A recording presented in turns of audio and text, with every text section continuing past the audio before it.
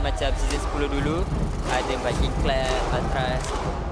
MPL MY ni makin season makin kompetitif lah. Season sebelum ni kita boleh tengok macam Homeboys dengan Sarja win streak. Tapi season ni tengok, even nak tahu slot playoff dengan apa bracket pun dah minggu 5 kan. Tak tahu lagi. So bagi saya season ni lagi kompetitif. Kick semula. Dapat imbang. Percaya untuk diambil jawabnya. Kaizen mencari Reza. Kita orang rasa macam dah tak fikir apa lah. Dah tak ada pressure macam-macam match yang sebelum ni. Do or die situation ni kita orang dah rasa last season kan. So kita orang just tawakal je apa yang akan jadi pada match yang akan datang. Kita orang akan buat yang terbaik ya, insyaAllah. Who do I think will take the last two slot for this upcoming playoffs? Monster, Vicious, and Aero. If you compare it to Untitled have 2 games, us and another team, because we will not give them chance. So I think it's going to be hard for them than Aero. Sorry to say to Untitled, because if you don't win against us next week, we will not see you at the playoffs.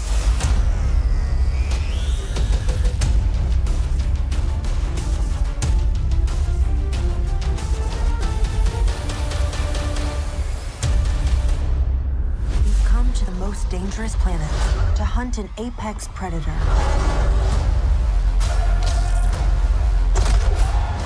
We might not be alone in this hunt. Predator Badlands, only in cinemas.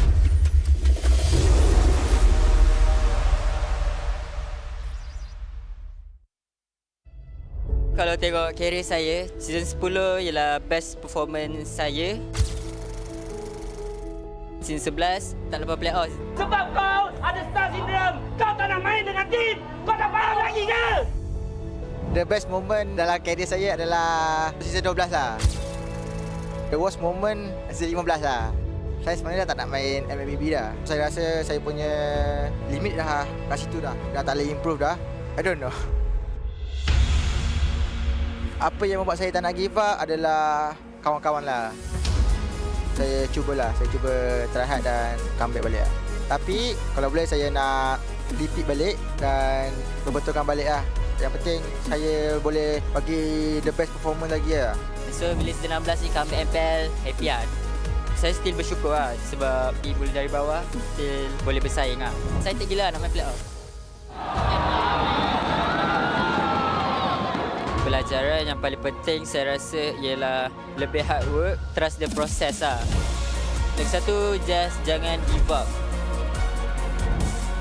In the end, mengalah tu bukanlah salah satu pilihan untuk korang berjaya dan teruslah berusaha sampai titik puncaknya.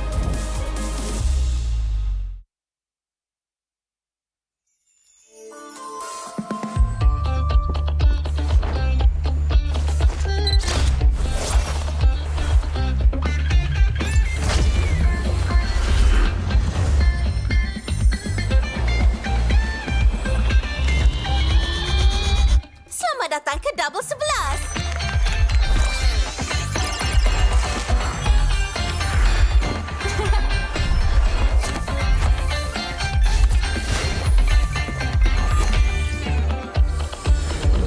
Harga menakjubkan, gaya menakjubkan.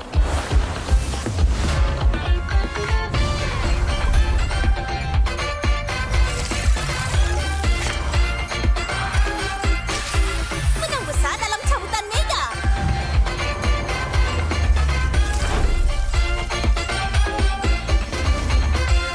Harga terendah, manfaat berlimpah.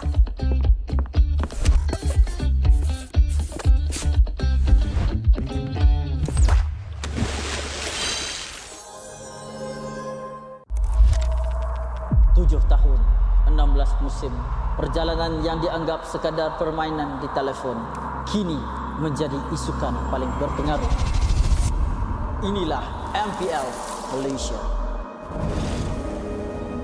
Era permulaan segalanya, titik mula sejarah apabila Malaysia dan Singapura menjadi tuan rumah MPL pertama di dunia. Di musim pertama, kita melahirkan legenda Solos, Penjahat dan Fredo. Dari musim ke musim, MPL MY menjadi pentas lahirnya pemain tersohor. Musim kedua mengukir cerita untuk pasukan yang tak disangka. Sayan Rebound, Nun bangkit dari kedudukan tercorot di tangga liga, mengharungi satu demi satu halangan hingga akhirnya menjulang piala pertama buat Malaysia. Musim ini menyaksikan kebangkitan luar biasa pasukan Todak. Di sinilah Todak membina legasinya. Bersama Ciku Guys menjulang trofi sebanyak 3 kali. Puncak kegemilangan mereka hadir di SEA Games ke-32. Gabungan superstar team Ripo, Chibi, Zon, Ciku Guys, Izarami, Momo dan Gary menakluk pentas Asia Tenggara dan membawa pulang pingat perak.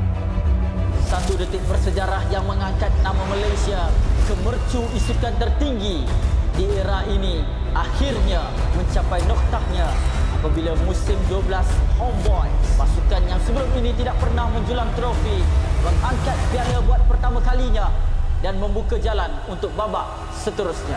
Sorakan peminat bergema bukan hanya kerana nama, namun kerana SRG bergema bukan hanya kerana nama, namun kerana SRG menjadi pasukan Malaysia pertama menjulang MSC 2024 dan mara ke Grand Final 2 tahun berturut-turut. Sekaligus menyemarakkan api harapan baharu untuk MPL MY. Era ini diterajui oleh Cram, Stormy, Yums, Skies dan Innocent.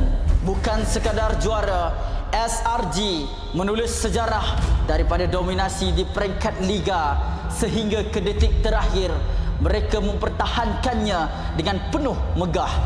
Musim ke-14 mereka terus membuktikan kekuatan, memecahkan lagi sumpahan menjadi juara bertahan.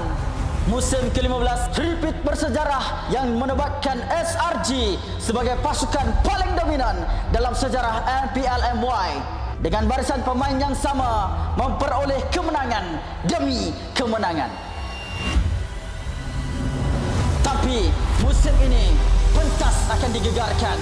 Wajah baru muncul menentang gergasi.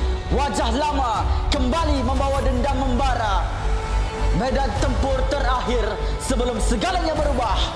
Pantang mengalah. Menuju perjalanan ke era baharu MPL MY musim ke-16. Hanya yang gagah kekal juara.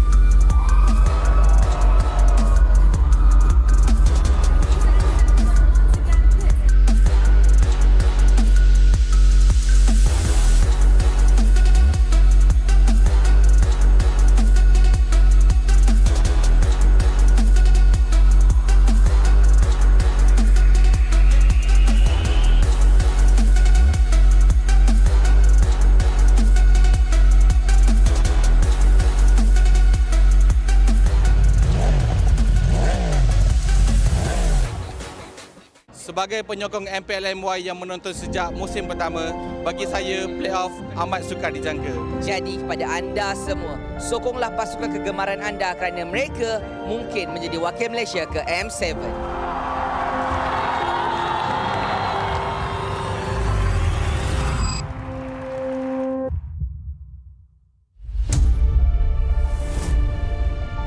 MPL MY, tempat lahirnya para pemimpin dan legenda. Ia bukan untuk mereka yang tidak mampu menanggung perik kekalahan. Satu-satunya jalan untuk kami adalah kemenangan. 8 musim sejak kejuaraan pertama saya. Tahniah kepada RNC Malaysia. Satu lagi peluang untuk merebut gelaran juara MPL. Satu lagi peluang untuk membuktikan diri. 3 musim menjadi juara bersama Todak.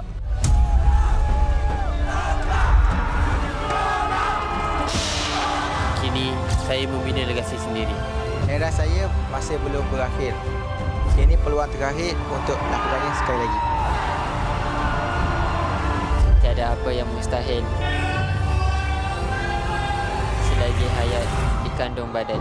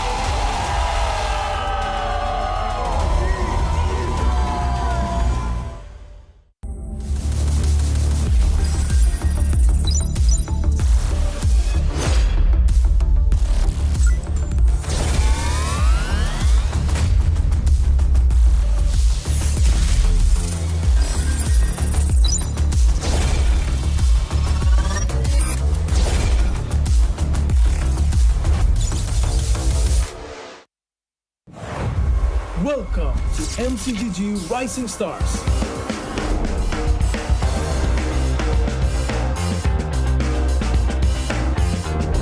From September 12th to October 19th, take part in the regional contest, open to all players. Step up and prove your strength.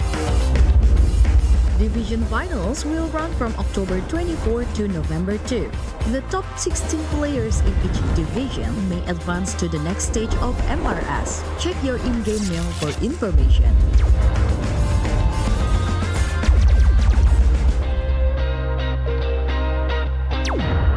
The S3 Finals group stage kicks off from November 8 to November 9. The top 6 players from each group will qualify for the S3 Finals semi-finals.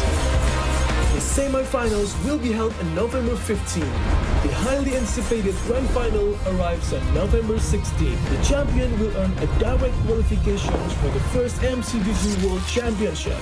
The battle is on and the world is watching.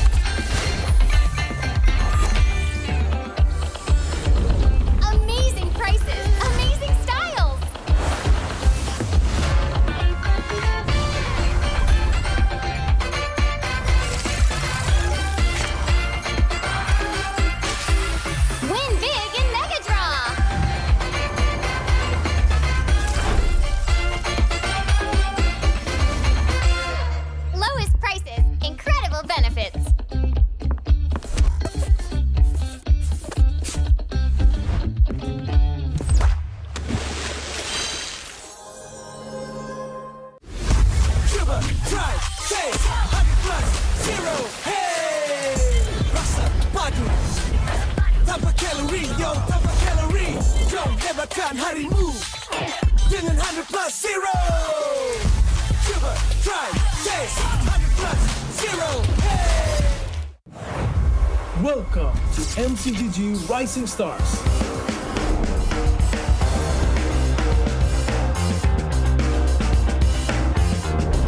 From September 12th to October 19th, take part in the regional contest, open to all players. Step up and prove your strength.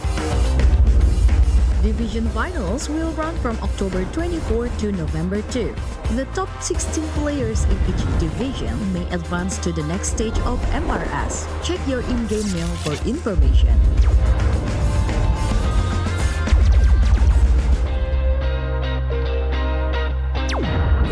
The S3 Finals group stage kicks off from November 8 to November 9. The top 6 players from each group will qualify for the S3 Finals semi-finals.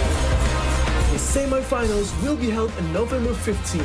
The highly anticipated grand final arrives on November 16. The champion will earn a direct qualifications for the first MCGG World Championship. The battle is on and the world is watching.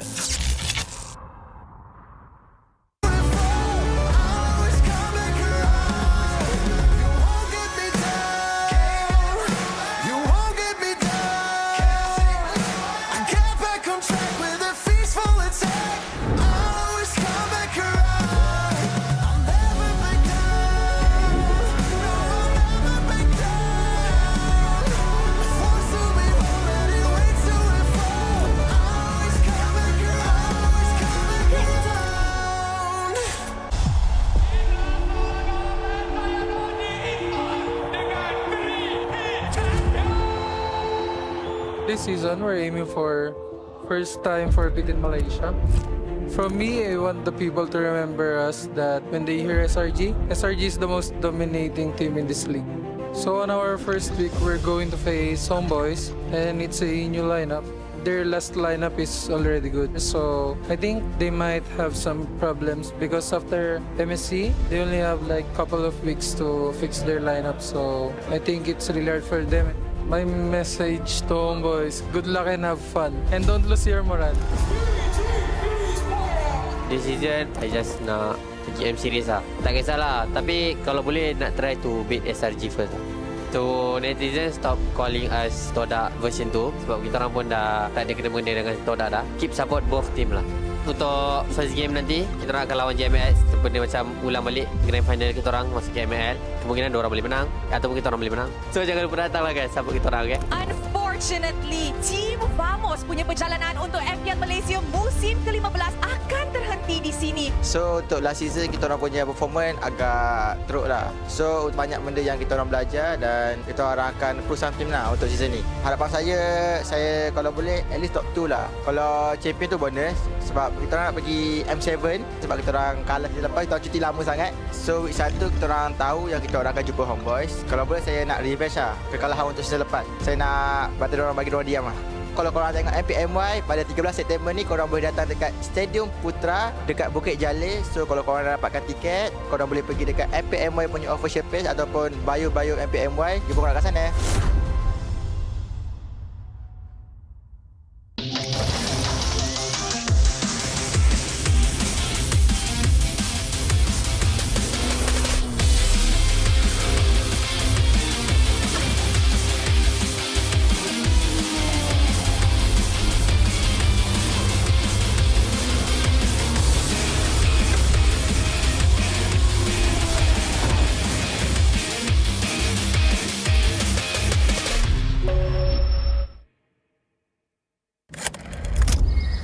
Season menentang Aero, saya kalah kan.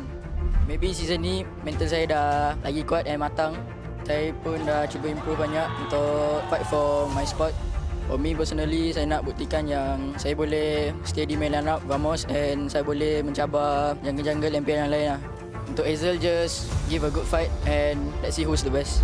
Hari ni kita orang lawan Untitled and saya rasa kita orang kalah sebab kita orang hari ni tak panas lagi kot. Dah berapa musim juga first match kita orang kalah. Season lepas kalah dengan Homeboy. So season ni 2-0 dengan Untitled. Kekalahan ni jadi macam tamparan untuk kita orang. Kita orang tak boleh berada dalam zone selesa lah. So kita orang kena betul-betul mencari performa kita orang yang hilang tu untuk lawan Vamos nanti. Tentang first kita orang rasa sangat happy lah. Sebab kita orang kan selalu match sampai 3 game kan. So kita orang suka sebab dapat habiskan 2-0 season ni. Minggu kedua ni kita orang ada back to back match. Kita orang akan lawan dengan tim CG. Bagi saya player-player diorang tu player yang veteran macam Ciku, Valence, and saya harap kita orang boleh konsistenkan lah kita orang punya kemenangan ni. Jangan lupa datang untuk support tim kita orang dekat Dewan Sri Putra dan jangan lupa dapatkan tiket dekat bio MPL MY official page.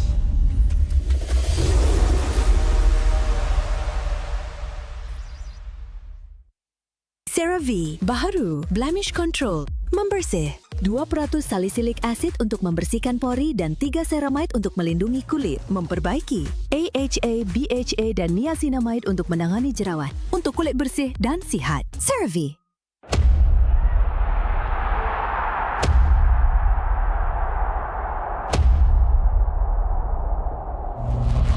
As a veteran, kita orang akan menentang Untitled untuk next week. Player-player yang saya kena highlight untuk Untitled which is KZ, Kimin dengan Siska. Tiga-tiga ni antara player muda yang sangat berbakat sebab diorang dah buktikan last season diorang antara yang the best dan antara yang terkuat. So untuk lawan Untitled nanti kita orang kena disiplin lebih guys sebab takut nanti kita orang yang kena bantai dengan adik.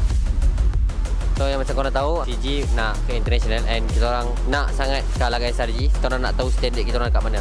Sebab even kita orang menang 2-0 pun saya rasa daripada minggu lepas kita orang tak clean team fight and tak proper com lah. InsyaAllah kedepannya kita orang akan cuba baikilah benda-benda macam comms and decision making. If kita orang menang lawan SRG, saya rasa benda tu pembakar semangat kita orang. Minggu depan kita akan berjumpa dengan CG. Saya rasa saya first time lawan dengan Cik dekat area meet. So saya rasa going to be fun and I think I'm going to pick him off a lot. For Ciku guys, aku rasa happy lah sebab kau dah dekat pentas sebenar kan. Kau dekat kau punya sepatutnya kau ada lah. Let's have fun and let's fight lah later.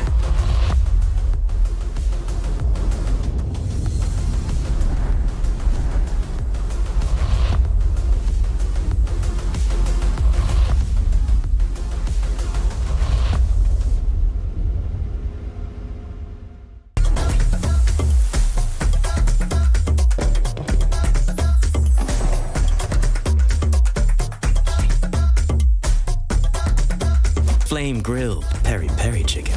That's a Nando's thing.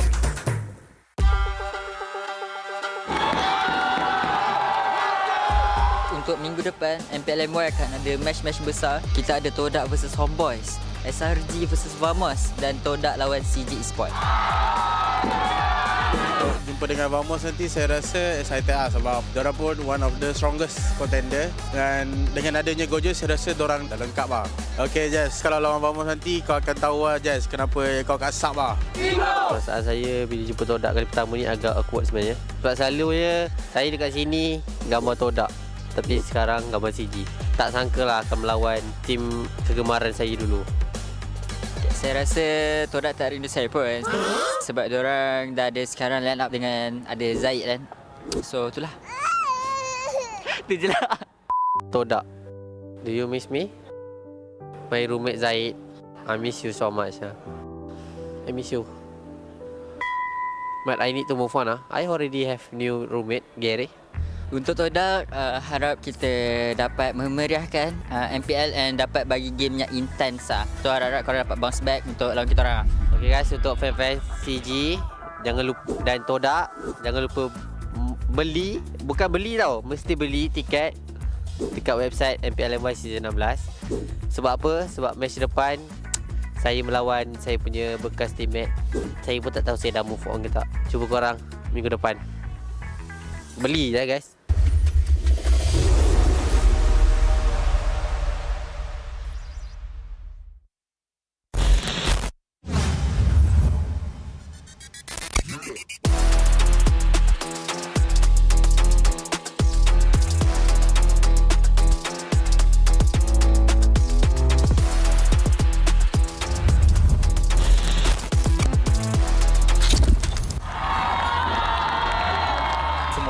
Tengah tumpukan dekat kita orang Aero, Untitled dengan Team Break untuk rebutkan slot nombor 6.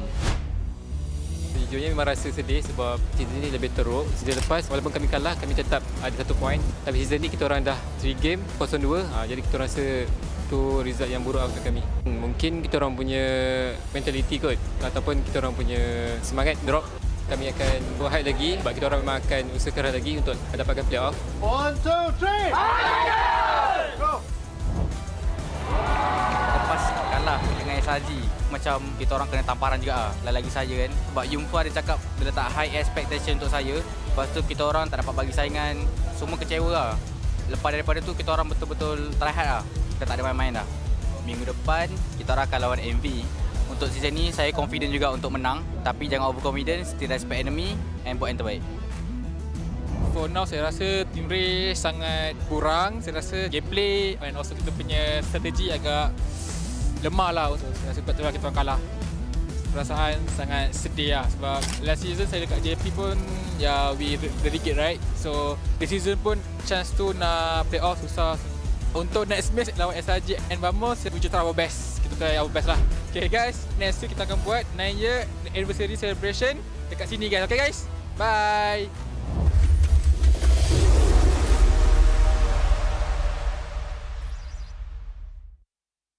This is the most dangerous planet in the universe.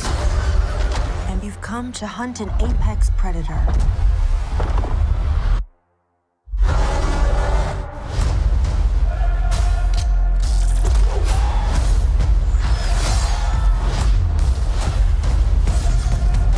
You might not be alone in this hunt.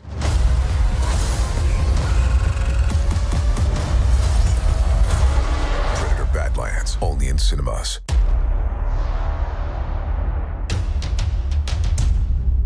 Dah 2 season tak main playoff MPL. Bila dapat main balik ni agak rindu lah dengan suasana. Lagi-lagi macam season 10 dulu, ada Viking Clan, Ultras.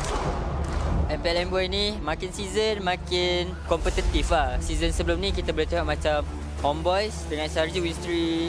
Tapi season ni tengok, even nak tahu slot playoff dengan apa bracket pun dah minggu 5 kan. Tak tahu lagi. So bagi saya season ni lagi kompetitif. Kick semula. Dapat imam. Percaya dari Abel jawabnya. Kaizen mencari Reza. Kita orang rasa macam dah tak fikir apa lah. Dah tak ada pressure macam-macam match yang sebelum ni. Do or die situation ni kita orang dah rasa last season kan. So kita orang just tawakal je apa yang akan jadi pada match yang akan datang. Kita orang akan buat yang terbaik ya, insyaAllah. Who do I think will take the last 2 slots for this upcoming playoffs? Monster, Vicious, and Aero. If you compare it to Untitled have 2 games us and another team because we will not give them chance. So I think it's going to be hard for them than Aero. Sorry to say to Untitled because if you don't win against us next week, we will not see you at the playoffs.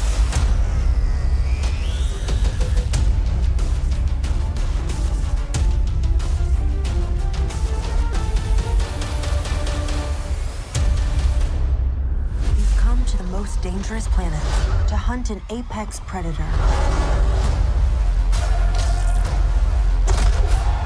We might not be alone in this hunt. Predator Badlands, only in cinemas.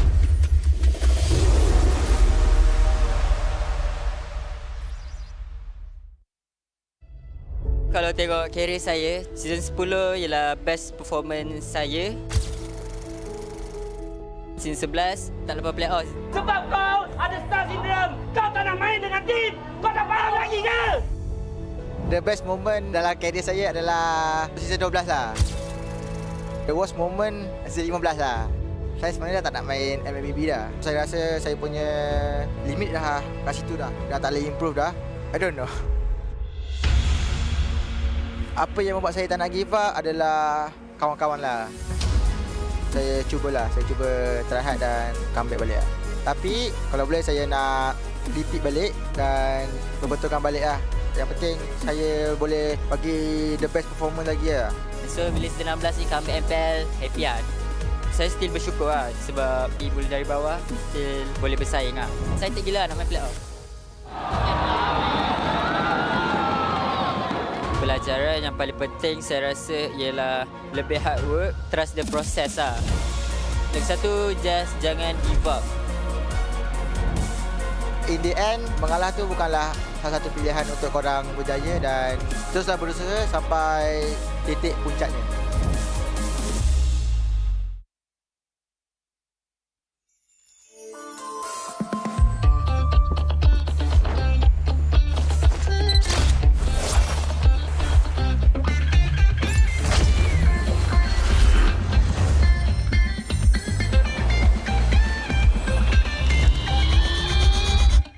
Datang ke Double 11.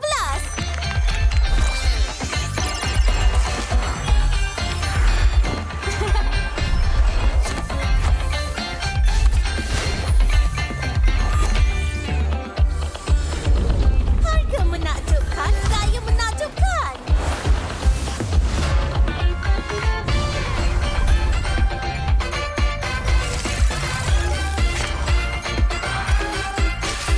Menang besar dalam cabutan mega.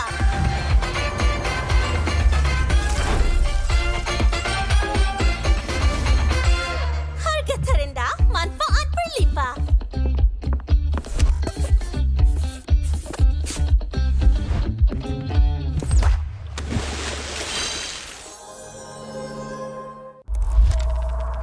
Tujuh tahun, 16 musim, perjalanan yang dianggap sekadar permainan di telefon kini menjadi isukan paling berpengaruh. Inilah MPL Malaysia. Era permulaan segalanya, titik mula sejarah apabila Malaysia dan Singapura menjadi tuan rumah MPL pertama di dunia. Di musim pertama, kita melahirkan legenda Solos, Penjahat dan Fredo. Dari musim ke musim, MPL My S16 menjadi pentas lahirnya pemain tersohor. Musim kedua mengukir cerita untuk pasukan yang tak disangka. Sayan Rebound, Noon bangkit dari kedudukan tercorot di tangga liga, mengharungi satu demi satu halangan hingga akhirnya menjulang piala pertama buat Malaysia. Musim ini menyaksikan kebangkitan luar biasa pasukan Todak. Ciku Guys dan Moon menggoncang pentas M1 World Championship, menamatkan saingan di tempat ketiga, mengharumkan nama negara. Momentum itu memuncak di musim ke-6, detik bersejarah apabila Todak menjulang trofi pertama mereka. Dari detik itu, bermulalah era kompetitif. Dari musim 7 hingga musim ke-12, setiap musim nama baharu diukir di trofi. Tiada pasukan yang kekal di takhta. Di sinilah Todak membina legasinya. Bersama Ciku Guys menjulang trofi sebanyak 3 kali. Puncak kegemilangan mereka hadir di SEA Games ke-32. Gabungan superstar team Ripo, Chibi, Zod, Ciku Guys, Izarami, Momo dan Gary menakluk pentas Asia Tenggara dan membawa pulang pingat perak. Satu detik bersejarah yang mengangkat nama Malaysia ke mercu isukan tertinggi di era ini akhirnya mencapai noktahnya apabila musim 12 Homeboy, pasukan yang sebelum ini tidak pernah menjulang trofi, mengangkat piala buat pertama kalinya dan membuka jalan untuk babak seterusnya. Sorakan peminat bergema bukan hanya kerana nama, namun kerana SRG menjadi pasukan Malaysia pertama menjulang MSC 2024 dan mara ke Grand Final 2 tahun berturut-turut. Sekaligus menyemarakkan api harapan baharu untuk MPL MY. Era ini diterajui oleh Cram, Stormy, Yums, Skies dan Innocent. Bukan sekadar juara, SRG menulis sejarah daripada dominasi di peringkat liga sehingga ke detik terakhir mereka mempertahankannya dengan penuh megah. Musim ke-14 mereka terus membuktikan kekuatan, memecahkan lagi sumpahan menjadi juara bertahan. Musim ke-15 repeat bersejarah yang menebatkan SRG sebagai pasukan paling dominan dalam sejarah MPL MY. Dengan barisan pemain yang sama memperoleh kemenangan demi kemenangan. Tapi musim ini pentas akan digegarkan. Wajah baharu muncul menentang gergasi. Wajah lama kembali membawa dendam membara. medan tempur terakhir sebelum segalanya berubah. Pantang mengalah. Menuju perjalanan ke era baharu MPL MY musim ke-16. Hanya yang gagah kekal juara.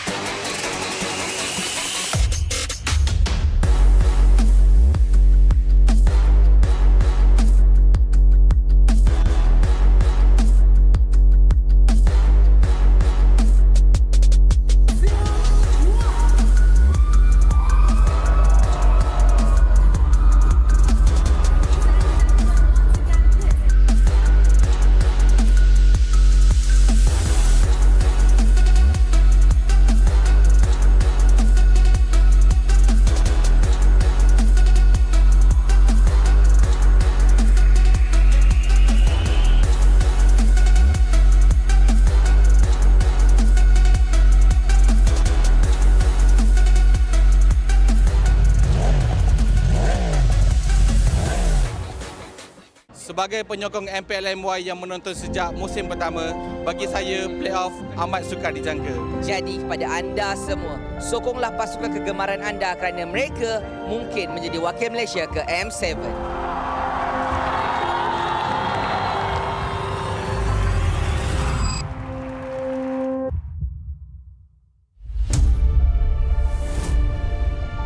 MPL MY, tempat lahirnya para pemimpin dan legenda. Ia bukan untuk mereka yang tidak mampu menanggung perik kekalahan. Satu-satunya jalan untuk kami adalah kemenangan. 8 musim sejak kejuaraan pertama saya. Tahniah kepada RNC Malaysia. Satu lagi peluang untuk merebut gelaran juara MPL. Satu lagi peluang untuk membuktikan diri. 3 musim menjadi juara bersama Todak.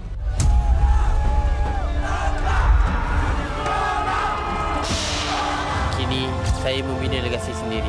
Era saya masih belum berakhir. Ini peluang terakhir untuk lakukannya sekali lagi. Tiada apa yang mustahil selagi hayat di kandung badan.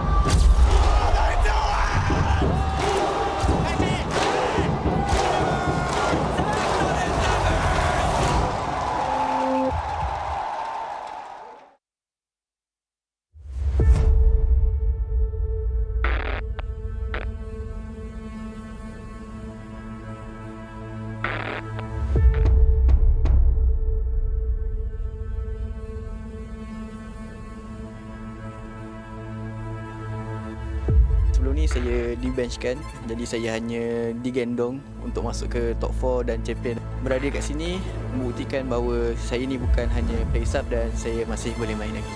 Andai kata saya dapat ke top 2, maksudnya saya akan menjadi main 5 di M7 dan mengangkat nama Malaysia. Kristal dipecahkan oleh Jembama sekaligus. Bila saya masuk MV ni, diorang tahu yang saya lebih berpengalaman. Diorang memang anggap saya macam sebuah abang-abang lain saya. Diorang tak pernah rasa lagi champion MPL ni. Saya harap diorang dapat menjelang trofi dengan saya. Dekat bahagian tengah pula Leodis, satu tendangan berjaya dapat sampai guilty. Saya dah lama nak main dengan Ciku dari season 13 lagi. So bila dapat satu team untuk CG ni, harap dapat kekalkan perjalanan kita orang ke M7. To the other teams, you can only fight for the last lot for M7. And for the trophy, you can just watch us lifting the trophy. It's ours for the win. Bobo dah tak ada, Leodis juga bukan akan gugur.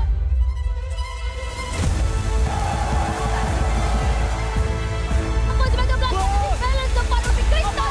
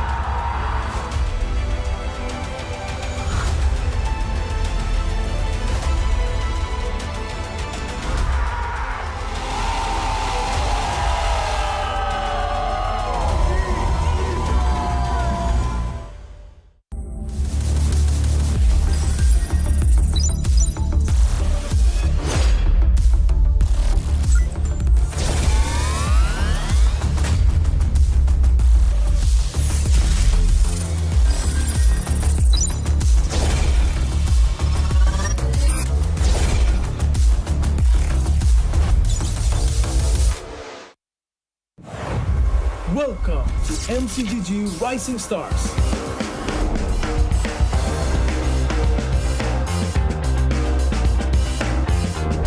From September 12th to October 19th, take part in the regional contest, open to all players. Step up and prove your strength. Division finals will run from October 24 to November 2. The top 16 players in each division may advance to the next stage of MRS. Check your in-game mail for information.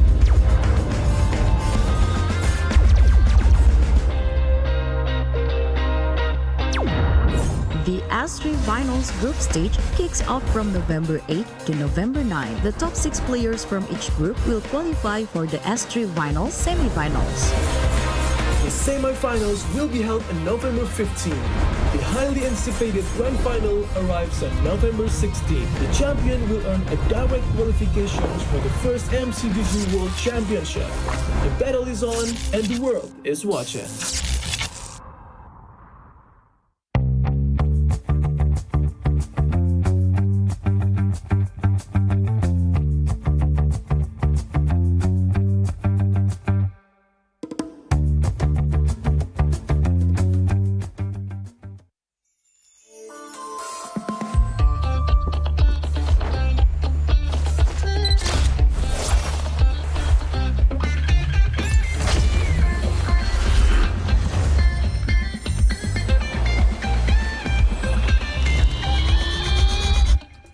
To Double 11.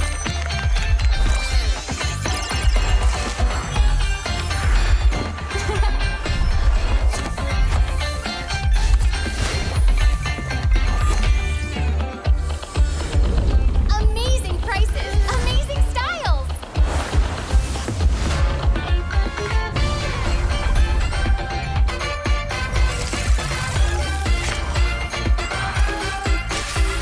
Win big in Mega Draw.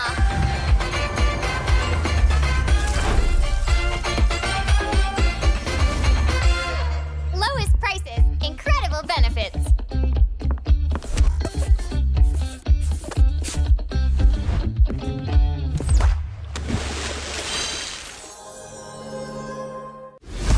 Sugar, try, chase, 100 plus, 0, hey! Rasa, padu, tanpa kalori, yo, tanpa kalori. Jom hebatkan harimu dengan 100 plus, 0. Sugar, try, chase, 100 plus, 0, hey! Welcome to MCGG Rising Stars.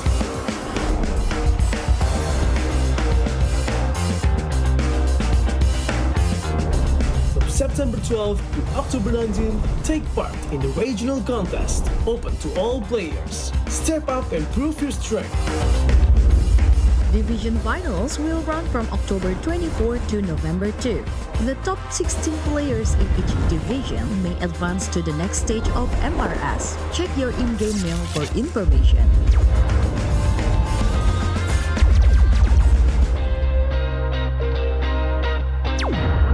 The S3 Finals group stage kicks off from November 8 to November 9. The top 6 players from each group will qualify for the S3 Finals semi-finals.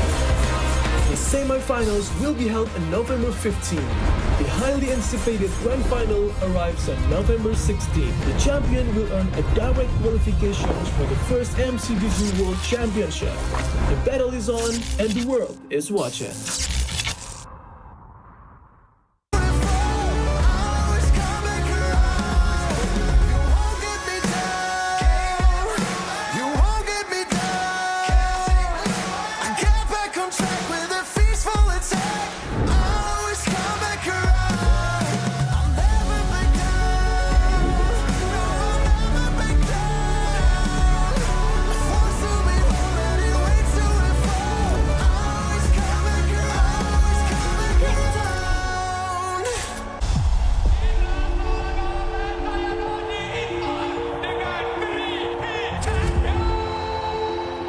This season, we're aiming for first time for Pit in Malaysia.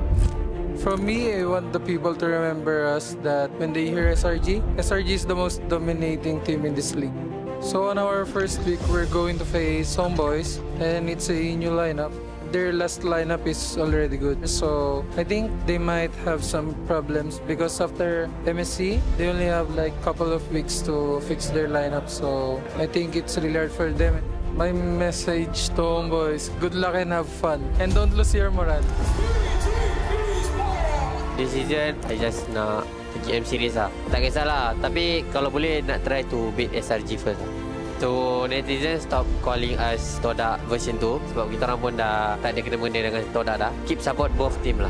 Untuk first game nanti, kita orang akan lawan JMS. Benda macam ulang balik grand final kita orang masuk ke MPL. Kemungkinan diorang boleh menang ataupun kita orang boleh menang. So jangan lupa datang lah guys, support kita orang, okay? Unfortunately, Team Vamos punya perjalanan untuk MPL Malaysia musim ke-15 akan terhenti di sini. So untuk last season kita orang punya performance agak teruk lah. So banyak benda yang kita orang belajar dan kita orang akan push some team lah untuk season ni. Harapan saya kalau boleh at least top 2 lah. Kalau champion tu bonus sebab kita orang nak pergi M7 sebab kita orang kalah season lepas, kita orang cuti lama sangat. So week 1 kita orang tahu yang kita orang akan jumpa Homeboys. Kalau boleh saya nak revenge lah kekalahan untuk season lepas. Saya nak bagi diorang diam lah.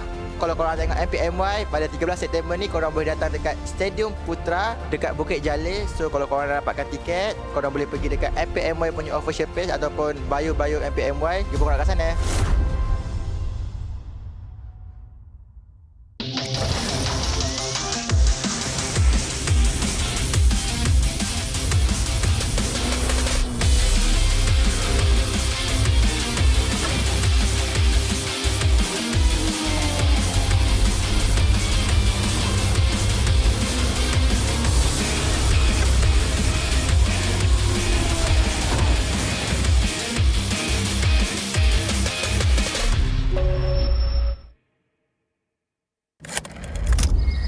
Last season menentang Aero, saya kalah kan. Maybe season ni mental saya dah lagi kuat dan matang. Saya pun dah cuba improve banyak untuk fight for my spot. For me personally, saya nak buktikan yang saya boleh stay di main lineup Vamos and saya boleh mencabar jungle-jungle MPL yang lain lah. Untuk Hazel, just give a good fight and let's see who's the best.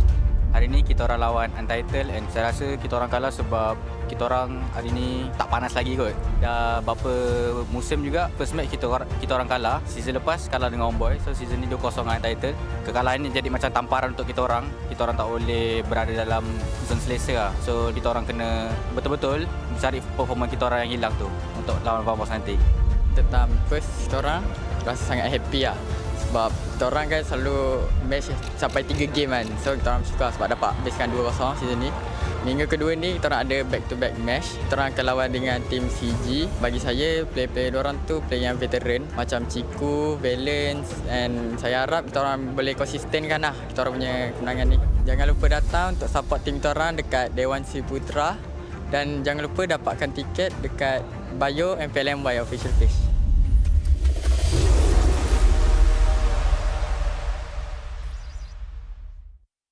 CeraVe baharu blemish control membersih 2% salisilik asid untuk membersihkan pori dan 3 ceramide untuk melindungi kulit, memperbaiki AHA, BHA dan niacinamide untuk menangani jerawat untuk kulit bersih dan sihat. CeraVe.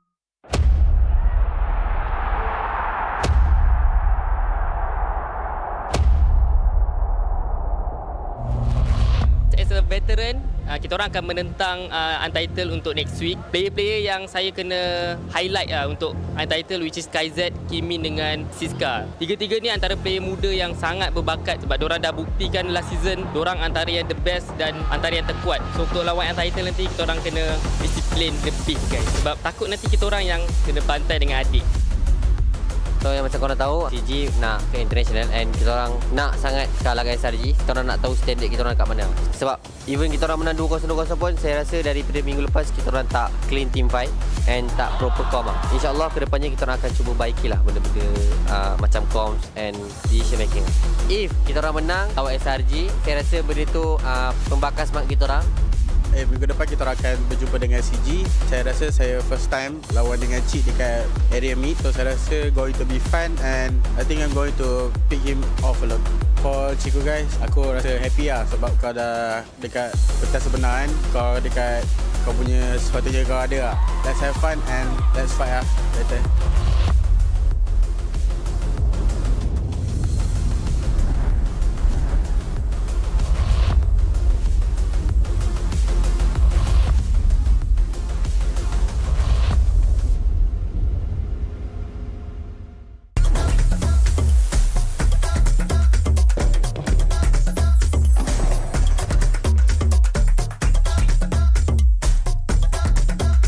flame grilled peri-peri chicken.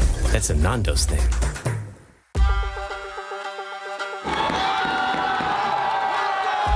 Untuk minggu depan, MPL MY akan ada match-match besar. Kita ada Todak versus Homeboys, SRG versus Vamos dan Todak lawan CG Esports. Jumpa dengan Vamos nanti saya rasa excited sebab diorang pun one of the strongest contender dan dengan adanya Gojo saya rasa diorang dah lengkap lah.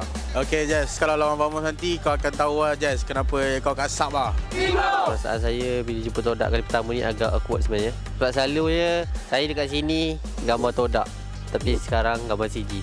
Tak sangka lah akan melawan tim kegemaran saya dulu. Saya rasa Todak tak rindu saya pun sebab diorang dah ada sekarang line up dengan ada Zaid kan. So itulah. Itu je lah. Todak, do you miss me? My roommate Zaid, I miss you so much. I miss you. But I need to move on. I already have new roommate, Gary. Untuk Todak, harap kita dapat memeriahkan MPL and dapat bagi game yang intense lah. So harap-harap korang dapat bounce back untuk lawan kita orang.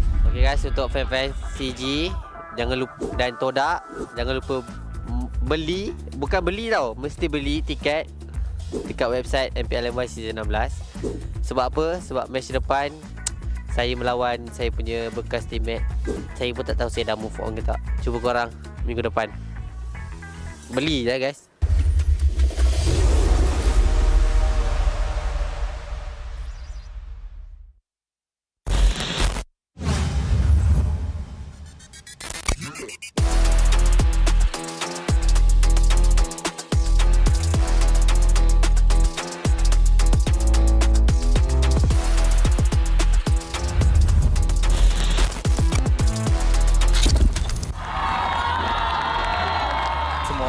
Tengah tumpukan dekat kita orang Aero, Untitled dengan Team Break untuk rebutkan slot nombor 6.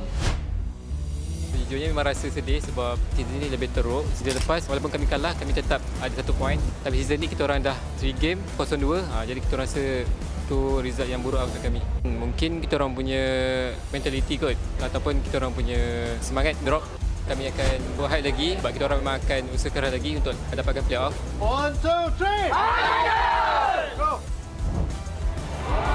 Lepas kalah dengan SRG, macam kita orang kena tamparan juga lah. Lagi saya kan, sebab Yumfa ada cakap dia letak high expectation untuk saya. Lepas tu kita orang tak dapat bagi saingan, semua kecewa lah. Lepas daripada tu kita orang betul-betul try hard lah. Kita tak ada main-main dah. Minggu depan kita orang akan lawan MV. Untuk season ni saya confident juga untuk menang, tapi jangan overconfident, still respect enemy and buat yang terbaik.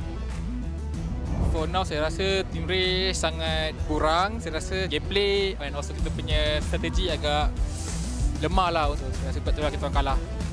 Perasaan sangat sedih lah sebab last season saya dekat JP pun we relegate right. So this season pun chance tu nak play off susah. Untuk next match lawan SRG and Vamos, we try our best. Kita try our best lah.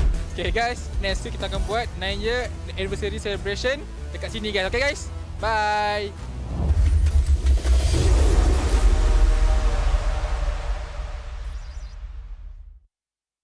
This is the most dangerous planet in the universe.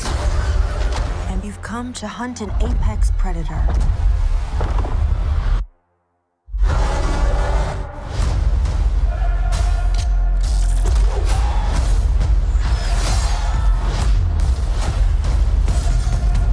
You might not be alone in this hunt.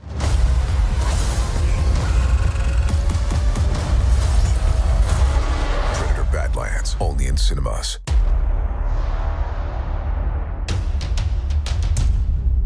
Dah 2 season tak main playoff MPL. Bila dapat main balik ni agak rindu lah dengan suasana.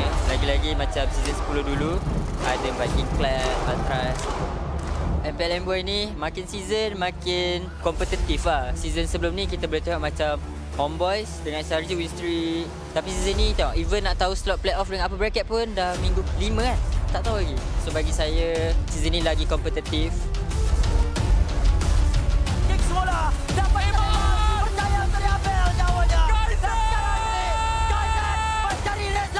kita orang rasa macam dah tak fikir apa lah. Dah tak ada pressure macam-macam match yang sebelum ni.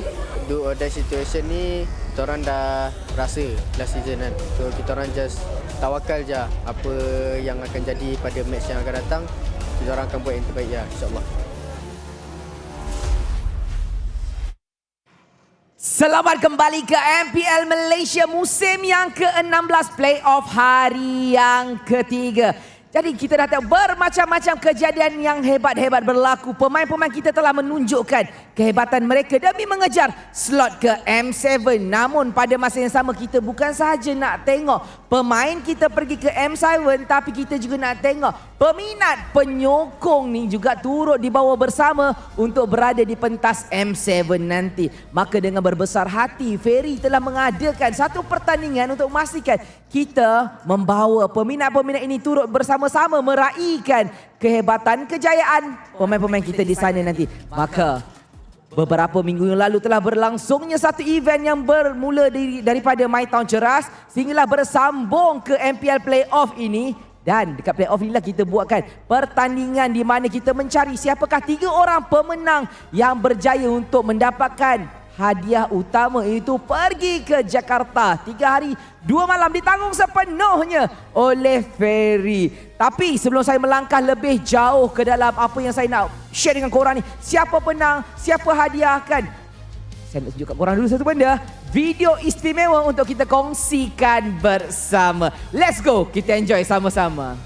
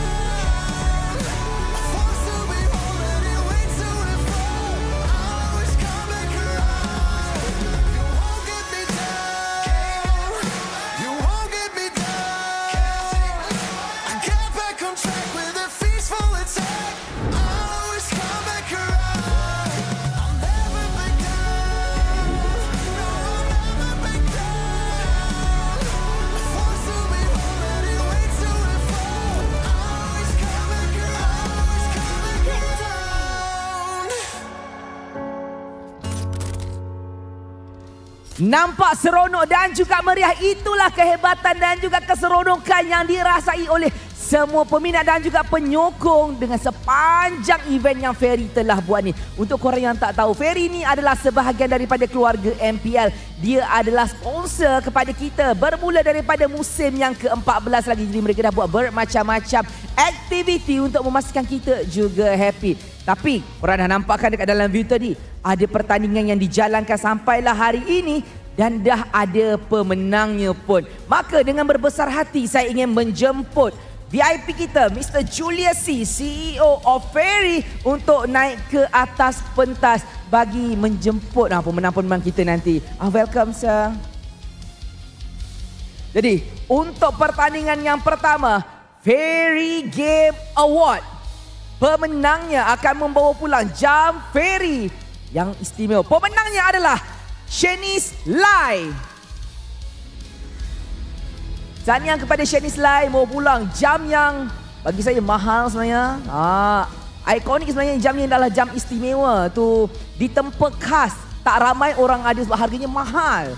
Tapi lagi istimewa adalah sebab dia dapat atas usaha dan kejayaan dia sendiri. Tahniah kepada Shanice Lai. Tapi minta Shanice tunggu dekat sini, jangan turun.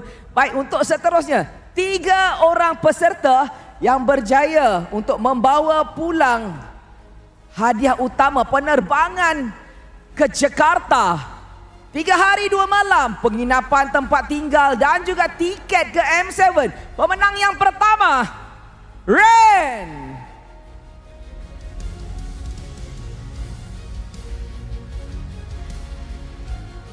Tahniah sekali lagi kepada Ren. Inilah dia sedikit mock check untuk kita tunjuk atas kejayaan yang telah pun beliau kecapi.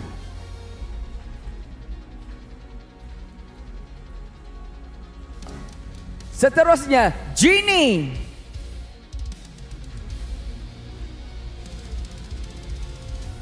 Tahniah juga kepada Genie, mereka telah bermain sedaya upaya untuk memastikan mereka bakal mendapat hadiah yang utama. Inilah dia 3 orang pemenang setakat ini. Tapi masih ada lagi 1 orang yang kita jemput naik sebentar lagi. Terima kasih. Dan yang terakhir sekali adalah Dinsi.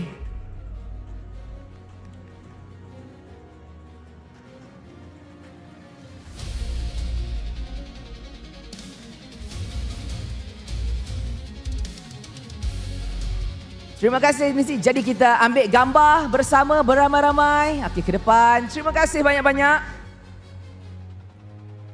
Baik. 3, 2, 1. Tunjukkan ke kamera. Atas kejayaan anda telah membuktikan usaha itu bakal membawa kejayaan. Tahniah sekali lagi kepada pemenang-pemenang kita.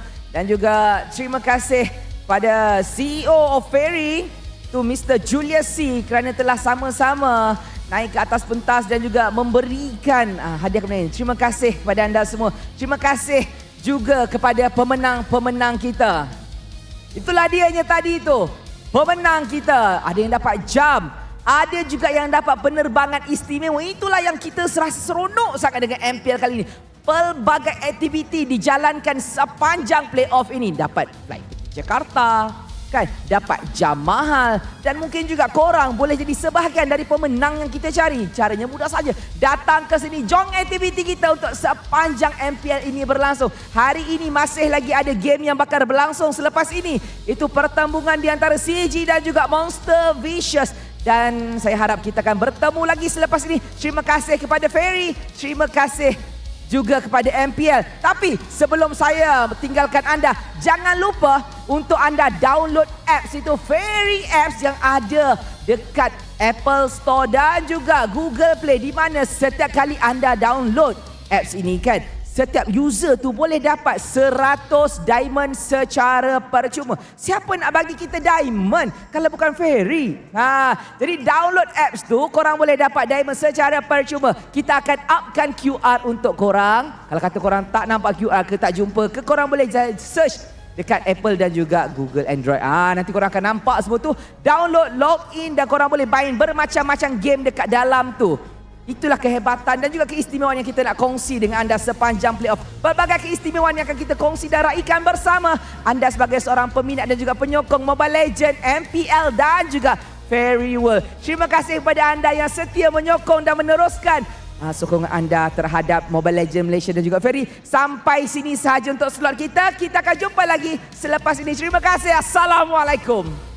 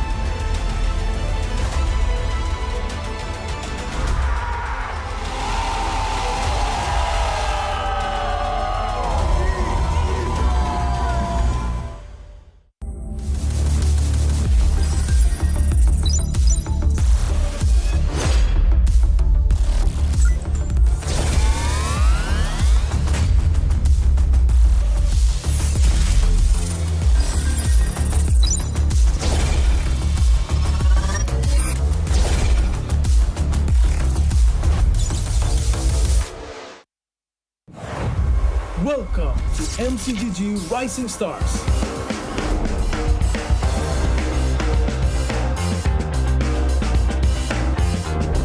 From September 12 to October 19, take part in the regional contest, open to all players. Step up and prove your strength.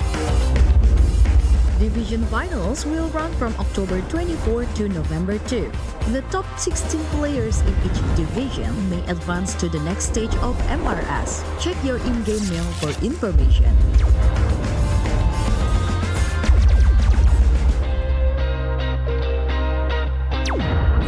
The S3 Finals group stage kicks off from November 8 to November 9. The top 6 players from each group will qualify for the S3 Finals semi-finals. The semi-finals will be held on November 15. The highly anticipated grand final arrives on November 16. The champion will earn a direct qualification for the first MCDG World Championship. The battle is on and the world is watching.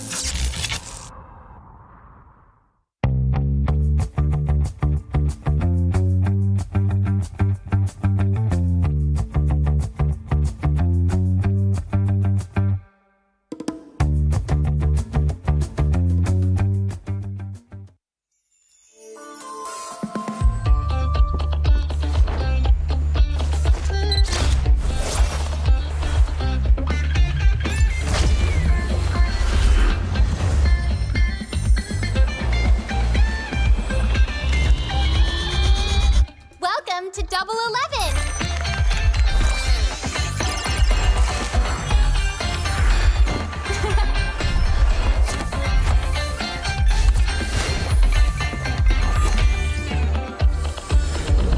Amazing prices, amazing styles.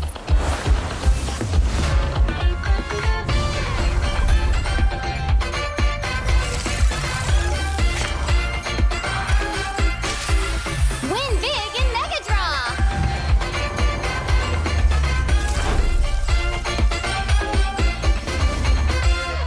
Lowest prices, incredible benefits.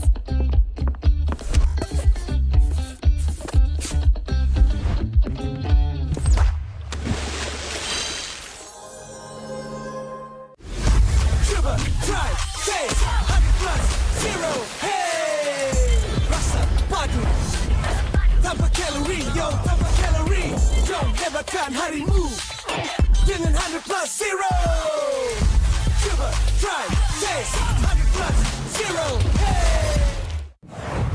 Welcome to MCGG Rising Stars.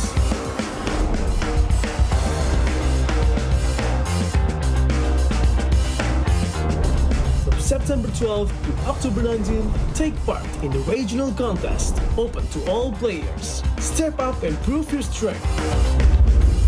Division finals will run from October 24 to November 2. The top 16 players in each division may advance to the next stage of MRS. Check your in-game mail for information.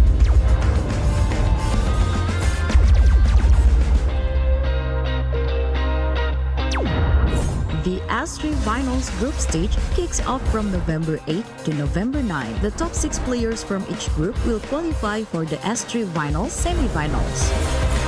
The semi-finals will be held on November 15. The highly anticipated grand final arrives on November 16. The champion will earn a direct qualification for the first MCDG World Championship. The battle is on and the world is watching.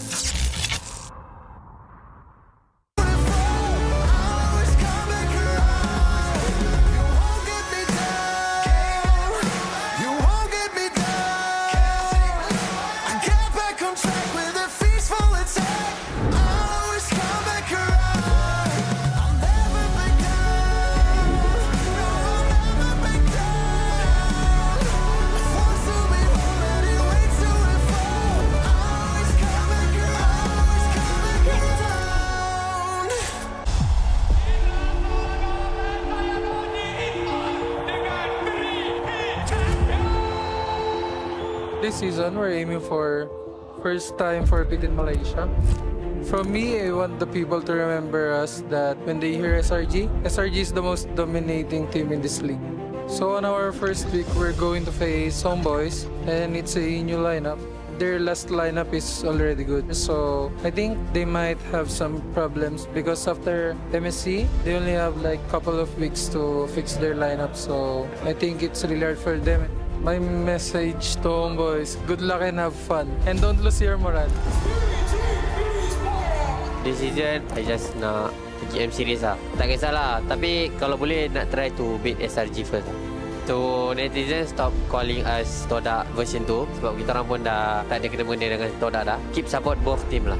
Untuk first game nanti kita orang akan lawan JMS, benda macam ulang balik grand final kita orang masuk ke MPL. Kemungkinan dua orang boleh menang ataupun kita orang boleh menang. So jangan lupa datang lah guys, support kita orang, okay? Unfortunately, Team Vamos punya perjalanan untuk MPL Malaysia musim ke-15 akan terhenti di sini. So untuk last season kita orang punya performance agak teruk lah. So banyak benda yang kita orang belajar dan kita orang akan push some team lah untuk season ni. Harapan saya kalau boleh at least top 2 lah. Kalau champion tu bonus sebab kita orang nak pergi M7 sebab kita orang kalah season lepas, kita orang cuti lama sangat. So week 1 kita orang tahu yang kita orang akan jumpa Homeboys. Kalau boleh saya nak revenge lah kekalahan untuk season lepas. Saya nak bantu orang bagi orang diam lah. Kalau korang tengok MPL MY pada 13 September ni, korang boleh datang dekat Stadium Putra dekat Bukit Jalil. So kalau korang dah dapatkan tiket, korang boleh pergi dekat MPL MY punya official page ataupun bio MPL MY. Jumpa korang kat sana.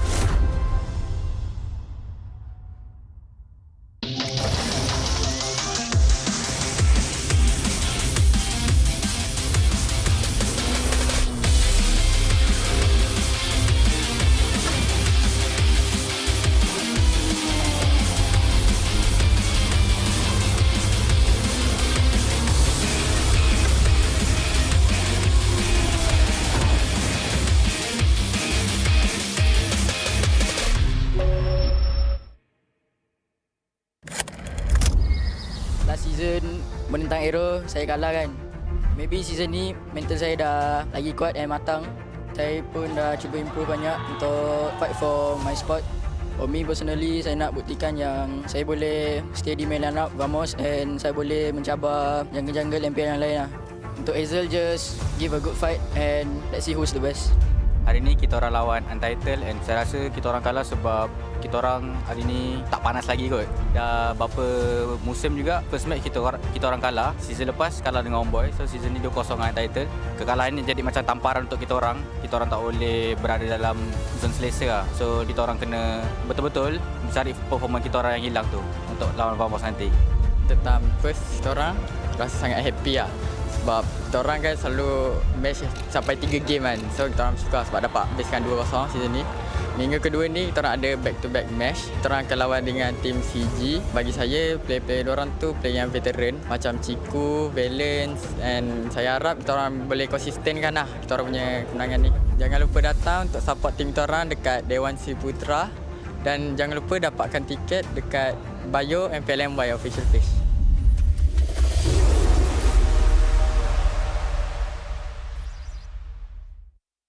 CeraVe, baharu, blemish control, membersih. 2% salisilik asid untuk membersihkan pori dan 3 ceramide untuk melindungi kulit, memperbaiki. AHA, BHA dan niacinamide untuk menangani jerawat, untuk kulit bersih dan sihat. CeraVe.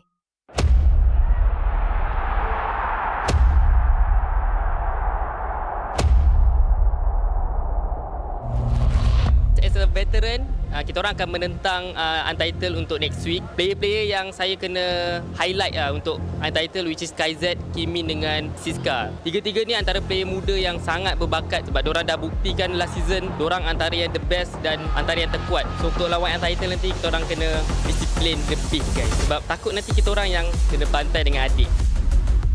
So yang macam korang tahu, CG nak ke international and kita orang nak sangat kalah dengan SRG. Kita orang nak tahu standard kita orang kat mana. Sebab even kita orang menang 2-0 pun saya rasa daripada minggu lepas kita orang tak clean team fight and tak proper com lah. InsyaAllah kedepannya kita orang akan cuba baikilah benda-benda macam comms and decision making. If kita orang menang lawan SRG, saya rasa benda tu pembakar semangat kita orang. Minggu depan kita akan berjumpa dengan CG. Saya rasa saya first time lawan dengan Cik dekat area mid. So saya rasa going to be fun and I think I'm going to pick him off a lot. For Ciku guys, aku rasa happy lah sebab kau dah dekat pentas sebenar kan. Kau dekat kau punya sepatutnya kau ada lah. Let's have fun and let's fight lah later.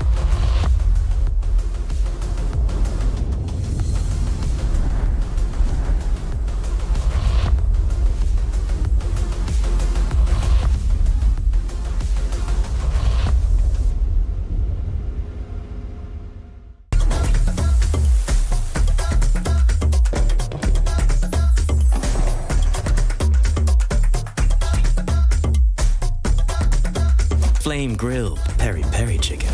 That's a Nando's thing.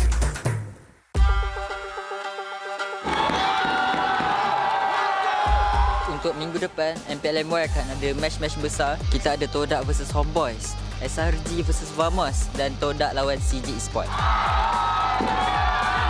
Jumpa dengan Vamos nanti saya rasa excited lah sebab diorang pun one of the strongest contender dan dengan adanya Gojo saya rasa diorang dah lengkap lah.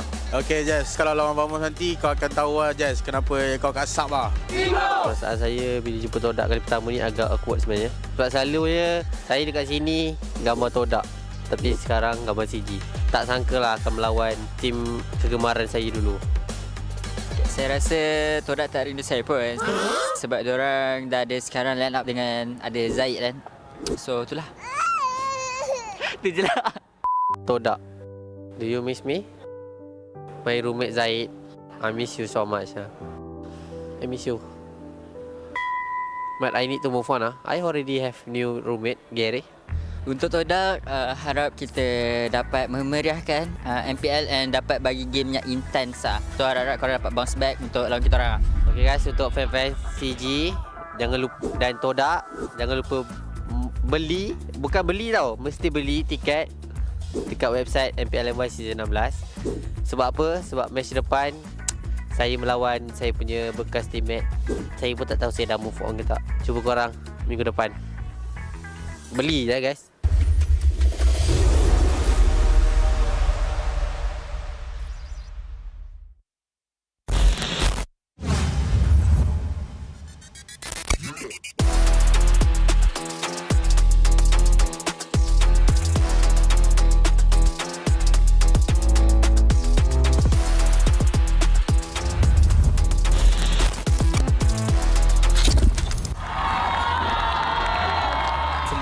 Tengah tumpukan dekat kita orang Aero, Untitled dengan Team Break untuk rebutkan slot nombor 6. Sejujurnya memang rasa sedih sebab season ni lebih teruk. Season lepas walaupun kami kalah, kami tetap ada 1 poin. Tapi season ni kita orang dah 3 game 0-2. Jadi kita rasa tu result yang buruk untuk kami. Mungkin kita orang punya mentality kot ataupun kita orang punya semangat drop. Kami akan buat lagi sebab kita orang memang akan usaha keras lagi untuk dapatkan playoff. 1, 2, 3. Go. Lepas kalah dengan SRG, macam kita orang kena tamparan juga lah. Lagi saya kan, sebab Yumfa dia cakap dia letak high expectation untuk saya. Lepas tu kita orang tak dapat bagi saingan, semua kecewa lah. Lepas daripada tu kita orang betul-betul try hard lah. Kita tak ada main-main dah. Minggu depan kita orang akan lawan MV. Untuk season ni saya confident juga untuk menang, tapi jangan overconfident, still respect enemy and buat yang terbaik. For now saya rasa team race sangat kurang. Saya rasa gameplay and also kita punya strategi agak lemah lah. So, saya rasa betul lah kita kalah. Perasaan sangat sedih lah sebab last season saya dekat JP pun we relegate right. So this season pun chance tu nak play off susah. Untuk next match lawan SRG and Vamos, we try our best. Kita try our best lah. Okay guys, next week kita akan buat 9 year anniversary celebration dekat sini guys. Okay guys, bye.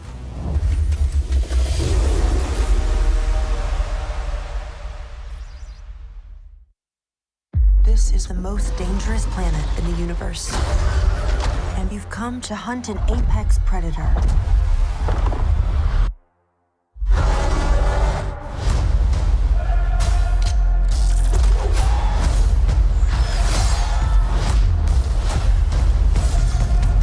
You might not be alone in this hunt.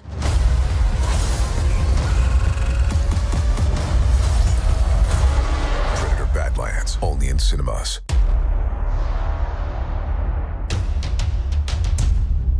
Dah 2 season tak main playoff MPL. Bila dapat main balik ni agak rindu lah dengan suasana. Lagi-lagi macam season 10 dulu, ada Viking Clan, Ultras. MPL MY ni makin season makin kompetitif lah. Season sebelum ni kita boleh tengok macam Homeboys dengan SRG win streak. Tapi season ni tengok, even nak tahu slot playoff dengan apa bracket pun dah minggu 5 kan. Tak tahu lagi. So bagi saya season ni lagi kompetitif. Kick semula. Dapat imam.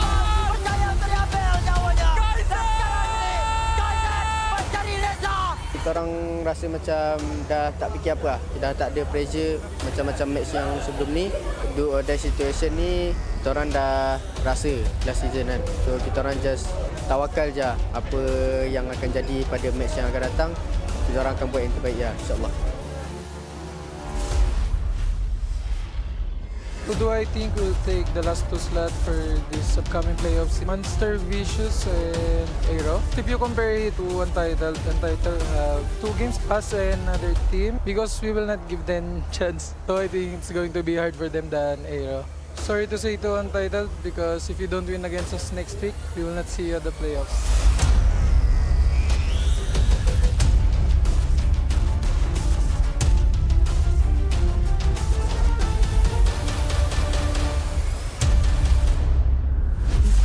Most dangerous planet to hunt an apex predator. We might not be alone in this hunt. Predator Badlands, only in cinemas.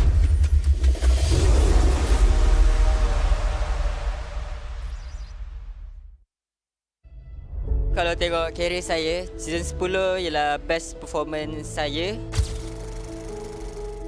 Season 11 tak lepas playoffs. Sebab kau ada star syndrome. Kau tak nak main dengan tim. Kau tak faham lagi ke? The best moment dalam career saya adalah season 12 lah. The worst moment season 15 lah.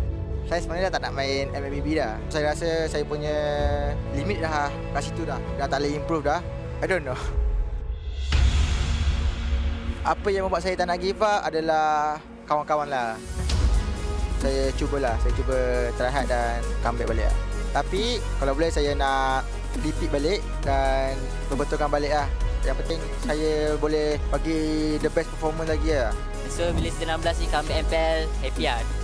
Saya still bersyukur lah sebab ibu dari bawah still boleh bersaing lah. Saya tak gila nak main playoff. Pelajaran yang paling penting saya rasa ialah lebih hard work, trust the process lah. Lagi satu, just jangan give up. In the end, mengalah tu bukanlah salah satu pilihan untuk korang berjaya dan teruslah berusaha sampai titik puncaknya.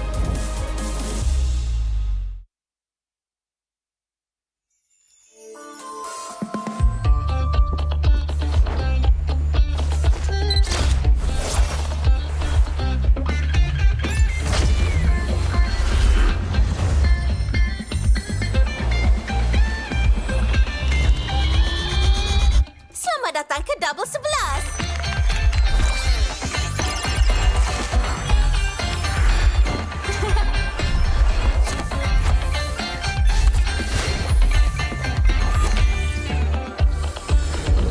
Harga menakjubkan, gaya menakjubkan.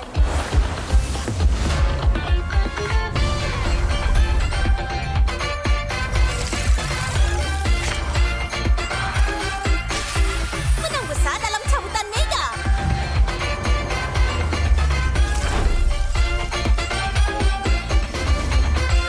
Harga terendah, manfaat berlimpah.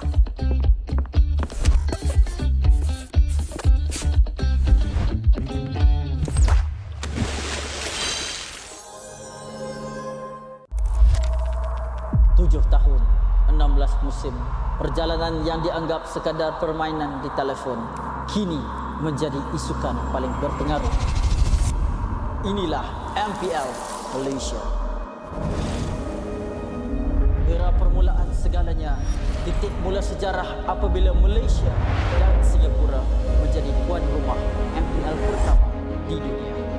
Di musim pertama, kita melahirkan legenda Solos, Penjahat dan Fredo. Dari musim ke musim, MPL MY menjadi pentas lahirnya pemain tersohor. Musim kedua mengukir cerita untuk pasukan yang tak disangka. Sayan Rimau, Nur bangkit dari kedudukan tercorot di tangga liga, mengharungi satu demi satu halangan hingga akhirnya menjulang piala pertama buat Malaysia. Musim ini menyaksikan kebangkitan luar biasa pasukan Todak. Ciku Guys dan Moon menggoncang pentas M1 World Championship, menamatkan saingan di tempat ketiga, mengharumkan nama negara. Momentum itu memuncak di musim ke-6, detik bersejarah apabila Todak menjulang trofi pertama mereka. Dari detik itu, bermulalah era kompetitif. Dari musim 7 hingga musim ke-12. Setiap musim, nama baharu diukir di trofi. Tiada pasukan yang kekal di takhta. Di sinilah Todak membina legasinya. Bersama Ciku Guys, menjulang trofi sebanyak 3 kali. Puncak kegemilangan mereka hadir di SEA Games ke-32. Gabungan superstar team Ripo, Chibi, Zon, Ciku Guys, Izarami, Momo dan Gary menakluk pentas Asia Tenggara dan membawa pulang pingat perak.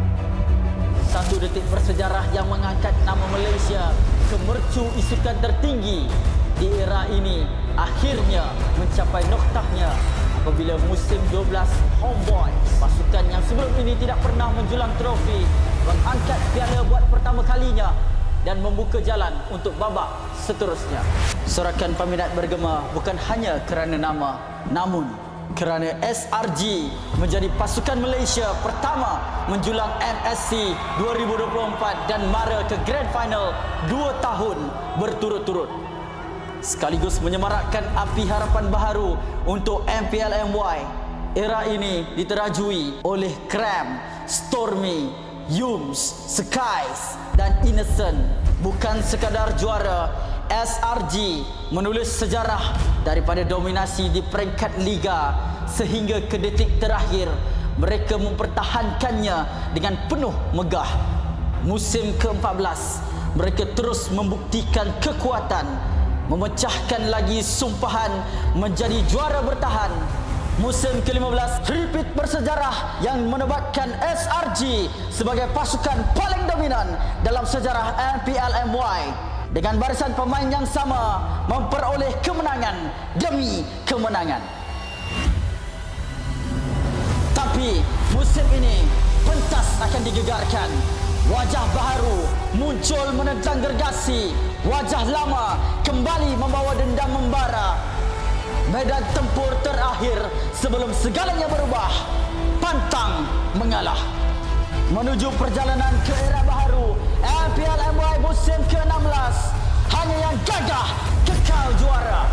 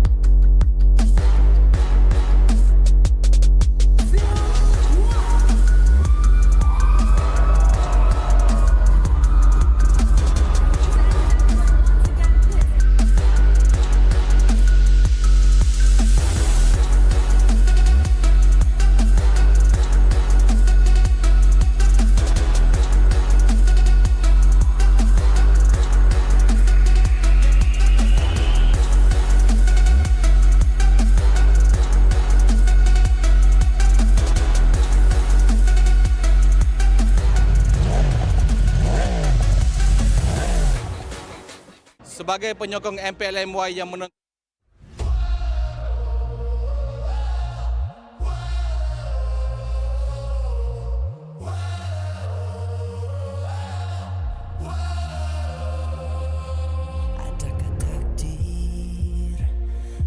ditelan air mata, selamanya ku takkan di bawah perjalananku sampai ke puncak dalam perjuangan.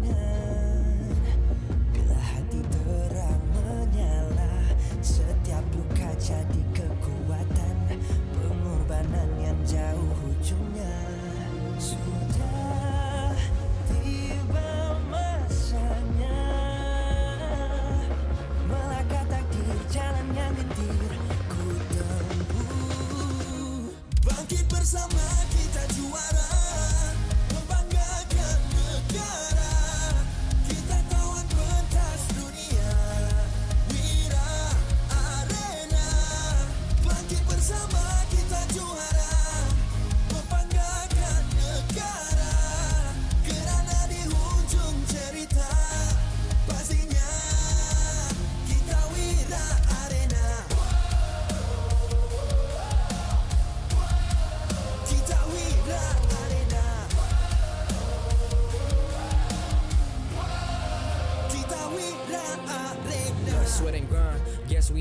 won't fade. This that definition of a legend. Every single move that I make, feel it saying no doubt. Dorang kena aku, I'm a winner. Cuba check gerak-geri aku semua tiptoe macam ballerina.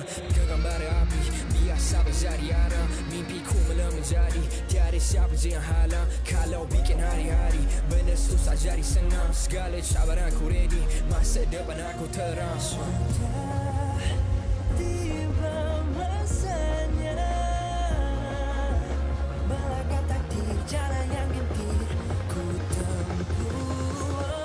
Bangkit bersama kita juara, membanggakan negara. Kita kawat pentas dunia, Wira Arena. Bangkit bersama kita juara, membanggakan negara. Kerana di hujung cerita, pastinya kita Wira Arena.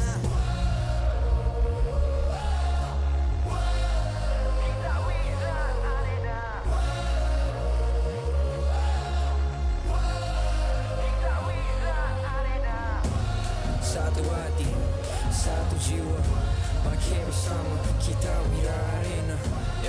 Dari bayang kenyala api, nama kita terpahat di bumi. Bangkit bersama kita juara, membanggakan negara.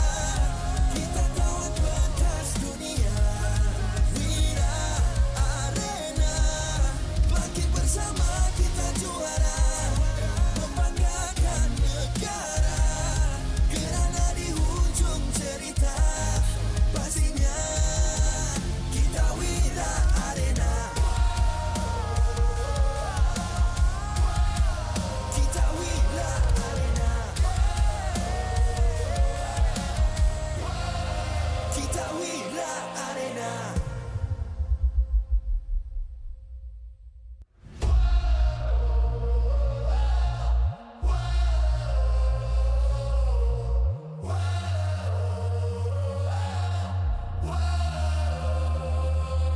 Adakah takdir lemas ditelan air mata?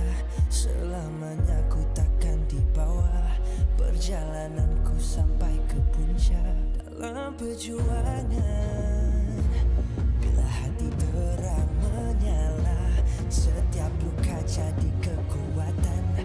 Pengorbanan yang jauh ujungnya.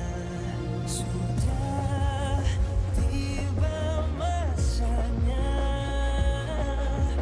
melangkah takdir jalan yang gentir ku tempuh. Bangkit bersama kita juara, membanggakan negara. Kita kawan pentas dunia, Wira Arena. Bangkit bersama kita juara, membanggakan negara. Kerana di hujung cerita, pastinya kita Wira Arena.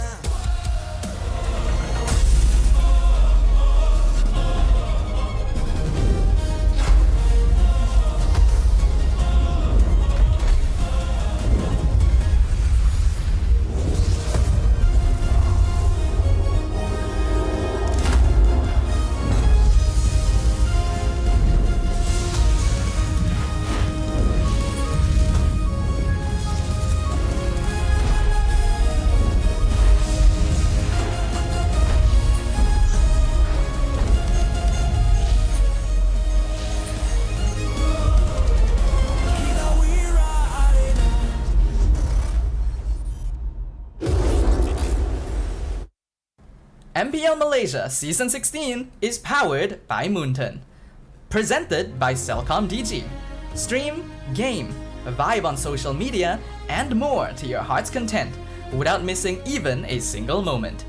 Power up with lightning-fast 5G speeds. Stream all day long with Celcom DG prepaid 5G. Our official sponsors. Official gaming smartphone Infinix GT30 just launched. comes with a free magnetic cooler, even more affordable than the GT30 Pro. The only phone in its class with GT trigger, 1.5K display, and 144Hz refresh rate. Supports steady performance with 120 FPS in MLBB. Available in 2 exclusive colors for the GT30, green and blue. Perfect meals for gamers, Grab. Grab food for one. When eating alone, enjoy meals from 10 ringgit with just 1 ringgit delivery fee and no minimum spend. And group order.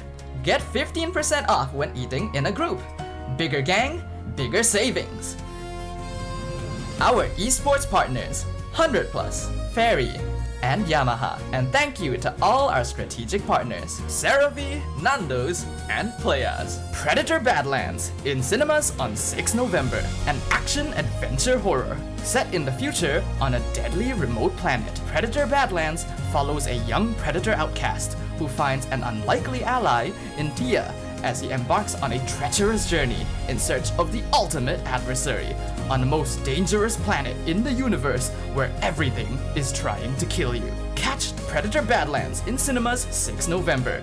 Keep an eye out for special ticket bundles that reward you with in-game diamonds when you purchase Predator Badlands movie tickets for IMAX or 4DX. Supported by KBS, ESI, Rakan Muda, MESF, MAPS.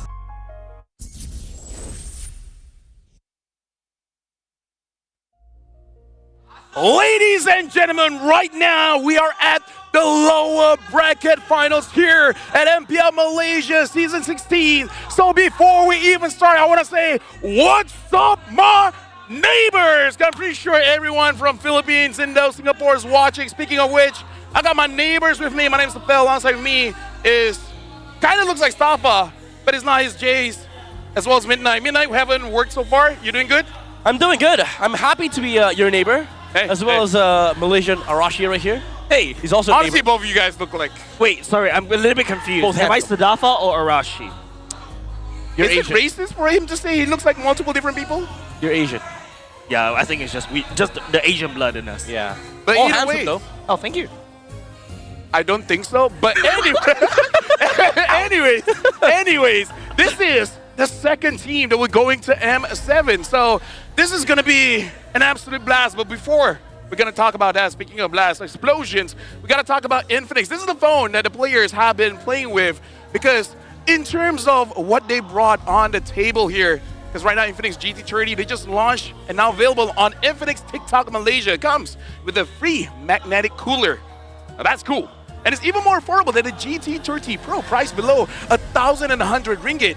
And it's the only phone in its price tier with GT Trigger, 1.5K display, and 144 refresh rate. It's for steady performance and 120 FPS in MLBB. Can I just say I hate 60 FPS? You gotta go 144, bro. Yeah, 60 FPS is like what, 2020s? We're in 2025. Okay. Yeah, time to get on the time. 2025 is just last year, isn't it? Sorry? What year is it? This? It's wait, is it 2025 2026? 2025. Is this 2025 now? Yeah, 2025. Yeah, we're in Okay. 2025 now. I gotta say, I messed that up multiple times when I sent my invoices, and then they're like, "Sir, I think you got the You got date paid. wrong." Huh? You got paid already. 2 years ago. yeah. But anyways, again, this is gonna be the matchup between CG going up against who just won just now, MV. Both are looking, I gotta say, they're good, but they're shaky. What do you think about the teams? Let's actually start with the one that just won. Let's talk about MV. I think MV, they're trying to find this, their position in the current meta, especially putting their goal as the fighter on that lane. But I think that's where the shaky part comes from. Like the aggression, I don't think they have refined that playstyle. So that is going to be a challenge going up against CG. What about you? What do you think about MV? I feel like MV is still trying to find an identity, but it feels like they're really aggressive in terms of playstyle. But sometimes, those kind of aggression is just opening yourself up to a lot of mistakes and potentially a little bit of exploitation by the enemy. Well, we're going to return over to MV, but now we got to talk about CG Esports here. Amzig, Valence, Chiku, Gary, as well as Ye3. And what I want to talk about is honestly Ye3, because I feel like he's been the most consistent in the regular season. If you guys saw social media, he got got up close and personal with Cram, or should I say Cram went up close and personal with him. I don't know. I don't play EXP that much, but if it were me, I'd be fired up, man. I mean, that's what you do as NXP, you know? You go up and close and personal, but for Year3, he's been, I would say, the sponge of CG Esports. Unfortunately, some games you would suffer like bad games because that's your job. But I think Year3 has been doing phenomenal on that EXP lane, which does support the ability to play for your other members. And now we're going to talk about Monster Vicious here, Ruff, Leone, Bondos, Uni, as well as Momo. And I want to talk about another frontliner here, but this time it's the Rome. Leone had an amazing game, and whenever MV wins, kind of seems like it's off of his play. Yeah, definitely right. Leone has shown a lot of flexibility. He also brought in some soft supports as well. And the fact is, his grok, I think it's like rock solid. He's rock solid. He builds a wall. You cannot even bash into him. And his setups is also on point. It allows the rest of the members, for example, Rav, Bundles, Uni, and even Momo to basically hop in. But I echo what Midnight is talking about. If all eyes is definitely on the EXP lane, I'm expecting a Momo and Year3 fight here. I would say Monster Vicious, their biggest challenge is the rough job of the rough gold lane job fighter. Why? What do you think about Ruff? He's not the best gold lane fighter. I agree. Needs to stick in the marksman. I think if you're MV, you just go back to the the original plan. Just put Ruff on Granger. I'm just worried about one thing. What? He will play the marksman like a fighter. Which honestly could happen. Yeah, that's the funny part about the gold lane meta right now, right? Now the gold laners like myself, I really need to start to pick up a lot more roles. Like, we're okay if we play mid laners. Mid lane, mages, right? Mages are still kind of like, you got to deal damage from afar, you can still apply CCs, but now it's kind of go against how our brains are wired, right? Because now we need to be up and forward, but now it's a little bit awkward for gold laners right now. Yeah, for sure. And now we got to talk about the Malaysia's clash. This is all across region where Malaysia historically has fought against multiple different opponents. And sure, I mean, what about Malaysia against Philippines? Do you think it was close? It's trying to be. Trying to be, yeah. An XP laner. Yep, 70%. Yeah, 70-teen. Yeah. With an N. Yeah.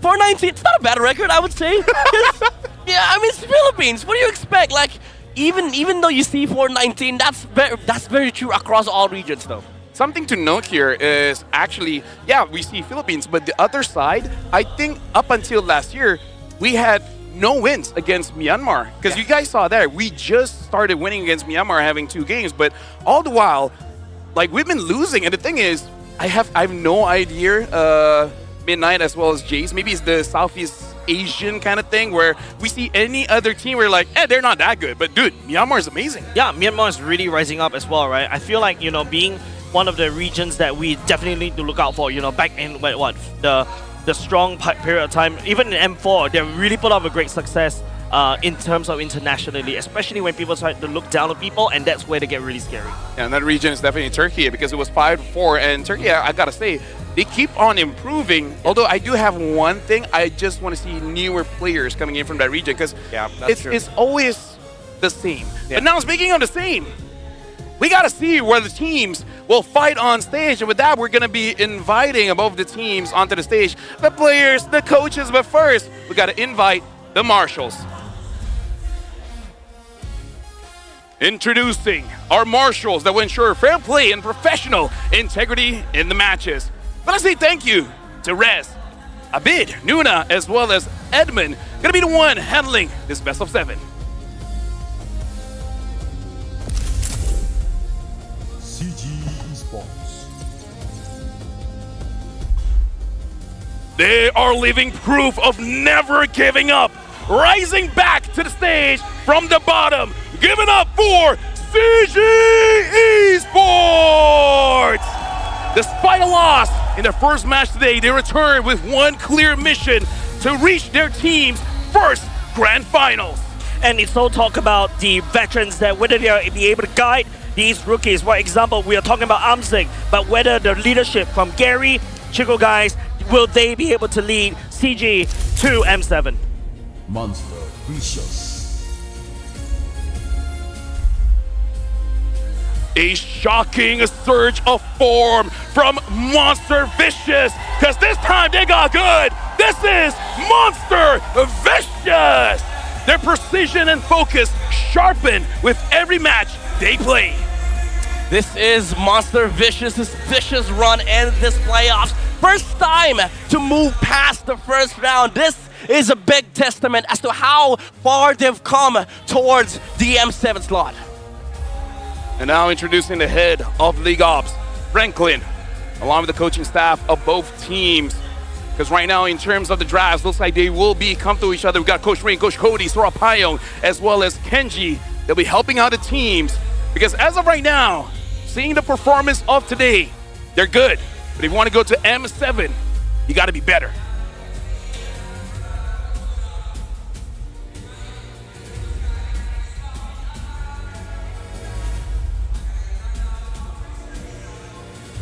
And now let's keep it going with the fist bumps between the teams, because for one team, this will be the final match of the season. And for the other, it's going to continue on for tomorrow and even more towards M7.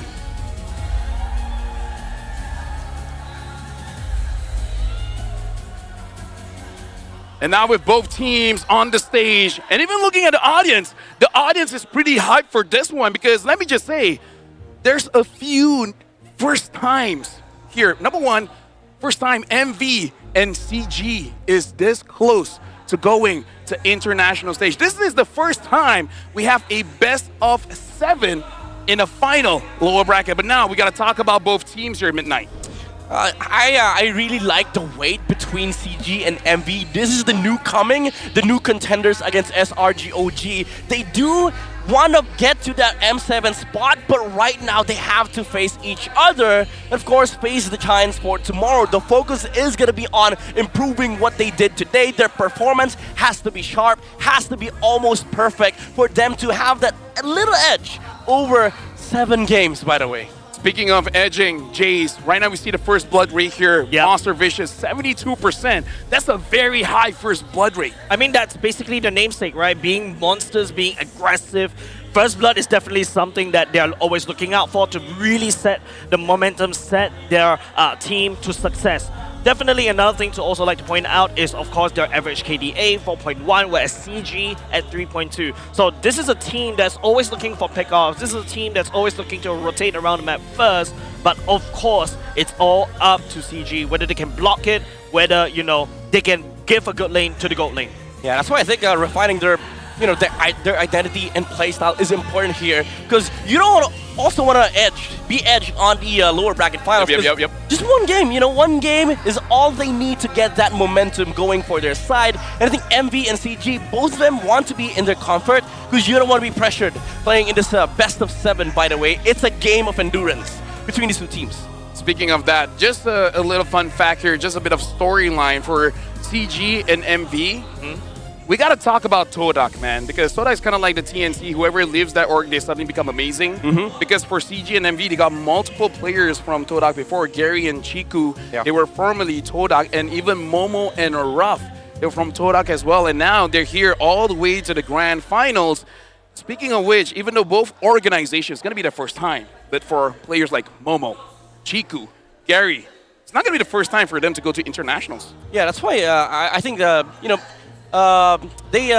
have the experience. It's just a matter of sharing that confidence with your rookie members, because playing in this kind of setting does give a lot of teams some problems, especially some frustrations of whether can we actually do it. This is the time where questions shouldn't be asked. If you want to do something, just do it. Yeah, I don't know why, Midnight. That felt really personal right there. But of course, I really like how the way that you set up Midnight. It's that this is going to be it. You've only got one shot, and that's it. There's no mistakes right here. And don't forget, CG had to wake up early in the morning. And, with some newcomers on the side of CG, whether they can actually last all the way to this particular moment and lock in so that they will be able to go into the grand finals. But yeah, I also agree with Midnight, because even me, I don't like when people come up to me and ask me for questions. Like, man, is that annoying? Yeah, do you want dinner? Of course, yes. Yeah, it's like... Are you hungry? Where's the toilet? Yeah. And I'm like, just do it here. Yeah. Right, exactly. So now, the teams, they need this kind of mentality Look as it well. up. Exactly, you're like, Coach, what do we play? And it's like, what do you want to play? Exactly. And actually, no, that would be pretty... that would actually be pretty destructive. Honestly, I mean, I've experienced this firsthand. Like, players especially good players, Yeah. they come into a matchup, they know what they want. Yeah. Like if you're MV, if you're rough, coach, I want to play Granger. Coach gives him Granger all throughout the series. Because I think that's where the strategies come from. You develop gameplay out of the comfort that your players show. And that's going to be very important for these two teams because you don't want any jitters. You don't want any holes in your gameplay. That's where you start from. The confidence that you give the players, you boost them so that they're able to play the best MLBB of their lives. I agree, because I kind of feel like here in Southeast Asia, just like cooking, we don't follow instructions. We use feelings.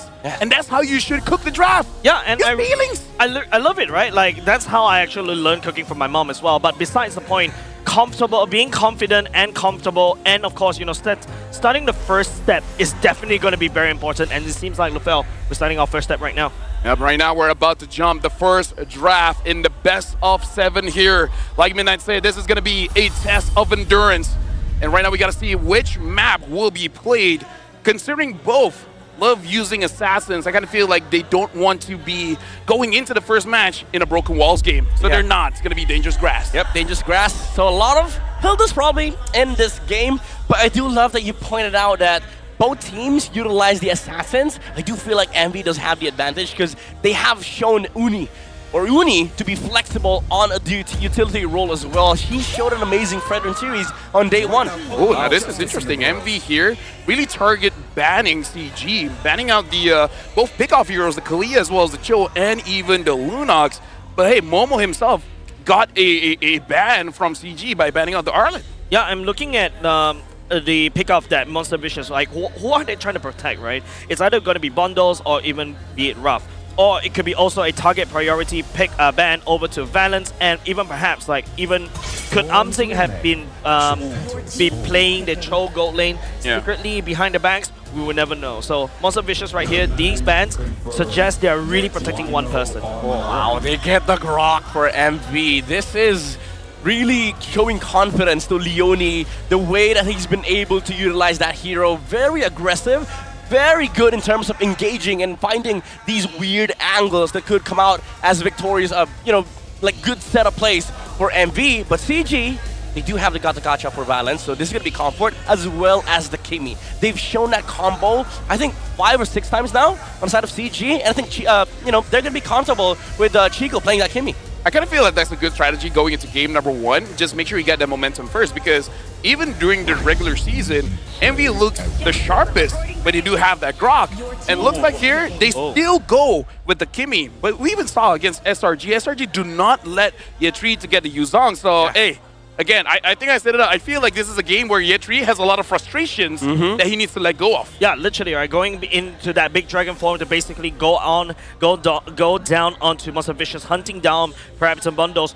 Now, remember how Monster Vicious started this draft. It seems like they're really looking out to protect somebody. Now, that protection is ultimately nullified because CG has opted for the Yuzong. Yeah, now, MV though, do you answer the Yuzong with a Valentina? Because that's something that we've seen from the past series that has been played in playoffs. And I do think this does put CG at an advantage because they still are able to get the Gatot on Red 3 if they don't want to show the assassin for Gary. They go for the Harith. Well, Harith doesn't care much about the Yuzong, honestly, so that's going to be very comfortable for Roth. Not going to have a rough time. Yeah, but the Baksha though.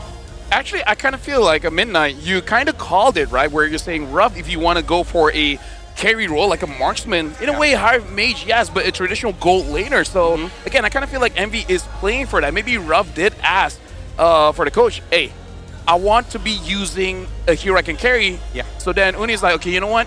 Let me take a back seat. Let me be more utility for this one. Yeah, and don't forget, you got Grok from the side of Monster Vicious that can really set up for the Harith, right? The Tectonic Charge, it makes it so much easier for you to land down the Summon Force and then zip-zap around. Your Purify is definitely going to work. Wonders again, the Yuzong pick, but now it seems like CG went to kind of counteract against the Harith by opting for a Joy. So right now, I gotta ask you, Midnight, as CG fans, should they be worried about this Joy pick? Because MV already looking kind of tanky here. Yeah, I would say this is an early Joy pick. We've seen a couple of those from CG, and I feel like it's just comfort for Gary. He's able to maximize the amount of pressure that he brings into the map.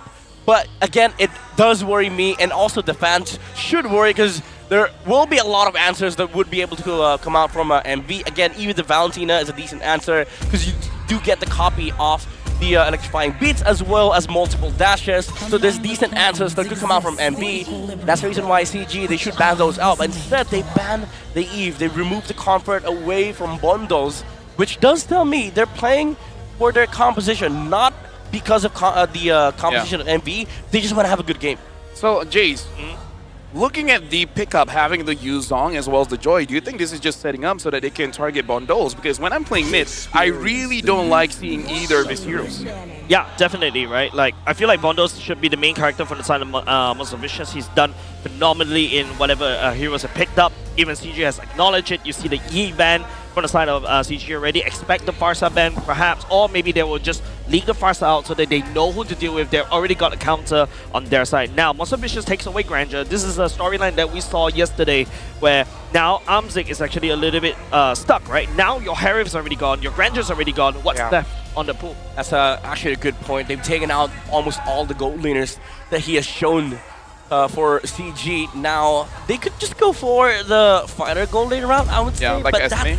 that's gonna be that's gonna be terrible for CG because you'd have to switch up your playstyle. Now they remove the Valentina on the side of CG. I'm pretty sure MV will likely remove the Esmeralda as well, even though they have a Baksha on the field, just to remove some heroes that are good in the gold lane, remove the options away from ZG, and force Amzik on a very weird hero. Yeah, even Ruby could come out. So there you go. Esmeralda is the next question though. Do they pick it up on gold? Yeah, because if they don't pick it up now, there is a chance that MV can take it away. I'm not saying it's amazing for their draft, but again, just to deny, sometimes it's enough. Yeah, but it feels like, Monster Vicious does have tools to deal with the Esmeralda, right? You got your CCs from the side of Grok. Once you CC Esmeralda, she really cannot go and cast her spells and dance around. You basically zone her out. And also, you also got the ultimate answer for any form of region. Even with the Baxia pick, that Yuzong, the effectiveness is a little bit wonky right now. Yeah, because you have a lot of sustain from MV and just sheer durability on the Baksha because of damage reduction. Now, what you worry about for CG is that, if you look at the MV's lineup, every hero that they catch, even with just the Baksha roll, this is a death squad. Yeah, every stun that they land, that means a death sentence. Because there'll be the Zaman Force, the Fall will be there, the Tectonic Charge, and maybe even a burst mage, like you brought up the far side to the conversation. Even though there's a Gatot, there's a Yuzong, it's just such a nice option to have for MV to look for their own pick-off, not worry about the timings on the side of CG, because you are playing for Rough this time around. And honestly, looking at both draft here, Midnight as well as Jace, I gotta say, I sense a lot of testosterone coming in from both teams because both kind of want to fight, both kind of want to dive. What do you think about a pickup here from MV?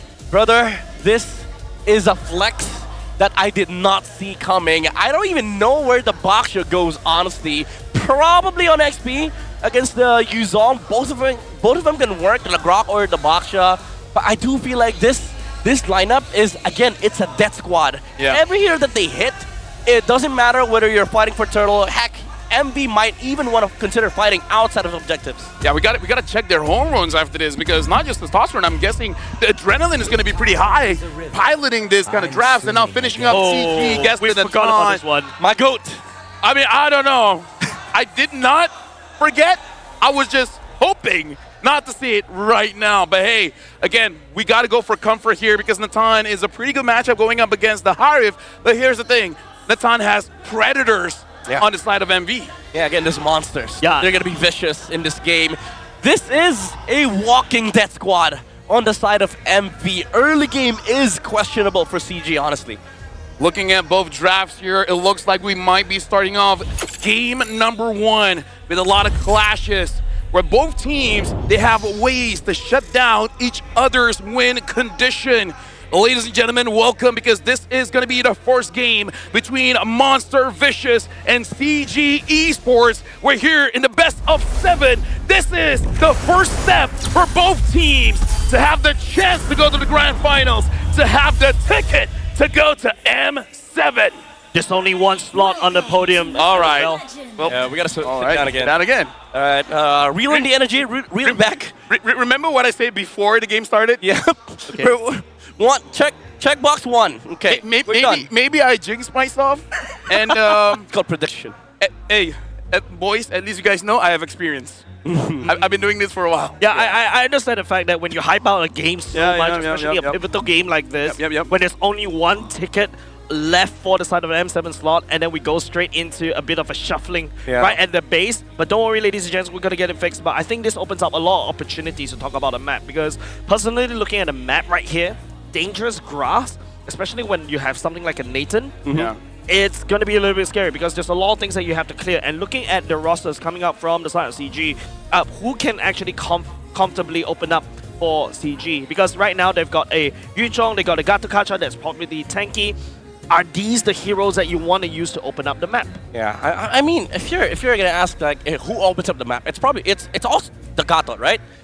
But the question is he confident in opening up the map? Thinking about what other what other heroes does MB have? First of all, there's a Bosch on the XP. Yep. All he needs to do is clear the wave. Sort of like how Ye3 played the the Yuzong matchup with the Martis. He just cleared the wave, and he did not have to fight against the Yuzong at all. That's how you fix that XP lane. You usually fast clear the lane, and with the Baksha, you just roll around, go to mid. So this Gatukacha is not gonna have a fun time this game.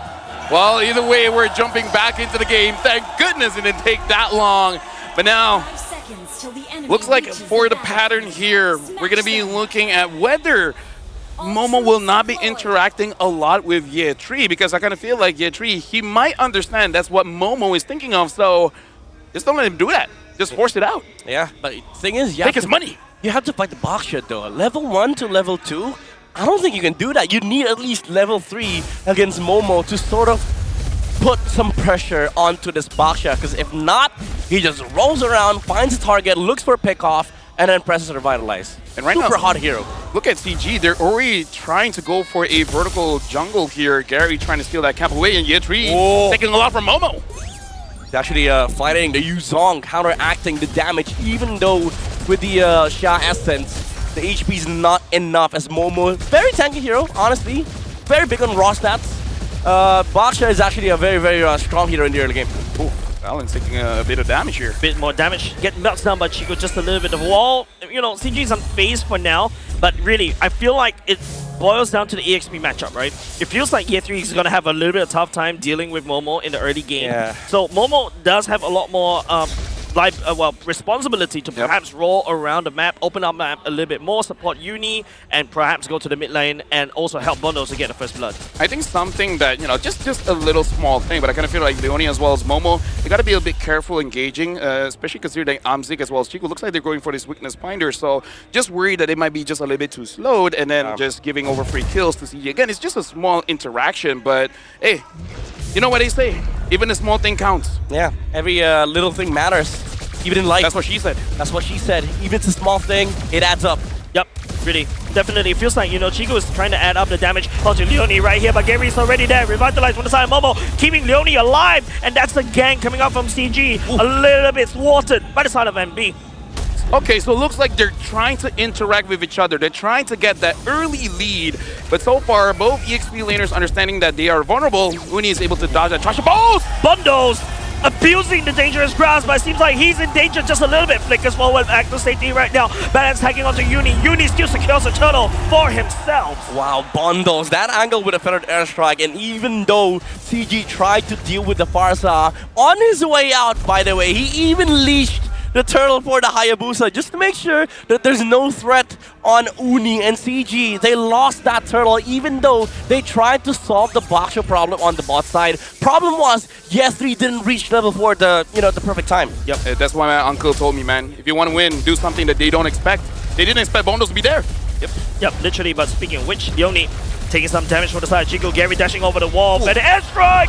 That's going to be Bundles picking up the first blood, and Monster Vicious is feeling it. Yeah, again, this is the threat of any hero that they see. OG Balance coming up in the air. That's going to be the taunt onto Bundles. A return kill given over to Ye3. Yeah, again, any hero that MVCs will die, but at least CG, they're finding some trades on the map. Ye3 is able to move out of that EXP lane. The problem is, damage has already been done by Bundles, and this Farsa, It's early game, by the way. It's early game, and he's dealing this much of damage, and this allows MV to have some good time on the side lane. Oh, Chrono Fisher does attack onto Amzik right here. Ruff getting roughened out by the start of CG. Gary returning the kill. So, Midnight and Jace, remember when I say I'm worried that Ruff will be playing the marksman kind of like a fighter? Hey, I got experience, man. I got experience. I know my boys. Yeah, I was just gonna say that they're gonna have good time on the side lane because they don't have to deal with their with the dual mid of CG. But Rob, that's a little too deep, honestly. A lot. Yeah. That was not so a bit. deep. He had so many opportunities to back off. But he's like, okay, there's 3 people. I can 1v3. Yeah, he had like 5 dashes forward, 5 dashes backward. He chose 10 dashes forward. Yep. Yeah. He's a real man. Yeah, I really agree. Like, but he almost got Amzik. Shout out to all the fake men out there. Yeah. But he almost got Amzik though. Imagine that he actually get Amzik. He gets a very quick, scaling for the side of Monster Vicious. I think that's a gamble that Rob is willing to take. Oh! People got engaged. Tectonic charge as well. Bondos will pick up that kill. Gary goes into the electrifying beast, but here comes Amzik with the ultimate. He can't really do much though. He's not really up there, but year 3 is flying on the dragon, on the cloud right here. Shadow kill from the side of MV. Will be able to delay. Lonely! Return to the kill onto year 3, but year 3 drags Uni down to hell with him. We gotta say a lot happened there, and both teams are willing to fight, and they're still continuing. Wow, look at the aggression that is coming out from MV. This is confidence oozing out of these players. Yep. Just the sheer, execution of their initiation. Of course, with Leone leading that charge, it opens up a lot of plays for MV. Whoa, man. CG, Amzik's not going to have a good time receiving multiple ultimates. And for that, they trade up first turret up top side. Monster Vicious leading the charge in the early game. Despite what happened to Ruff earlier on, I like that MV, they understand the win con, and I like because before it is even Sora said, I want my team to be fearless. I don't want them to be afraid to make mistakes, to make a play. It started with Leone flickering forward with a mighty swing, initiating a fight, and then they just keep on going, keep on going, keep on going. Yeah. And now, from basically even, they have roughly 2,000 goal lead. Yeah, it's the, it's the click between MV. If Leone sees a play, they're starting to see the vision too. They're starting to follow up. They're clicking. They're touching their phones, but they're using their skills to actually be aggressive. They're the ones who are oppressing CG, especially because of the fact that they're just much stronger in the early game. Yeah, right now Gary is testing the water to see how much damage he can do against Leone, and personally for me, I think it's not bad. So if he actually goes to the back line, finds Bundles or Ruff, even if he doesn't get a kill, it should be substantial amount of damage. But now Leone does have that Radiant armor, making it so that, well, it's against full magic coming in from CG, so that's a pretty strong power spike for Leone here. Yeah, and also just the sheer fact that even if, say, Gary finds a good, I say that, Uni dies on the bottom lane. I was gonna say this Hayabusa is gonna become a problem because even if you try diving the backside, there is that shadow kill. But CG finding Uni alone, and that is a jungle gone for MV. That means no objective for Monster Vicious. Talk about Evans, Cassicers. Yeah, they're starting to turtle here. Yep, seems like that's going to be the case. That's going to be Leone saving up for the team for the side of Monster Vicious. AOG for the side of Balance, trying to delay it just a little bit. Momo activated, revitalized, but Gary looking at Momo like a spoon. Zip is zapping around. Gomo definitely trying to limp backwards, but Fundos will be able to slide Chiku down from somewhere. Personally, for me, I feel like Chiku should not stay there. Kind of like Ruff. He had like a solid 7 seconds to not die. I mean, we talk about edging. That's living at the edge. Bro. For Chiku, he does not want to go back. He wants to be part of the fight. He wants to join the fight, man. He's a thrill seeker. Yeah, and Bondos, make sure he doesn't get denied. He finishes it there. And now CG, looking down bottom, Yetri trying to get as much damage on the turret there. Ruff looks like he is going to be there to protect, and he's going to fight back. Bro, Ruff, all right. Good dashes. All right, don't go away from Zaman Force. Yetri is forced to get out. And this is the aggression that we want from MV. Just not too, I would say, too complacent of your map position, because Uni was caught off guard. Even though Leone found a good tech charge, they didn't have the damage to actually fight CG. Good thing Bondos actually saves the day here for MV, but that gave some space for CG to actually breathe and give Gary some farm. Yeah, and look at that. CG now has equalized the farm from 2,000 difference now. Basically nothing. And honestly, with CG's draft, even if they lose by 2,000 gold, it's not that bad because their skill is quite good. Ref Getting roughed out by Amzik. Amzik, rough, gets away. Shields coming to save. And speak about saving, Leone does have the wall up. Looking for the tectonic charge. Amzik popped the Purify right here. But it is all going to be year 3 as well. The main target. The shadow kill on his Uni, but Momo picking up that kill. Overall, it's still good trades coming in from both teams, but this is like good and bad, where it's not really all that clean. They're making a play, but somewhere around the map, someone's going to be vulnerable. Bro, I was going to say, what the hell happened in mid? Year3 used the Petrify, and when the camera swapped towards the mid lane, it looked like MV was the bully, but CG initiated that engage, but they came out on top. Yep. Right now, CG, they are going to be starting the Lord here, but I feel like Chico really should be careful because he's taking some damage from the Lord, and I'm worried if he's going to be the first one to fall. Uni's there. Uni's there, and will not be able to tap onto the shadow kill, shadow over there. It will be CG securing the Lord for themselves. A great start on the mid game. It's going to be momentum shifting over the side of CG. Oh my goodness, they won fight mid lane and they decided to split. This is the part of the game where you start worrying about the macro, and CG understood. When Ruff showed himself down bot, they rushed the Lord, the Lord fight. But fortunately for CG, there was no fight, because the Hayabusa also decided to clear top lane, which meant that they had to exhaust almost all resources just to catch up to that Lord pit, but it was already gone by the time Uni got there. Right now, honestly, I'm looking at MV Shock Collar. What are they going to do? Because it looks like they had a very solid plan for the first 5 minutes of the game, but then afterwards, I'm seeing a little bit of autopilot here where they're just thinking of, okay, we got to clear the lanes, but then what? Yeah, what's the next step? Exactly. They got edged. Yeah, right now, like, I'm really looking at Uni because Uni is probably the main shot caller, but Leone has been an amazing time here in the playoffs. I want something more productive in terms of macro. Momo spinning for the win right here. Amzik already activating the ultimate, trying to siege down bottom lane. Momo would not be able to reach there. And you guys are right, like, Monster Vicious had a really solid plan in the first 5 minutes. And it feels like, you know, I read the first 5 pages of the book and I just throw away the book thinking, hey, I know how to play MLBB. Yeah, just 10 more. Yep. So right now for MV, what do they really have to do? Because in terms of map pressure, and I guess meta pressure here, because soon Chico as well as Hamza is going to get a lot of items, and they are starting to become a problem, especially for the front lines. Yeah, honestly, they need to force something out of CG. They need to force Black Dragon Form, Flickers, Petrify, even Purify from Amzik before this Lord spawns in the next minute. Because as of right now, CG, they're fine with they're perfectly fine with waiting for the next Lord. Because guess what? Gary's been farming top lane for the past 1 minute.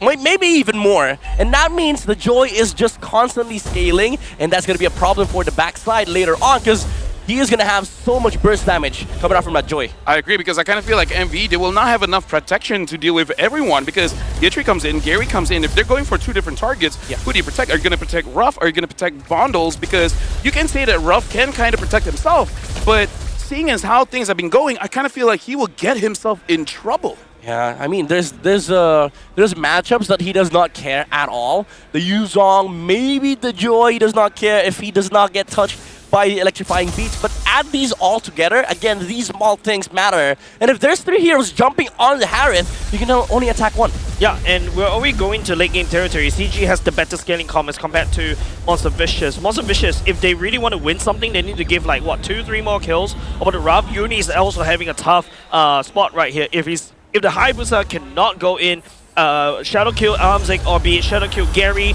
or even Chiku, I think that's it. Monster Vicious, the whole plan's out the window. I feel like the best thing that they can do is if somehow Uni is able to get on top of Amzik. And here's the thing, Yetri now having the Chastised Pauldron does mean that mostly on Ruff, because Ruff does have that Feather of Heaven, will be affected just a little bit. So maybe the matchup between Yuzong and Harith, the Harith might not actually be all that great against this Yuzong right now. Yeah, and again, these problems are piling up, honestly, because MV, even though we talk about things about Joy and Yuzong, remember, there's an Atan in this game. I mean, right now, looking at both teams, Uni does spot out Gary. So now both junglers understand each other's position. But look here in mid, Chico is all alone protecting the base. And Bondles, if he has a pretty good position, he might actually be able to burst down Amzik or Chico. But look at that, that's a big power spike here. Amzik now has the Holy Crystal. Yeah, it's a big boss. This is MLBB's final boss, honestly. The late game Natan power spike, which is a problem because there's a lot of grasses in the Lord Pit. Oh, seems like, Monster Vicious smell blood in the water right here. They see Chico all the way up top. They engage the fight. Rav tagging onto Balance right here. Someone forced already activated. Gary does have the ultimate. He's looking for a way to activate it, but seems like he's not able to charge it up. Year 3 goes into Black Dragon for buying some time. That's a nice bit revive, but whatever you're oh, Uni! Trying to do something right here. Trying to slip around with the ground kill. They picks up Gary. And now Monster Vicious. A perfect red comment. Oh, the Lord. But it's going to be 4 men for the side of CJ going down. I'm sorry, there was a lot of mistakes. I'm just gonna highlight them and I'm gonna let you discuss them because I feel like number one, the mistake was that around this, hold on, Amzi gets targeted. He might get taken down, and he will when he gets the kill. It's a wipeout. What is CG doing during a Lord Dance? Chiku showed his face across the map, allowing MB to start the fight, and then afterwards, CG got themselves close to the wall, and then Leone is like, hey, it's my time to shine. Yeah. Rock on! Balance jumped on the backside. The Black Dragon form was late. Amzik used his ult as a defensive mechanism. MV, they were just like, all right, you don't want to fight? We'll fight. And then CG, they had the opportunity to sort of look for the turn with the Black Dragon form, but they decided to fight near that bush, whose position is near 2 walls. And Leone was like, all right, bet. Tectonic charge onto 4 heroes. All right, what's up, chat? Love to hear your thoughts. Well, basically in the chat, because right now, MV and CG, it's really like them having a throwing battle, right? They'll have good plays, but then they're like, okay, my turn is done. Yep. What are you gonna do next? And now the Lord is charging down bot. Yep, this feels like a throwing battle, a bit of a javelin competition happening between these two teams. Year 3 trying to buy some time with Black Jungle form, and it seems like the Lord leaked into CG's base. They take down bot lane turret. Yeah. Right now, I kind of feel like CG needs to start playing as a team, especially when it comes to the team fight, because personally for me, it kind of feels like just individuals just trying their best. Yeah, they need to have coordinated plays, honestly. Like the Gato jumping earlier without the Black Dragon form, it felt like they were just moving off of instincts. There was no clear plan. There was not even a semblance of Lord Dance that came out from CG, and that's what MV took advantage of because the positions were nice. The feathered airstrike. Oh my goodness, Balance! You're seen there. The cat is literally hitting you. Move! Here's the thing. My biggest worry seeing the start of this best of 7 is that for all the mistakes happening, it was by themselves. It wasn't forced mistakes. Yeah. It was mistakes that they themselves could have avoided, but they created that mistakes for the opponents to utilize. Yeah, dude, Leone's just having a fun time on this Grok. It shows, the confidence is showing out from the roamer of MV. They exhume just sheer competence out of these comfortable heroes that they have picked. But that's very different for CG. They have comfort heroes, but it feels like they're playing on their own. They're sort of like autopiloting for themselves. Yeah, I agree. Yeah, and it feels like, CG is just like the way they path, especially for Valence. And remember, we were talking about this in the start of the game, right? This is dangerous grass map. There's not a lot of places for, CG to really open up. Valence as the roamer really need to step up and basically try to open up the map. But, if Leone is constantly scouting out everything in the bush, and then after that open up the another bush with another wall, I mean, there's no hidden factor for the side of CG to basically take this game back. The only thing that CG can really do is that they got to set up the Natan bomb, right? Basically, entropy in and then just wipe everyone out. But look at this Lord. It's not going to be contested. Uni gets it for free. Oh, Chico getting tagged right here. Does receive, but the shadow kill from Uni. Takes down CG's mid laner right here as Momo stepping forward with the Revitalize on side. Balance to buy some time just a little bit, but he's running out of steam. Uni does have a shadow tag onto Balance right here. Mondo's looking for an angle as well. The wall being set up by the side of Leone. Yet he gets stuck on the other side of the wall. He cannot go home. Let the boys go home, please. But he's going to be robbed, taking down Year 3. Oh my god, MB. The rush on the Lord, the macro call finally coming out from the squad, and CG, they did not have answers. Midas wing! And not only just that, it's going to be the better airstrike as well. Gary trying to rush it down. Bondo's flying out of bounds right here. Gary cannot chase, wrapping up triple kill, and Monster Vicious taking first game. A great start for the Monsters. Monster Vicious mid-game, they crumbled a little bit, but they really brought it back in, come into the late game. And again, Leone on this Grok is the best hero for him this season, and he keeps getting it. Yeah, MV, again, finding the strive. This run is going to be very important for them, and now they've claimed one of the biggest advantages you can ever get in this kind of series. Game 1 momentum is on the side of the Monsters. Now, here is always an important question whenever I would say analyzing the games, is that for this one, did Monster Vicious win or did CG lose? Now, again, credits to Monster Vicious. I think they did play an amazing game, but there are some faults coming in from CG. Yeah, I would say MV did okay in terms of the macro department. They did slip out on that Lord that CG rushed, but it's also the fact that if your enemies make mistakes, if you're not ready, you're not going to be able to find these awesome moves. So I would say MV, they did a fantastic job of setting up for the macro, and it's just fortunate for them that CG, they did not respect that at all. Personally, for me, I'm hoping that both teams haven't purely locked in yet, because there's a lot of questionable positioning. I'm not even going to start with plays. Positioning. Chico's positioning was pretty weird. Amzik didn't have any opportunities for him to do Nathan things. And was it Nathan? Bro. I don't feel Nathan at all. I totally agree with Midnight, because it's like, this is late game territory, right? You're expecting CG to be able to pop off, especially in base fights. This is where the Nathan truly shines. That's where your Droid truly shines, because everybody from the enemy is definitely going to congregate in one spot, and this is where everybody loves. But if Valent's trying to open up the map, providing information outside like that, like with literally no respect over to what Leone wants to do, hey, this is exactly what will happen.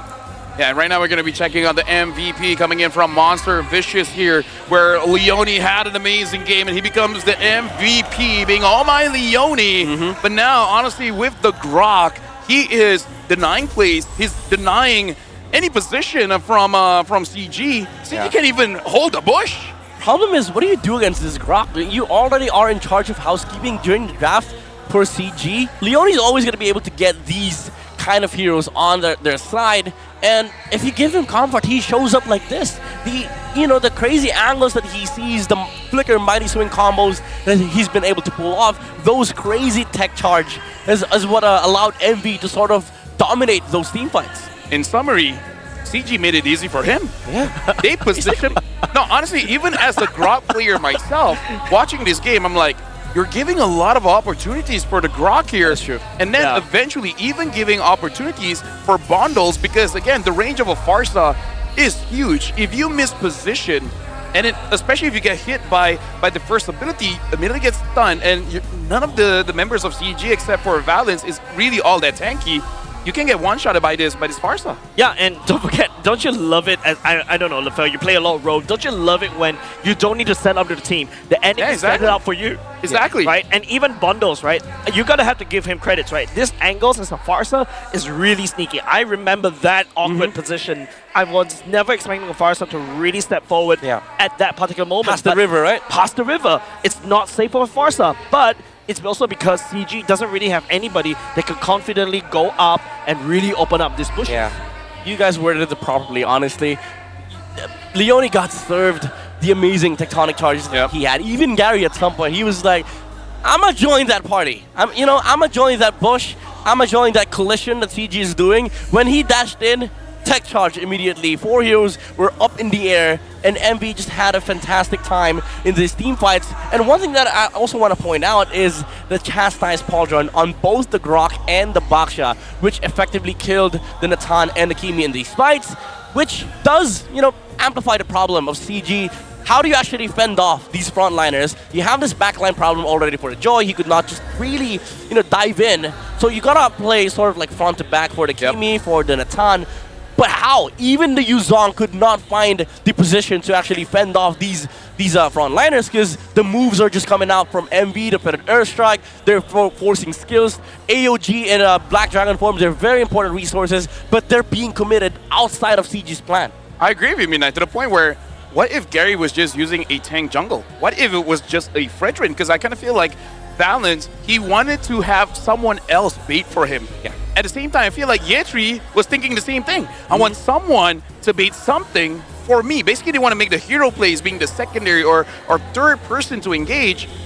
It's just CG, like even from the draft, is very uncoordinated. If Gary was using something like a Fredrin where he can be that bait, maybe it would have been a different game, because in this game, CG, they were lost. They don't know what to do the entire time. Yeah, maybe that's why, it seems like their game plan was very questionable because there was no game plan at all. Exactly. Because nobody wants to do anything, and it felt like the moves were lacking coming out from OG. But on the other side, you had MV, who was just constantly making moves. Aside from that, again, weird split push by the Haya and the Harriet. Outside of that, it was all Leone finding tech charges, Uni looking for the shadow kills. He had a bad early start, but you could actually commend his active approach to this game, constantly looking for the shadows. Even Ruff, he's very deep in the early game, but it's for a reason. He wants to play aggressive in this game. Yeah, and it also provides so much information for the side of Monster Vicious to make smart decisions, right? We mentioned how CG is literally giving up a lot of resources, a lot of avenues for the side of Monster Vicious to rotate them out of the map because they really cannot, risk the Gato Kacha from balance year 3 on their on their Yuchong with the Black Dragon form to really go out and then after that scout for the map. How are you going to scout as Yuchong? Black Dragon form into nothing? So it's really hard for CG to really set up for his whole team. And I really agree. Maybe a tank jungler for the side of Gary could definitely help. Another body for Monster Vicious to pour the damage onto it, to open up more bushes so that Armtic is confident to step forward just a little bit. Not as foolhardy as what we saw in the mid part of the game. But yeah, that could have ultimately switched around the whole script. Personally for me, Balance as well as Year3, they did have the opportunities to be the first person to go in because even in this playoffs, we see how Humes piloted the Gato Kacha having amazing flanks and then Ton into the AOG, amazing way to start a fight. We've seen other Yuzong plays, even from Year3 himself, being able to have a good engage with the Furious Dive, but something was off here. Both Balance and Year3, they're basically not playing like themselves. This is also another side that I was worrying about Year3. What if the loss against SRG affected to the point where they're just being afraid? Yeah, the pressure is definitely there for CG because sometimes it's not the draft, it's not the game, but just the mental pressure that these players face that prevents them from actually being active in the game. And I think MV's win earlier is the opposite of what is happening to CG. They know that they need to make moves to actually win, and even though Ruff, these plays are kind of weird, this is what you need to actually start putting out good plays, and we saw that from Leone. These are a set of moves that will never happen if you do not play active MLBB. Yeah, and even in this sequence right here, Year 3 was stepping forward just a little bit more. Don't forget, there's only 4-minute mark. And I'm not too sure what's the whole game time for the side of CG to basically handshake that fight earlier just now. And oof, beautiful setup from Leone once again. But it's just the fact that CG is playing a scaling comp. They need to go all the way to the later parts of the game. Yes, Gary does have a bit of damage. Yes, Chico does have a bit more damage. But I think they over-invested in the early game. And then after that, Monster Vicious just took advantage of that. Yeah, it's very obvious in the team fights.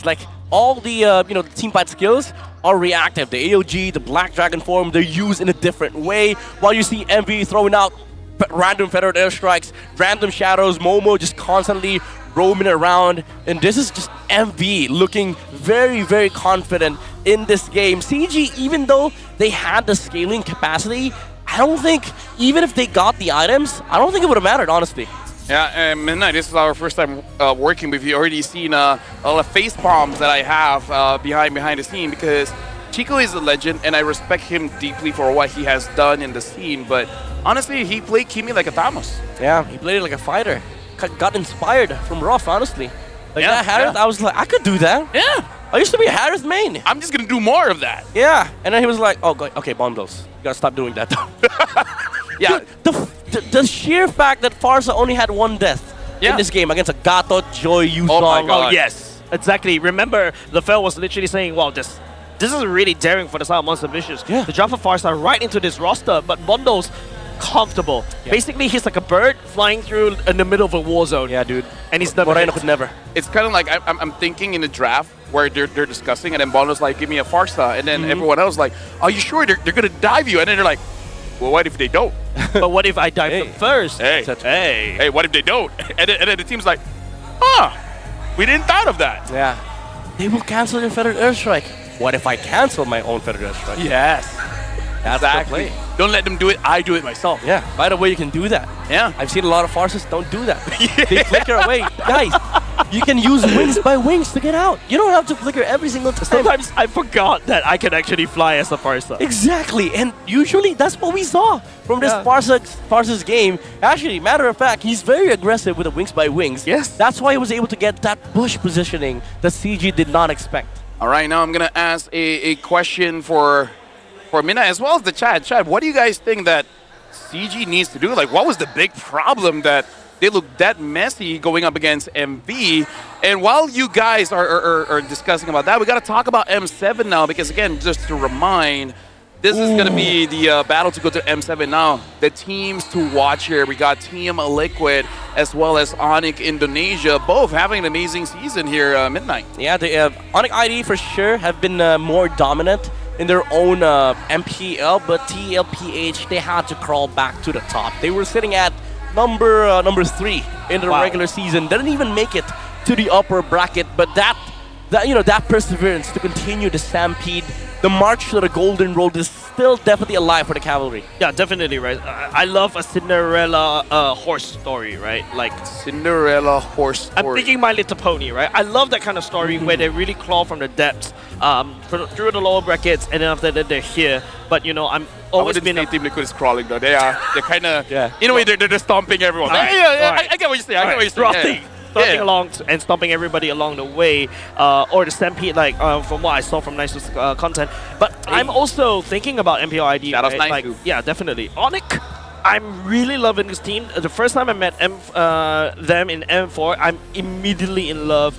Have been supporting them ever since, and you know, it really warms the cockles of my heart that you know they are finally back there and they're really performing very well in their region. I mean, they're always there. Yeah, yeah. They did miss last year, but we don't talk about those two teams anymore. Yeah.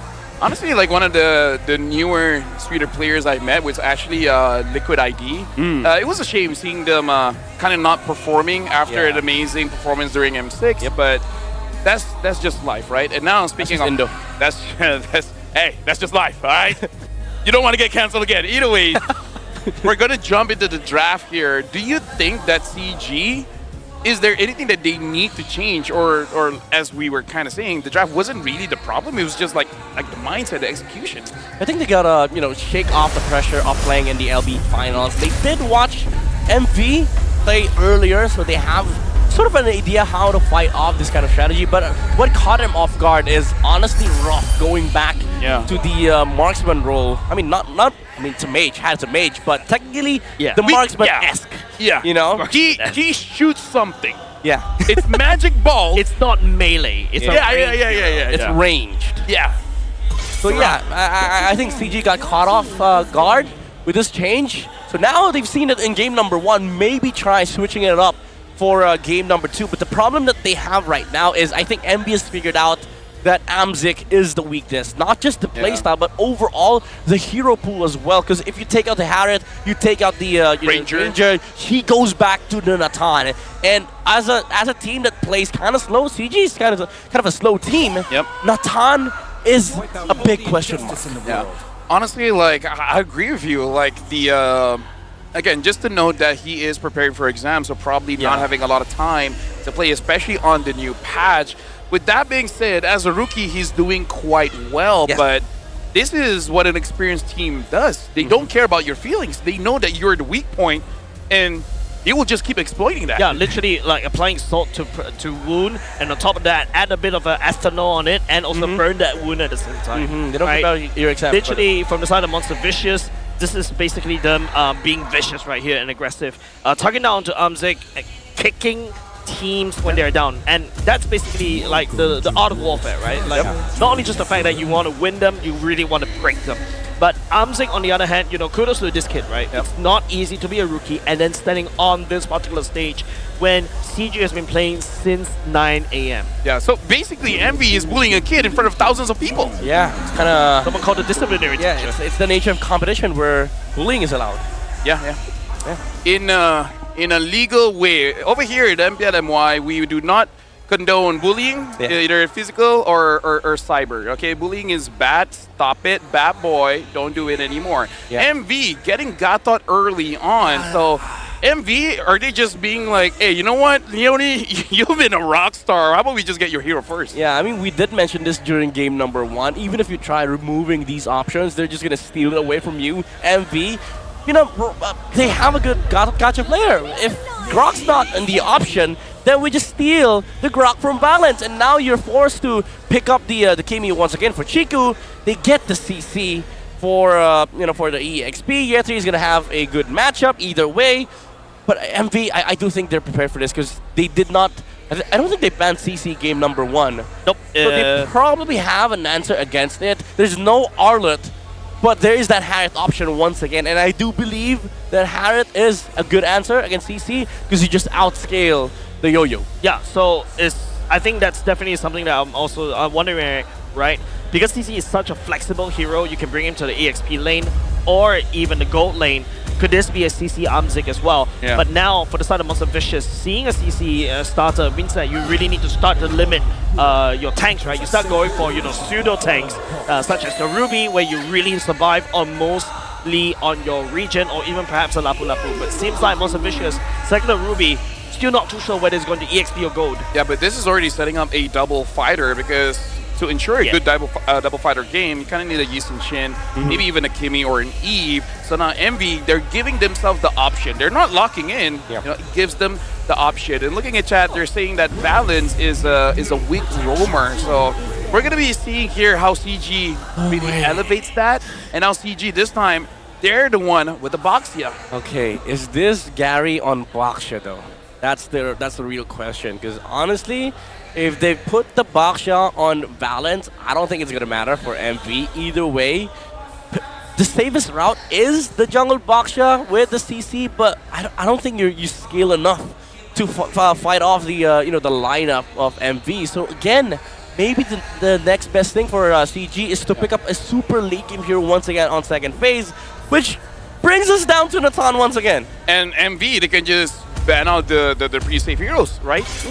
Harv is not there, and now even CG showing this Exborg. Yeah, honestly, pretty smart ban, because if not, it will be GG. Yeah, the CG is not going to be able to play this game, honestly. So maybe Exborg and also the Esmeralda for CG, but even if you remove the Esmeralda, there's also a lot of options for MV, because for sure they're thinking about, all right, we put this Ruby wherever the CC goes. We look at the red 4 on the side of CG. If they pick up a fighter, then we just counter the fighter. If they pick up a marksman, then maybe they pick up a double fighter for MV as well.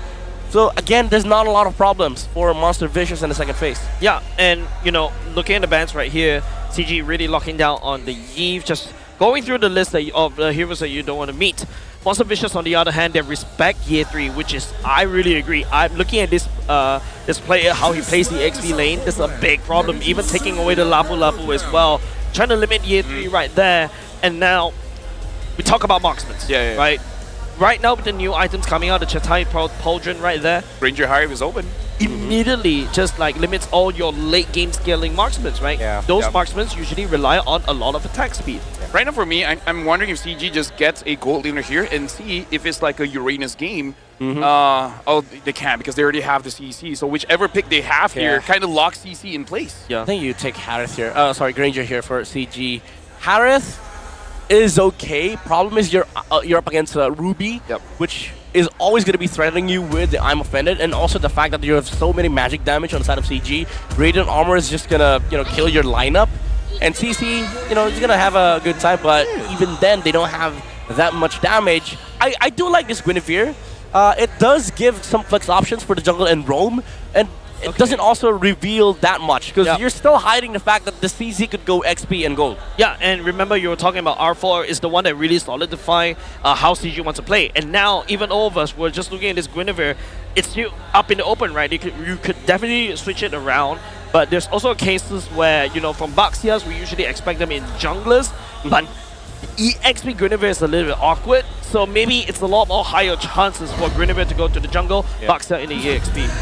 Now with Terizla comes in, so it almost doesn't matter if you really want to fight. Look at this AoE control here. The Katad, the Ruby, the Terizla, and now finally CG does pick up that Granger, but I'm worried just a little bit for the front line of CG here, because what's going to happen is that MV, they're going to create a prison where the front line can't go back, and all the while, Barca will have free range to burst down that Granger. I'm just saying, team fight, CG looks pretty solid. Yeah, I mean, they have a lot of ways to actually engage in fights. They also can play the slow, the slow tempo.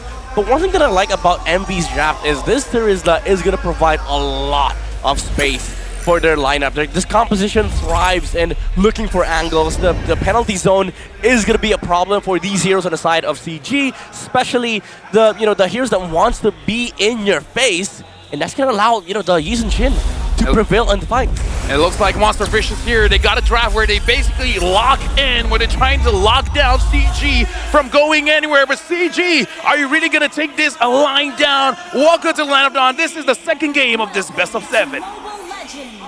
This is going to be a tough battle between two lineups that wants to do the same thing. They want to brawl, honestly. In this game, whoever moves first does have a lot of advantage, especially for CG. They have that burst potential coming out from the jump with balance, backed up by the bullets coming out from Granger. But the problem is there's a lot of sustain from MV as well with the Revitalize on Leone and the sheer durability of the Terizla. I'm just slightly worried here. Hold on, Gary's gonna go engage for Leone. Oh, taking alongside Balance as well. Bondo's hiding in the bush. Balance down low just a little bit. That's a clone for Balance to get on away. That's still CG trying to get something in the early game, but nothing sticks against Monster Vicious. And again, I want to go back to talking about Valence here on the Guinevere, because even the comment section have been saying he's not been performing well as a roamer, and I gotta say, as a Guinevere, your setup is going to be amazing, it's going to look awesome, but the thing is, the second skill, the jump itself, has a pretty long cooldown. So the moment you go in and then you go out, your opponents will roughly know there's not going to be an engage coming in, at least coming in from Valence, so they could use that timing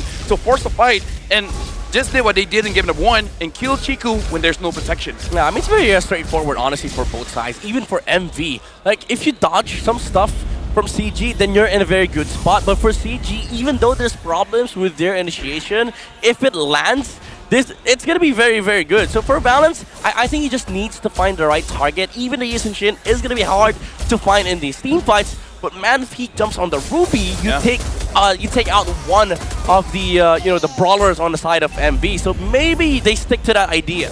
Well, if that's the case, then Gary has to be very, very brave here. He has to front line. He has to give time. Nice reaction coming out from Uni right there, and that's the knockup that we're looking for the side of CG. But Bondos with the airstrike, smash get 3 down to the ground. What a game coming up from Monster Vicious. Finally, it took so long for the side of CG to basically take Momo down. Chiku trying to output the damage on fire. The only one there to slam that fist right in his face, and now it's going to be some horrible battle down in the bottom. That was a lot going on, but I gotta say, props to Momo. It's like, you engage on me? Nah, I'm engaging on you. Got 3 people there. You're not ganking me, I'm ganking you. And this is what we meant with the sheer punish coming out from the penalty zone. Even though CG, they were the ones who wanted to look for the play, the jump missed, the penalty zone landed, and Oni was able to get out because of that, because they could not chase the YSS, and they turned the gank onto CG. Yeah, right now, honestly, both teams, they got to start, I would say, going by this, understanding what is going to be the process of order. Who's going to go in, who's going to go in second, who's going to be the main damage dealer, but more importantly, who's the target here? Because I kind of feel like that's the only reason we're seeing that the fights have been just a little bit messy, because they're kind of going about and see, hey, let's just throw a lot of things and see what works. Gary spinning around looking for a target right here. Traction pulse onto Rob. I'm offended all the way, but meanwhile, Bondo's covering the angles. Uni still slay. Gary right here working on the turtle right here. Uni secures it with the Retribution. And now Year 3 knocking on Sky High with the self balance. Uni goes down. On the side of Monster Vicious and CG. A trade, but still Monster Vicious with the turtle. Alright, CG kind of left Gary to his own devices in the turtle pit. They wanted to go for the Ruby, who's going to the turtle pit to help out MV.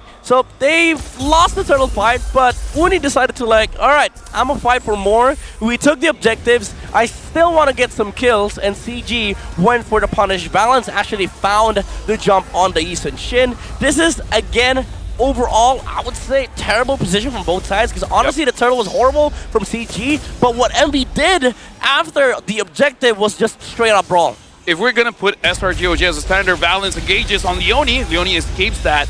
And again, as I was saying, if we're putting SRGOG as the standard, when we're seeing SRG play, they move as a team, where we saw both teams, they basically have Squad A and Squad B.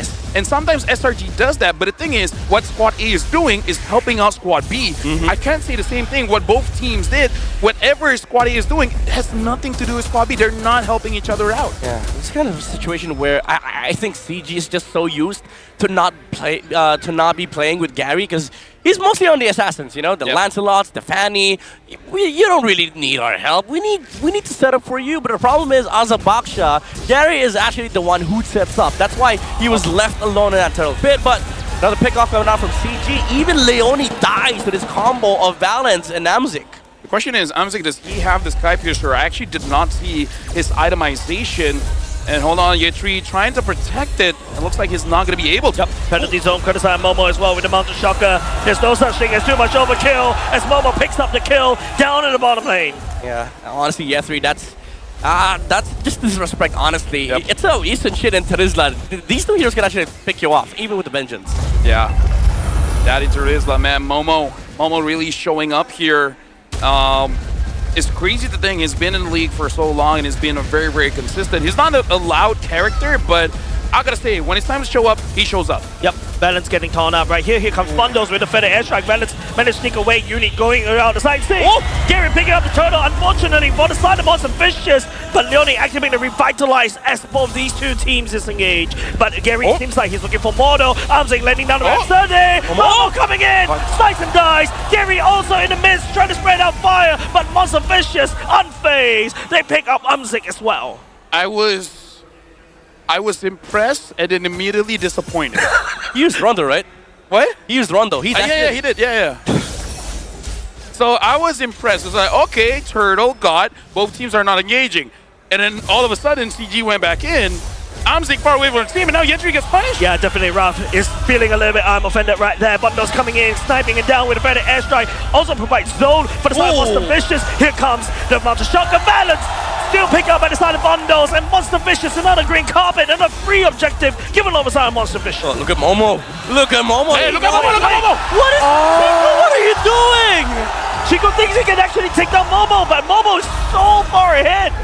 Why is the Kimi on bot side while the rest of the members of CG on top side? This is a lineup that you could not fight without any form of damage. Midnight, don't give me questions that I don't want to answer. All right, my bad. I have so much questions, LaFell. Keep it to yourself. Okay. Actually, give it to Midnight. He's the analyst. He can do that. What are they doing? Unfortunately, even I could not fathom what happened because that position was just horrible. It's like I wanna praise Momo, but at the same time, I wanna say bad things about Chiku. But oh well, life moves on. Life moves on. 7 minutes in, we'll see how this equalizes out. MV now having a good lead with 2,000 gold. But I can say, in my experience, this is the SRG effect. Yeah. After losing against them, something triggers your brain where it stops working for a while. Yeah. you know. And to be fair, they were here since morning. You gotta be chaotic about MLBB, but even if you're bringing in the chaos and you lose to SRG, you start losing some screws, you know? Yep. I mean, like the fact that Chico and Amze has Sky Piercer, I don't know about that, Chief. Yep. Oh, Leone. Junction Pause does catch on to someone for the side of Monster Vicious. Everybody for the side. CG laying down the damage with the Chunker coming out for the side of Gary already as Leone getting melted down by the side of Chico. Ralph is the main victim right here for the side of CG. Members on the side of MB and also CG trying to look for the target. Unit still secures the turtle though. Not too sure what's going on here, but it seems like Chico still wants to fight, and it seems like he's dragging everybody from CG just along with the ride. Dude, Chico's just mad. He just wants his Sky Piercer stack at this point. The KB could not find a pickoff. This damn Terizla is so tanky. I gotta say, Chico is playing like he's the center of the universe. He feels like the main character at this point because he moves in and he believes that he can dodge everything without moving. Yeah. Thing is, if I stand really still, maybe maybe they won't see me. Yeah, maybe they won't see me. Just maybe. Because the thing is, Kimmy does hit while moving. Maybe that's. I mean, like, yeah. So if you don't do that, they're like, oh, where's the Kimmy? Oh, this is a bait. Oh, traction pulse coming off of Chico. That's a nice one though. Does catch onto Bondos or Ruff. But it's once again CG. Like what you mentioned, it feels like they're not playing like a team. Look at the Kimmy. Look at the Kimmy. Kimmy's going bot again. MV, if you see this, walk top. Production, can we have a look at the items? Just want to see how things are going, seeing the gold that Chico is getting. I mean, like here's the thing. Chico's farming. Hey, he's gonna carry. He's gonna carry. Yeah, he's the late game. Does he have a gun? Yes or no? No. Oh, it's not a gun? It's not a gun. Oh, well, there you go. Contemplate does knocked up Leonie. Leonie is more than happy to check all of that and revitalize, keeping him steady. Momo goes in for the penalty zone. Leonie does get taken down by side. Chico looking for more. Armsing and Balance already out of fight. Uni with the Mountain Shocker chasing him down, picking up a double kill. Onto year 3. He's looking for more, and now it seems like MV will siege that mid. Yeah, but now they're continuing. They got that, and all of that just for Leonie. Yeah. And I'm pretty sure Leonie is like, I'm okay with that, bro. Yeah, dude, he's tanky, so tanky. And now, this is why I said earlier, how do you deal with the YSS now? You have to go through so many layers of HP. Bondos, 1v1 mage. Oh. Hey, Chico almost got a kill, and now they're going for Momo. Up, Momo. Okay, Momo, what is this? Momo? Does take a lot of damage right here. Balance will be there to lock him down. In the meantime, Uni sneaks the Winter Lord for Monster Vicious. Yeah, but now Leonie getting attacked by Chico. They want to fight here. CG wants to move forward. Chico is the one at top, and then Leonie goes away. Sky Piercer, man, just did not trigger there. Yeah, dude, he's so mad. Chico's so mad at this point. They lost Lord. They couldn't even find a single kill. This is hard. You know, honestly, I would correct myself. This is actually a gun. I was thinking of a pulse. Okay. But it's not bullets. It's just pulses. Hey, you know what? A gun is really based on what you imagine a gun to be. I've never... A gun is a concept. A gun is a concept, yes. Yeah. Because you know what they say, guns don't kill people, people kill people. Exactly. Although I would disagree, actually. But still, I want to look at it. Hey, Chico has the highest amount of damage here, okay? He is the carry. It's not the weapon, it's how it's used. Yes. I stopped a bit because I was reading the comment, but I was like, what are you saying, bro? Anyways, I legit want to be looking at the items here because Chico has been hyper farming. He's playing mid like a gold laner. Like the old days of him being a gold laner, man. He's like, you know what, Gary, you're a tank, right? Mm-hmm. I think this jungle is mine. Hey, game 1, he played a KB like a fighter. So now he's playing like a gold lane. Hey, that's it. Next game, the goal is you play the KB like a roamer. Exactly. He's gonna be using the mid lane, using Kimi to open up the map in game number 3. He uses every time his ult is on cooldown, use it for vision. He's like, hey, this is the best of 7, right? There's 5 rows. I can rotate. Oh, Chico just died. Okay, I think we should stop glazing him. Okay. Stop glazing him. We kind of cursed him a bit there. And now there's 1 damage dealer from the side. CG's already gone. Balance. I'm offended for now, but it's okay. But look at Balance positioning. He's the sneaky boy. Dude! You have a sandwich play. There's no follow-up. Oh, CG. There's no communication whatsoever. Hey. Sometimes talking is bad, okay? So just... But that's our job. So it's just like, hey, shut up and do your job. That's why people say we do a bad job. Because we talk. Exactly. We talk, yeah. So next time, do this. Yep, look at Leonie. Leonie is zoning them out. So it looks like they're going to be getting this turret for free. And Balance engages. Gadgets to Leonie right here. Revitalize Gary. Oh, a little bit lost right there. Trying to look for a target. Bundles as well. Opening up for the airstrike. AOG catching on the Balance all the way in the back. But Chico opening damage. Does pick up Ralph. Looking at Momo right here. Momo, the sustain. It's a little bit insane. But Chico will be there to deny that one. But takes out Gary though. But now it's just the members on the side. Monster Vicious. 3 members down. And a bit of slice of life for the side of CG. MV thought they baited CG, but CG baited MV. You split the fight. Leonie's all alone. Even though I thought he would get a kill, but looks like he's the one dying. And hey, I'm not going to glaze Chico too much. Not going to curse him, but he got a double kill. So but yeah, he's getting the Sky Piercer. That stacks. Does he still have the Sky Piercer proc? Can we look at items? I still think he does. Because I saw it pop up at one point. However, I don't know if it was a Granger or the Kimmy's, but Leonie got greedy there. He could have taken out Valence and then chased down the Granger. Balance though! Bondos. Does pop the Purify though, but goes to defend the airstrike right in front of Kimi. What? Oh my goodness, as Uni just tags on the balance. Going down right here. Uni become a double kill right now. Balance and Chico already down, so it's time for Monster Vicious to try to do something. Okay. Questionable from Bundles, but it's been a long day, okay, and we saw that Chico does have the Sky Piercer, so I'm really hoping it doesn't die anymore, because dying is bad when you have a Sky Piercer. Hey, you're glazing him.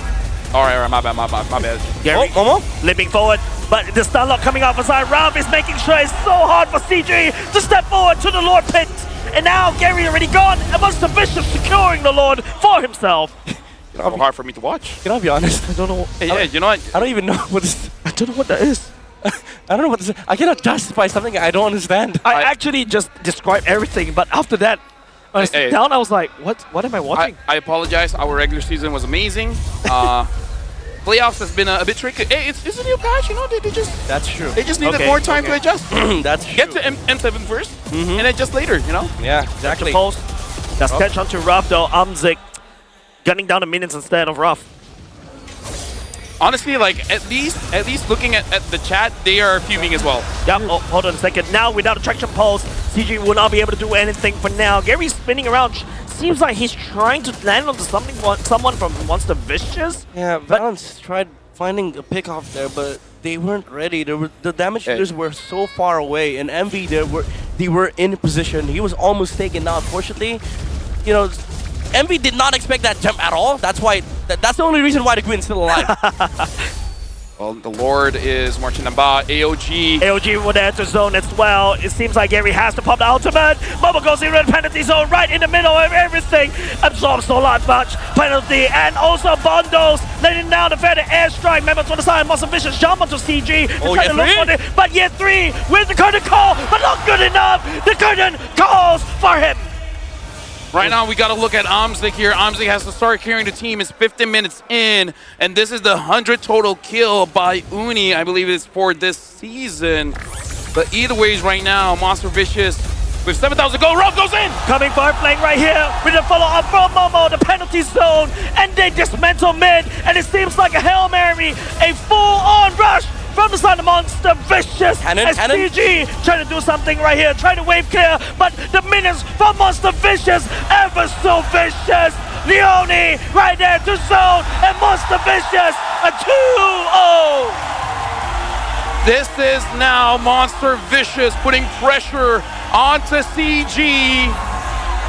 CG looked much better this morning, but now again, maybe after SRG, man, something triggered in them. So that something not good. Honestly, they gotta wake up, CG. They got a good rest, but it feels like they're still sleeping. The moves aren't there. It's MV constantly doing the necessary things, the pressure, the objectives. They're locked in. Even though there were some questionable plays, at least there's plays. And I gotta say, for MV, they'll take it, man. If CG is just not on form, they don't care. They got to get to M7 first and then worry about everything else later. And even the chat, even they have the wise analysis of wrapping up what happened in that game by saying people die when they are killed. Yeah. Wow. That's the level of analysis that I would see for this game. I thought I was good at my job. Hey, be careful. Well, you got competition. Yeah. Well, chat man. I know. You've got Faramis. And Narcus, you kill them. You try to kill them, but they revive. Oh, Nana as well. Yeah, no, Nana as well. Yeah. Honestly, at this point, again, I apologize. Regular season was amazing. Trust me. Look back, week 2, 3, 4, 5, 6. I'm gonna review the clips. You will be impressed. But now we gotta be impressed with our MVP for that game. And I hope it was Uni because he had double-digit kills here. Wow. It looks like the MVP. Looking how mysterious is Uni. Playing like Hellkurt there, but hey, you should feel excited. It was a relatively easy game for Uni. Yeah, it was locked in, honestly. He was able to... I honestly did not expect YSS to work in this match against CG, but because of how CG drafted and how MV moved around the map, especially with the Trizla coming out in this draft as well, it just gave so many openings for the Eastern Shin that they're able to, like, make sure that he's gonna be able to do damage. There's gonna be frontline sustains, and honestly, CG they did not have answers against the Yixun Shin. Yeah, and you know this is a roster like it's so easy to catch the Yixun Shin. Right, like you've got your Guinevere that really loves to really just go up front, and then after that absorb, and you use your ultimate to stun lock, and it's just really right. Like Uni just piloted that one, the Mountain Shocker, and also that penalty zone earlier just now by Momo, just to kill one person. Why not? So let's address the elephant in the room. Let's talk about items here. CG getting 2 Sky Piercers very early. Chad is discussing it. They don't like it. How do you feel about it, Midnight? That's called insurance. What? Insurance. Insurance. And again, people don't like that. You need it, like, but you know people don't like it. Chico likes it though. Chico likes it, yeah. And the thing is, he's playing like a gold lane. If you're a gold laner, you buy Sky Piercer. Yeah. I wonder if this is just them being confused just a little bit, because Chad did say he should have prioed the glowing wand. I feel like not super, because you do have a box, but at the same time, between glowing wand and Sky Piercer, I would pick glowing wand. I think the safest is just going to be Blood Wings first item into something else. But here's the thing. If he's going to solo anyways, maybe he should have bought glowing wand, because Gary's not going to be there to apply Life Bane. So if he's going to solo a lane, maybe it would have been better for him to get a glowing wand. I mean, I've seen Gary and Chico in the same screen. Maybe 15% of the game. A payoff, because honestly, even if you scale towards that late game portion of what the Kimi brings to the table, you're still not going to be able to deal with the Feathered Airstrike, the AOG coming out from Leone, and also the YSS, who just 2-shots you every time he dashes in. I feel like Terizla is also the main threat coming off of Monster Vicious, right? There's a lot of times where CG really want to jump onto Monster Vicious, but the disengage coming out from Momo, basically it's like you're ganking the ganker so that you can counter gank, so that you can team fight and handshake, because you've got so much CCs right there. And if the Yixun Shin come in at the right timing, everybody's going to be congregated right there. CG really cannot stand a chance.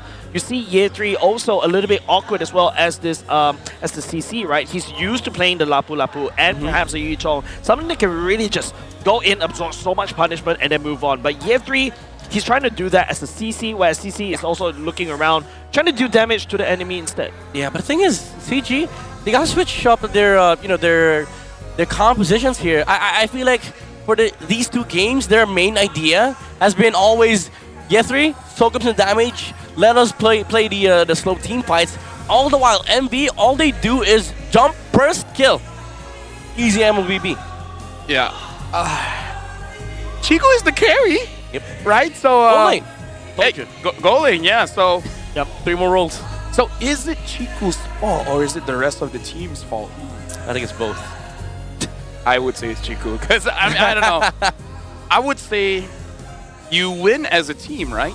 Yeah. You don't win as a highlight chaser. Not saying that is his intention, but knowing Chico, he has this DNA of like, I have to carry my team.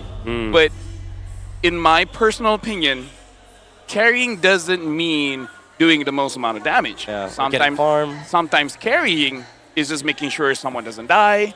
Sometimes carrying might be just making sure that the map is bright, you know, you always have vision. Sometimes it just means you're there for your team when they need you. Yeah, carrying is doing your job. Yeah, and the last time I saw, and I want to add on something Lefel said, carrying sometimes being the bait, right? And unfortunately, MLBB has gone to a certain state where there's no such thing as one man carry at all. There's no I in the team. I would agree on Mr. Kram or Kyrie, yeah. Those 2, exception to the rule, but other than that, you're right. Yeah. I mean, it's all a matter of doing your job. Honestly, if you do your job well, you're carrying. That's why you 2 are big carries, by the way. And also, Uni carried that game. No. Okay, thank you. I'm saying you're good. You're good carry. All right. Thanks. Yeah. So going back to Uni, it was a good carry that game. Very locked in on the Eastern. Yeah. Only died 1 time, by the way. I put an S there just to make CG feel like they've done something against YSS. Yeah. But it was just that 1 jump from Valence. And now, honestly, looking at chat, they're taking turns saying like it's this guy's fault for CG, and the funny thing is, all of them are right. You know, there's no wrong answer. Exactly. They're like, oh, I didn't notice the box. Yeah, you're right. The Gwyn didn't do much. Honestly, you're right. Yeah. They're saying like, oh, Chico overextended. Well, you're right. You're also right. It's weird for me that I'm agreeing with Chad. Whose fault is it? Yeah. Usually we're fighting against each other. But now we're in agreement. Yeah. What has this become? Peace on earth, brother. Peace on earth. Yeah, for the first time in a few rare times, the castle actually agrees with Chad. But seriously, there's nothing much that we can really literally analyze from side CG. The mistakes has been made. There's a lot of times where CG trying to catch each other. Chico is really playing.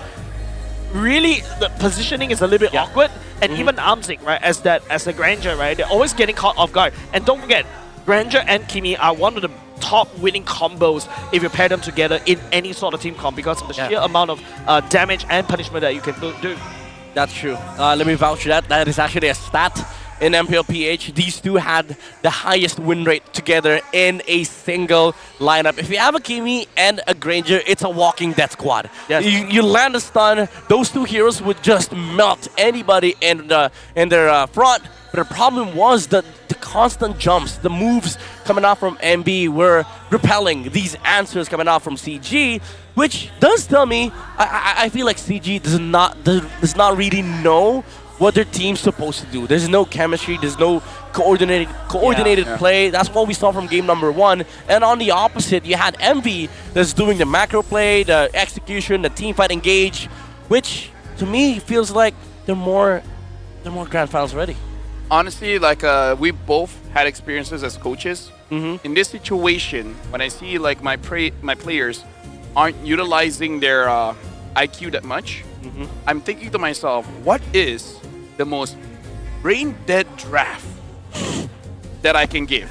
What kind of draft that I can give that doesn't press too many buttons so that all they have to think about is that what you guys are thinking? I'm gonna be honest, I've done that. Right? No, legit. I've done that. Dude, be a coach and then you understand. You're looking at your players and then you're just like, yep, they're just not, it's just an off day. So I'm gonna get a high loss. That's my last official draft as a coach. Right, exactly, right? Just press this, win. Exactly, like, hey, we lose. All right, we go. Let's get dinner. You press the second skill and then you just walk around, right? Something like that. Because then at that point it's like there's no way you can press the wrong button. So what? Fredrin, Hylos. Hey, RG sounds good. Yeah. Eve, Carry. I mean, it kind of needs an Arlet. Arlet is difficult. Arlet's difficult. All right. Okay. What about this? Okay. Fredrin, Hylos. Yep. Kimi. Kimi, okay. Kimi. Uranus. Oh, yeah. Okay, cooking. Right. And then gold lane. Honestly, Granger. Okay, maybe not that. Okay, stop. Okay, now we gotta look at the roamer kill participation here. Leone and Valence is here in the top 5. Troll is number 1 with 76% kill participation, followed up by Leone, and then JP as well as Keyboy, followed by a Valence. Keyboy and Valence only 0.2% difference. Leone and JP less than 1%. Troll having an amazing time as a roamer, being involved in most of the fights. Yeah, I think the region does play into the factor here for a lot of these stat lines, especially for mana. They do love playing for division there. That's why most roamers actually do engage most of the team fights, and that's very true as well for PH, where JP is just constantly pummeling on the mages, the gold laners. But I think MY and ID is very different, because like there's a lot of angles that could be done. Sometimes even mages start team fights.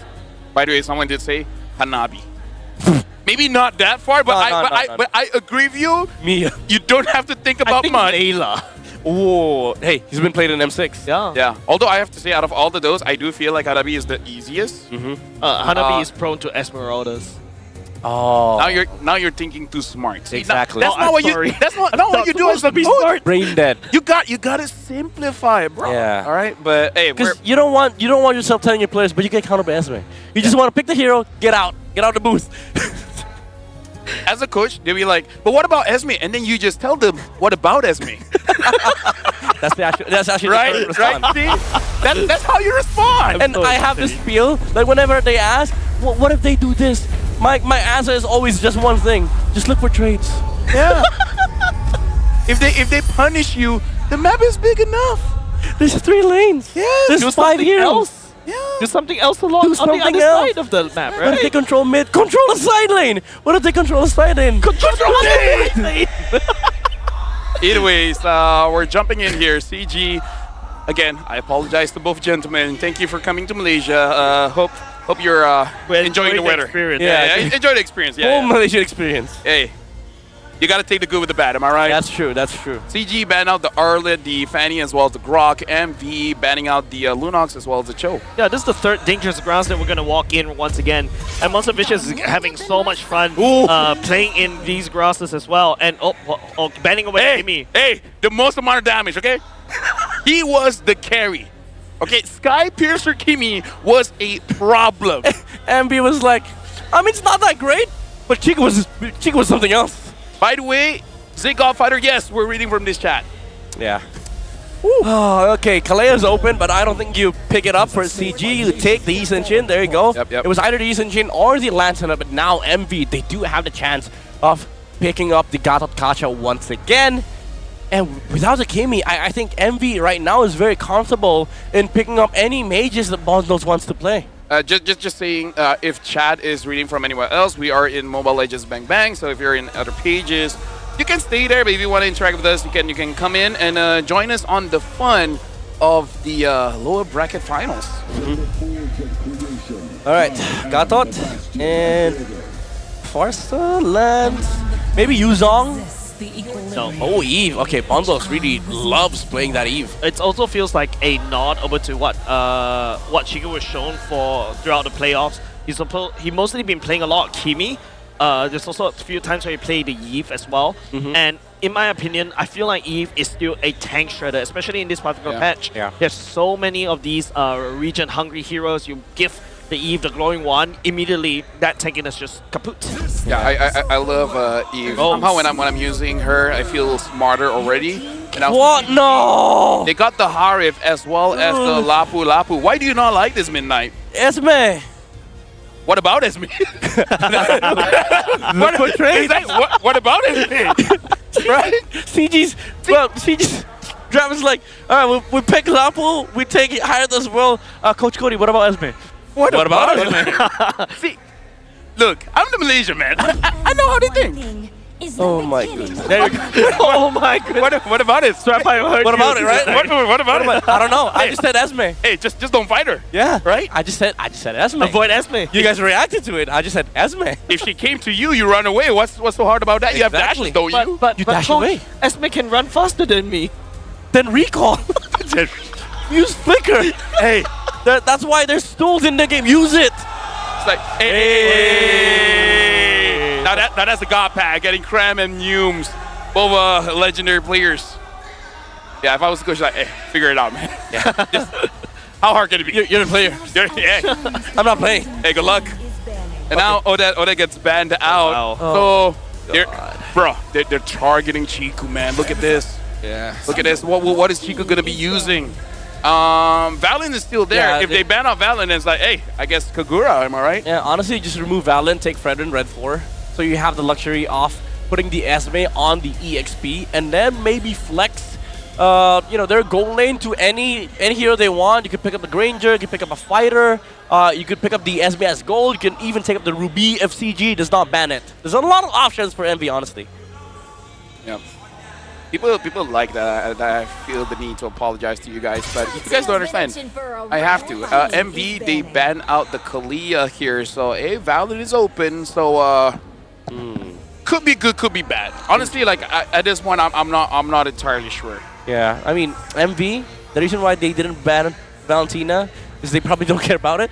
What about Val, coach? What about it? Thorns remain. Well, Lancelot gets banned here. So, hey, you're saying the Fredrin could come in and be like, hey, CG, remember when you couldn't kill us? Hey, how about we just keep on doing that? Would it be a crazy idea to go for you? Okay, never mind. Grenadier does work as well for the side of Monster Vicious. I was thinking, hey, if you want to go a little bit crazy and have some fun, right? Sora Pioneer could have gone for Uranus. Yeah. Uranus one more combo alongside with the Eve. It's also a known combo back in the good old days.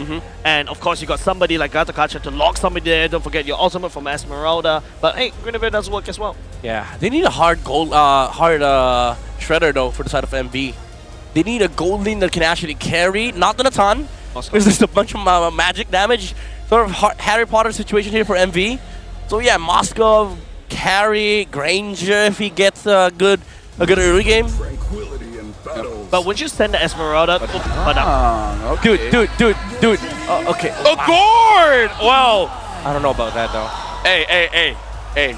That's a bad way to think, right? You gotta be I positive. literally just don't know about it. Hey, Nice who likes it, Oh yeah, that's true. right? Nice who likes it. He would approve. Yeah. If he's watching, he might be casting. I don't know. I just want to say, there's 4 heroes that get countered by Esmeralda. Hey, that's not the right. That's not the right mindset to have. Okay.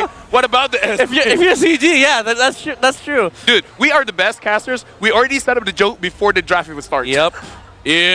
Seems like you guys have a bit of a foresight as coaches as well. Yeah, dude, just go Claude, go Hey, spread, go that's late game. That's why we used to be. Wait, this is why we used to be coaches, man. We can call this. He's from a different region. I'm old as hell. We can still do it. I'm old too, don't worry. Are you? Not as hell, just old. Oh. Okay. I have no response to that. I would want to say old as heaven. You know what? This is game number 3, guys. Yeah. Is it? Hey, game number 3. Very fast. If Envy wins this one, It's a best of 7, by the way. hey.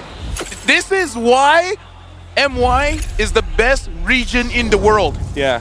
We value the time of the people watching. And the people working as well. And the people working. We are considerate. Indonesia, learn from us. Speaking of which, right now we are about to jump into game number 3 in this best of 7. You wouldn't have thought about this, but this is the game. Let's see which team goes to M7.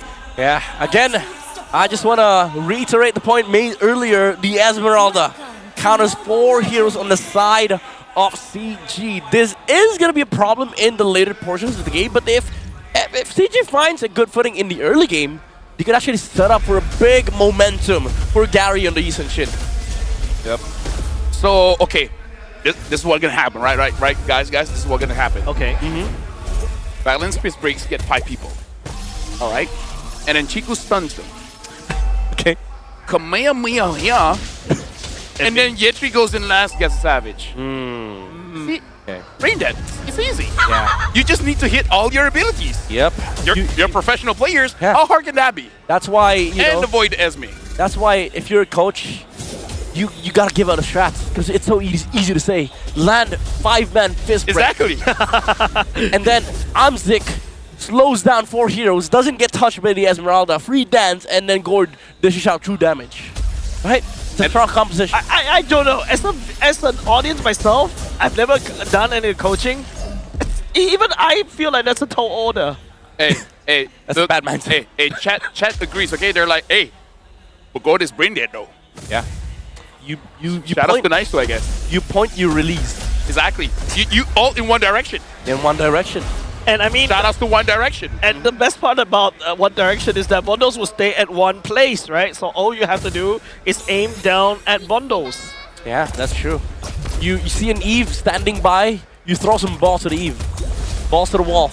Or to the face. Balls to the wall. And right now, speaking of balls, MV and CG, the turtle has been spawned here. Yetri does have level 4. So this is very easy. Yetri, Bravest Fighter, gets 4 or 1.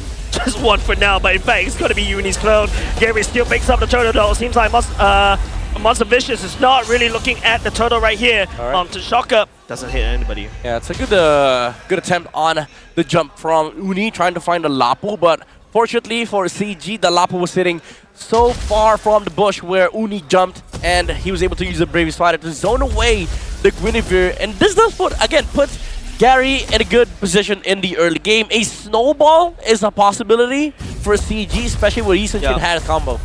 Look at this. Amzik will have to deal with Leonie as well as Ruff. He does have the Zaman Force, but looks like he's not going to go for it just yet, considering that Ruff still has the BMI. And I feel like in this one, CG, like true analysis. Yoni. Hold on, Yoni gets getting taunted right there. Yoni, tags onto balance though, picking up the first bullet. Amzik trying to make a play right here, but will be just drilled by Ruff as he BMI's out of there. So that was unlucky, but I legit feel like CG, the main plan here is try to be as disciplined as possible in the sense of making less mistakes. That's a sword in the face of Momo right there. Slice and dice. I mean, it's just, CG and Monster Vicious making trades up top and bot. How long is Flicker cooldown? It's 2 minutes, right? 2 minutes, yeah. You know, They don't want to use it because turtle spawns? Maybe. They want to save it for turtle. That's true. You gotta think ahead. Yeah. Like, I'm gonna die anyways. You fight for objectives. You're gonna die anyways. So Macro, right? Is macros. You don't get it, right? Yeah. Hey, come on. Yeah. You're the analyst, man. Keep up. Alright. Year 3 is actually hard pushing down bot. Momo trying to make a play, slice and dice, but then Momo just dances around, dodging every single thing that Year 3 has to offer. Yeah, that's bravest fighter gone for the turtle fight, but Uni doesn't want to go turtle, he wants to go XP. Hey, but this is good. Look at this. Yetri is level 7. Momo is just about to hit level 6, so they have an advantage here. CG has 1,000 gold. They can't mess this up.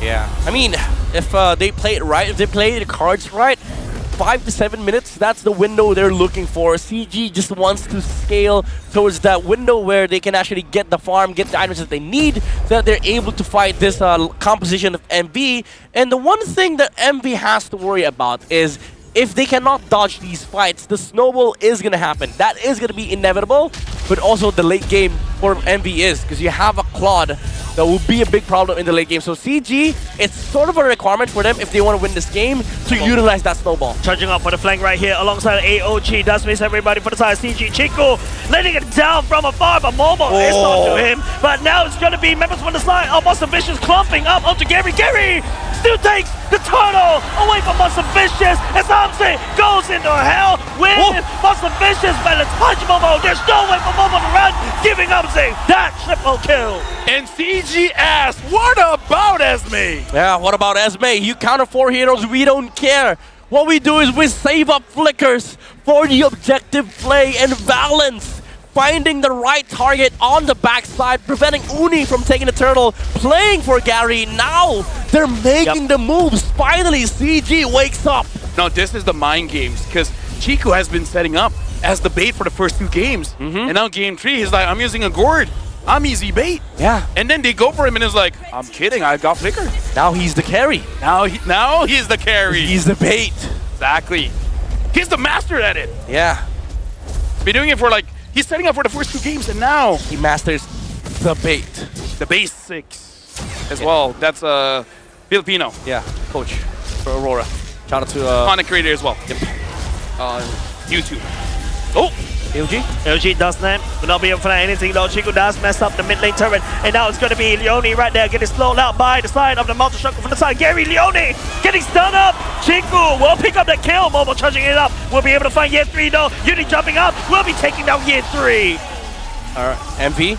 They find an answer. That's a little bit of a deep dive from CG. Even though they lost 2 heroes, it's fine because Gary's just constantly farming. But again, they have to worry about this Claude getting farmed for the late game. Yep.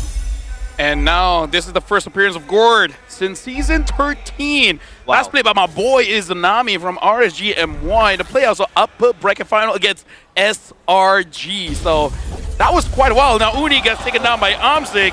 Amzik, being the boy prodigy here, trying to outplay MV. But this time around, Monster Vicious is actually on the heels of Amzik. Year 3 trying to go in for the help right here. Goes in with the Bravest Warrior as well. And Monster Vicious, they have to disperse. But at the same time, Ruff getting run out by Balance. Gets out with the BMI. Chiku unleashing the laser onto Monster Vicious. But Gary, while everything is happening, takes away the turtle though. Yep. A little bit uncoordinated there from MV. They didn't know if they were going to commit or not. Playing it safe, and this, I would say, is super passive compared from the past 2 games that we've seen MV play. And now CG is actually the one putting in the pressure on this map. And this is the window that we were talking about earlier where they are much stronger than MV. Yeah. They are able to utilize their heroes well, especially with Amzik playing a very aggressive Harith game. It allows Balance to look for potential targets even further for CG. And this space is being utilized by the Eastern Shin. Oh, just look at the amount of farm he has. Landing the stun! Oh my goodness. Vondos immediately evaporate. The Uni something no. Ruff landing down with the blazing duet at the same time. Just activating the damage onto CG. Balance and Amzik going down right there. Honestly, I would say that was good plays coming in from both. CG started up quite well, but then MV responds amazingly by, okay, you overextended, and now we're going to be taking you down. I wanted to use that time to discuss the itemization of Amzik, where this time, instead of going for the decisive, he actually went for the enchanted talisman, which does allow him to be a little bit more aggressive. Maybe less in terms of damage, but he plays with the cooldowns better. Yeah, maybe the idea is they don't need that that absurd amount of true damage, because you only have to take out these damage units on the side of MV. But this engage though from Uni, even though CG found a good team fight, he finds the important target, which is the Harriet. Blazing Duet though from Blazing Duet does find onto MC. Leone has to want to pick it up, but Gary is right there. Knocks down Bondos onto Leone next. Will not be able to do anything. CG, some signs of life. There's a bit of a trade happening between these two teams. You know what, now I'm feeling a bit better because both teams now, it looks like they do want to go to M7. Yeah. CG right now with almost 3,000 gold lead, and I'm liking that. Maybe this is, like we were discussing as coaches, we give here that is green. That's so that you don't make mistakes, right? Chiku on this court has not been overextending. Yeah. Say what you will, it's working. Yeah, and it actually opens up the map here for CJ. Valens has been making good plays. Look at this. Oni couldn't even get to the Lord Pit. Down low just a little bit. Gary still secures the Lord with the Retribution. No contest coming out from Monster Vicious as of now. Yeah, look, right now, CG, they're in a very good position. All they need to do is really not to overextend and not to make a mistake, because I feel like you have multiple ways to engage a fight. One of them is actually for Chiku to start off with a good stun, and then afterwards, Valen can follow up. Looking at the items here, Ruff, 10 minutes in, does not complete his 3 items just yet. Yeah, it's not there yet, but he is actually fairly catching up to the Harriet, which does pose the problem for CG. Can you actually convert these major objectives that you're taking so you do not get stretch this game towards the point where Ruff actually becomes a problem? I'm trying to get that, not going to be able to. And honestly, CG, at this point, they still got to be careful, because I feel like if they overextend and they don't get bundles first, and then the RWM locks them in, there is potential that Envy could turn things around. Yep.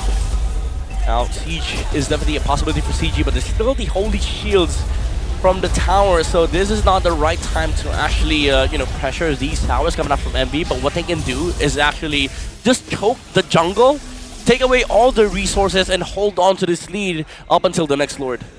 Are we going to be looking at a Pauldron coming in soon from CG? Because, again, it's good against attack speed, but honestly, we don't see that the item being built too much against the attack speed heroes. Yeah, I'd say probably Blade Armor first before Pauldron for CG, especially on Valens and Ooh, does land up to Leone. Bondos opens up with a real one manipulation. It seems like Rob goes for the back line. He takes down Chiku, and now goes to go on on Gary, but he BM back to safety. Momo now chasing down the rest of the members. Activates a flicker. No way for the side CG to run. Momo is angry. Momo is looking for more, but it seems like he may have overextended just a little bit. Valens punching him. Momo right in the face of Gary, and Gary lastly sluts him up. Can I just say, something that we do have to know here is balance, man, because we don't see Badang a lot in the current meta, but he's disrupting MV left and right. Yeah, these counterplays from CG are definitely making the difference, but even then... Oh, AOG? What are they trying to do there? I mean, trying to defend that tower and maybe force out the members of CG, but again, I would say MV, they're still happy with what happened, because even though they did lose some heroes on that fight, even though Momo overchased, they're sort of delaying the game for the Claude. And matter of fact, they're getting the kills onto the cores, the important heroes, which is the Harriet. That effectively shuts down the tempo here for CG. Even though you're leading by 4K, you still have a late game Claude to consider in the next few Lord fights. So again, I have to go back to the Blade Armor discussion. I think that's going to be very, very beneficial for CG to pick up both on Valens and Yethri, so that the spill damage of the Blazing Duet is going to concern Rock whenever he wants to go in. So right now, MV, they have multiple ways to engage a fight. I feel like if they're able to give free space to Momo, with this Esmeralda, maybe able to disrupt them. Ooh, that's a laser activated. Rob goes all the way in. He actually gets shut down by the side of Valens. And now Bondo's in a spot of trouble. Members on the side, almost a vicious double back. But it's ES3 going on hand. He tries to 1v3, but gets slowed down. The Voltage Shocker coming out from CG. Monster Vicious, the wall being built. Leone zones out. Chiku and Amze buying some time, but not good enough because the members from side CG collapse onto Monster Vicious. Wow. Bondo's able to save himself there with the shield, and also the Violent Requiem from Uni does hold off CG, but they're still going to be able to get that Lord. The jump from Rob, even though it looked crazy, it had a reason. He wanted to poke down the members of CG and then just BMI out. But that punch from Balance actually delayed the BMI so that the damage went through and killed off the Claude. Yeah, I really feel like this is one of those situations where you just take your opponents out of comfort, where one of the benefits of a Badang right now is just that you don't fight him often, so you always have this assumption when you go in, you have free reign to do whatever you want, but then when you get pushed here, there's a wall there, and all of a sudden, it slows down your decision-making just a little bit, but in professional play, that's a lot. Yeah, this is, you know, those little seconds, little crowd controls that he could dish out from the Badang does add up because they have the damage to take out these targets on the side of MV. Siege done by the side of CG already, even throwing that Mountain Shocker right there. There's a lot of long range that Chico can literally throw at Monster Vicious. Rob just picks up that item already, so that's going to be very helpful. Balance trying to make a play right here. Fish guy on the 3, but Leone will punch, and Moba will be there to try to hold down the fall just a little bit longer. Mid lane for the side of Monster Vicious. Now LG lands on the Chico, but Leone gets the wrong way as Chico goes into Winter. Mondo's taking the Mystic Gun. Gary takes the Momo as well. 3 members for the side. Monster Vicious done. Is this it for CG? Dude, now we have a series here. Gary with a triple kill. CG with 9,000 gold. Looks like this is not going to be a 4-0. CG wins game number 3. And right now, folks, it's a slow start. But both MV and CG have now gotten in the zone. And now the best of 7 really starts. They deny the sweep from MV. They deny the win. And they ask themselves, what about the Esmeralda? What about the Esmeralda? What about the gourd? Oh yeah, Chico literally melted everybody right there. Yeah, no, dude. But legit, like, as coaches, sometimes when you see your player having this, I would say, instinct to move forward, you just reverse psychology by giving a hero that there's no way that you can move forward. Yeah, and again, this is also, like, every single time we talk about games, 50% draft, 50% execution, and this is why it's 50%. You get winning heroes, but if you don't execute that well, your enemies could still possibly just remove the counter from the game, and the Esmeralda wasn't a problem here. Even the Claude, he had a phenomenal Blazing Duet, but Gary deleted him in 2 hits. And honestly, with this being going on, I think Valence is not the MVP, but I really want to shout him out because the plays weren't super flashy, but you cannot deny by what he redid in the game. And now we're going to be looking at the MVP of the game for CG. And personally for me, it should be Gary. We're going to see who it is, and it is Gary. And I gotta say, he played his role super well. Reminds me of what happened yesterday when he did pick up that Fanny. CG is not doing good, but then all of a sudden, he's just like, okay, just give me a good hero and let me pop off. And my oh my, he popped off. Yeah, they woke up. Honestly, this feels like a different team playing game number 3. The CG on game 1 and game 2 felt very uncoordinated. There was still one fight that, you know, was kind of weird for CG, but overall, Year3 was doing amazing things on the Lapu. Valence holding off the Guinevere and holding off the Claude, which is usually the answers against the Badang, by the way. But he was like, what about it? Yeah, exactly. What about it? Yeah, there's so much questions that even, like, I love it when people answer me with another question, right? But apart from that, let me ask you guys another question. It's like, I feel like the Badang coming up from the side of CG also really helps the Gord a lot because there's a lot of times there's no way for Monster Vicious to really escape using that away from the Mystic Gush. Yeah, just raining it down from one line. It's a good combo because like you block off the exit. It's sort of like the Grok wall with added stun. And that is just adding to the amount of crowd control that Chico has been throwing out. And remember, he dishes so much damage that if you don't get away, like straight away after being stunned, you're gonna melt. And because of that, if you add more CC on the side of CG, even the Esmeralda could feel the damage. And honestly, like, in a way, this is kind of genius where you build a draft that is very easy to engage on, and then you have a Badang that is great at counter-engaging, right? Yeah. I would say one of the difficulties for Badang in the current meta is that there's a lot of heroes with so many dashes, right? So even if you do catch someone, they're able to dash out. But what if they all dash in? Yeah. So they use the escape, and then you can properly catch them. So in a way, this might be CG really cooking here by having an easy target, giving confidence to the opponent, making Valent's life easy. Yeah, this is, again, a smart draft. Overall, the composition does do a lot of things that are great against MV. It's just that the Esmeralda just naturally counters them. But it's sort of like a situation where you have to counter 4 heroes. Which do you actually address? Because even the Lapu Lapu had an amazing time in the early game, didn't have to deal with the Esmeralda, and he became a force to be reckoned with in the mid game. Even the Badang, yeah, sure, you absorb his shields, but what about it? If you get stunned, Gary is still going to be able to get the turtle. So again, counters in the draft is not everything about MLBB. Yeah, and also I think, yes, while one hero could just counter everybody from the side of 4, I think there's also another thing to think about, right? The fact that, you know, you also give a very comfortable hero over the side of Amzik on the Harif. He's going to output the damage. Gary is feeling confident. Chiku, I think, like what LaFell said, right? If Chiku likes to step a little bit too forward because he has that safety net or being able to dash away, you just remove that from him. Yeah, they have a safety box, honestly. And also, just the sheer pressure of being gone on allows CG to sort of like dominate a place and establish a box wherein if somebody steps in, they're gonna get jumped on by the Badang. Some random ball will stun them, and also the vision coming up from the Eastern Shin. That allowed, honestly, CG Esports to completely dominate the vision and the placement game against Monster Vicious, which prevented them from utilizing these heroes that they have.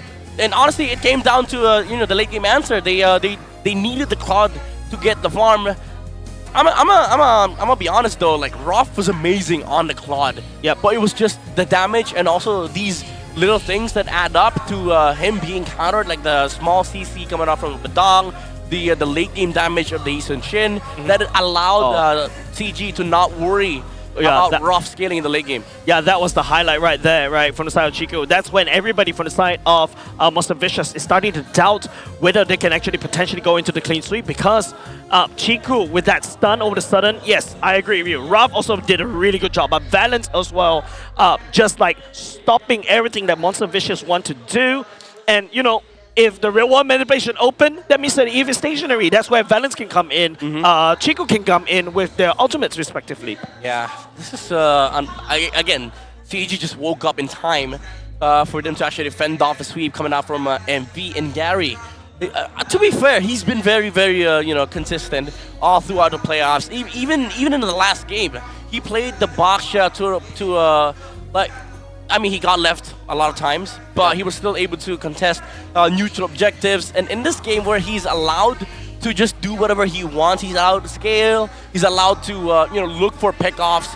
This is the amount of performance that you're going to be seeing from a player like Gary. Yeah, with that said, ladies and gents, we're going to throw it over to Rose for a quick game break interview. Selamat kembali kepada kita punya segmen Abang Grab, di mana penonton boleh cabar Abang Grab kita dan menang hadiah. It's time to beat the bro and grab the code. So, sebelah Rose ni kita ada satu Abang Grab. Hai Abang Grab, apa nama awak? Yao. Oh, Yao, okay. Abang Yao, you suka main ML? Apa dia? Suka main ML ke? Boleh lah, boleh. Oh, boleh je. So, nanti Abang Grab akan 1v1 Johnson dengan salah satu penonton lah dekat sini. You rasa boleh ke bantai dia? I will try my best. Try your best? Tu je? Ya. Bila you main ML, biasanya you main hero apa?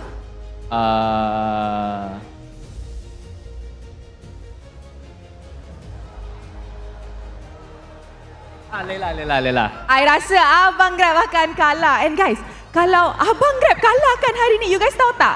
Semua orang dalam MIPS Serdang akan dapat skin. Tetapi kalau Abang Grab menang, online viewers pula yang dapat. So, kepada penonton kita dekat MIPS Serdang, ada ke yang nak jadi wakil? Angkat tangan. Siapa sini main Johnson? Okey, jap kita nak tengok sikit. Abang Uish. Main Johnson. Siapa sini? Main Johnson. kat sana. Sini. Yang tengah. Yang pakai warna baju putih ke tu? Okay, jom.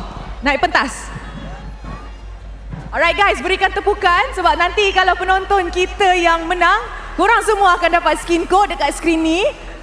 Dia adalah wakil anda. Hello. Hai, apa nama awak? Fauzi. Okay, so challenge hari ini adalah kedua-dua orang akan main Johnson. Tetapi kita ada satu phone sahaja sebab kita ada timer. Di mana you kena pusing satu map. Siapa paling cepat hit base balik, dialah menang. Boleh?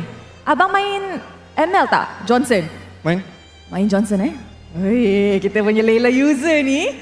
Okay guys, so mari kita start in 5, 4, 3, 2, 1. Okay. Don't hit people lah. Aduh, belum start. Dah kelam kabut dah. Okay. 6 saat Kita tengok berapa lajunya Abang Grab kita boleh succeed dalam mission ni.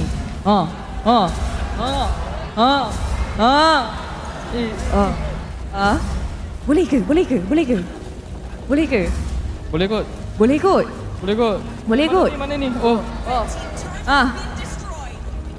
29 saat. Wow, not bad. Abang ni main role apa dalam ML? Gushin. Oh, main Gushin. Tadi cakap main Johnson. Boleh main Johnson. Dua-dua boleh. Okay, so you rasa kalau 29 saat, you rasa you boleh buat lagi laju tak? Saya cuba. Okay, abang kena ingat ya, awak adalah wakil-wakil penonton dalam arena ini. So, inilah masa. Guys, bagi semangat sikit. Alright, Abang Fauzi. In 3, 2, 1, go. Okay. Dia dah start. Kita tengok. Boleh berjaya ke kita punya penonton hari ini? Okay. Kena ingat, it was 29 seconds untuk Abang Grab. Okay. Nampak smooth? Tapi macam kalah je ni. 22, 23, 24, 25.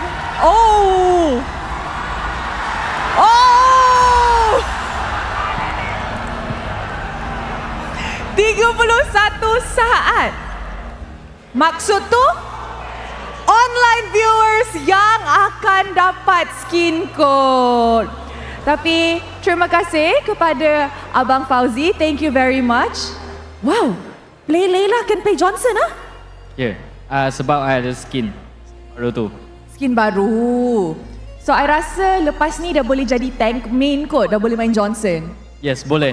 I confident. Okay, Abang Grab, sebelum kita pergi break yang sekejap, Rose nak tanya, mungkin one last question on stage. Sekarang, best of 7. You rasa siapa yang akan menang? SRG. Untuk perlawanan ni lah, MVCG. CG. Score? 4-3. Wow, semua orang OT hari ini. Ini yang kita nak. So guys, sebelum kita mulakan game yang seterusnya, we are going to go on a very short maghrib break. So players dengan kita punya talents boleh solat sekejap sahaja dan selepas tu kita akan continue kita punya perlawanan. And with that, we will see you guys shortly.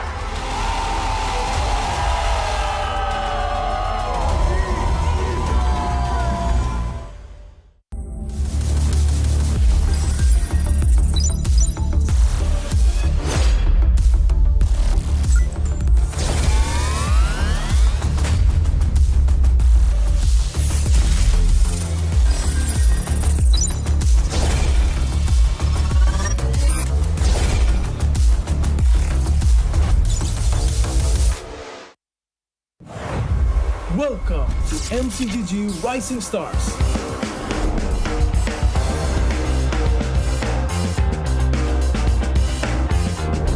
From September 12th to October 19th, take part in the regional contest, open to all players. Step up and prove your strength. Division finals will run from October 24 to November 2.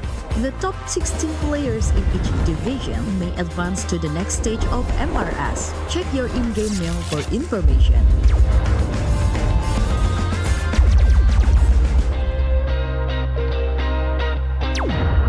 The S3 Finals group stage kicks off from November 8 to November 9. The top 6 players from each group will qualify for the S3 Finals semi-finals. The semi-finals will be held on November 15. The highly anticipated grand final arrives on November 16. The champion will earn a direct qualification for the first MCGG World Championship. The battle is on and the world is watching.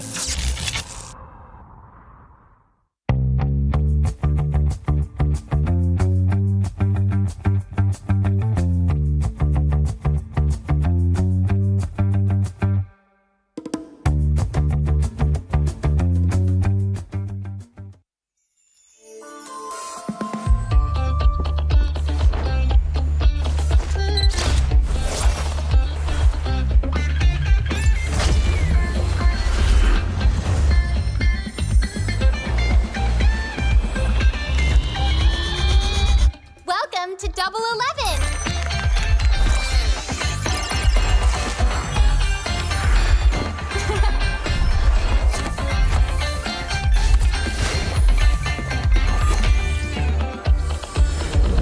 Amazing prices, amazing styles.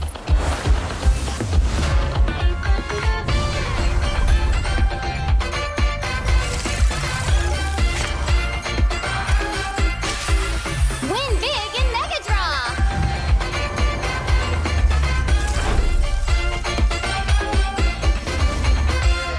Lowest prices, incredible benefits.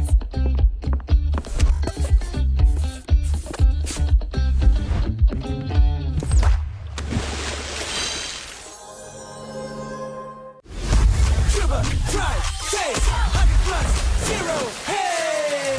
Rasa, padu, tanpa kalori, yo, tanpa kalori. Jom hebatkan harimu dengan 100 plus, 0.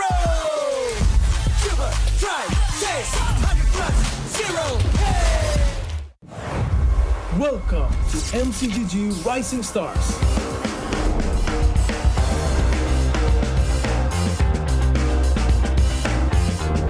From September 12th to October 19th, take part in the regional contest, open to all players. Step up and prove your strength.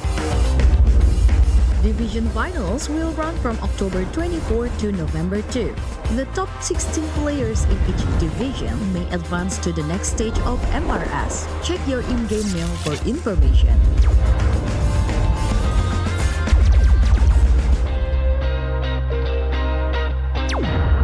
The S3 Finals group stage kicks off from November 8 to November 9. The top 6 players from each group will qualify for the S3 Finals semi-finals.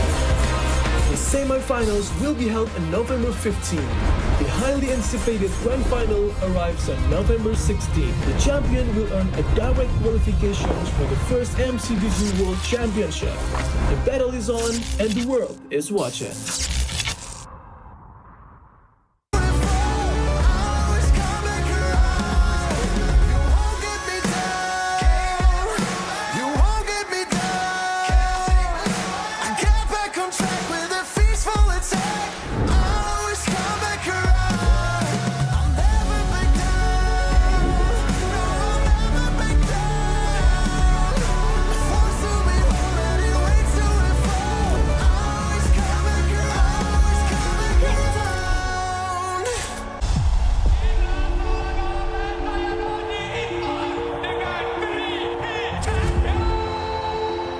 This season, we're aiming for first time for Beat in Malaysia.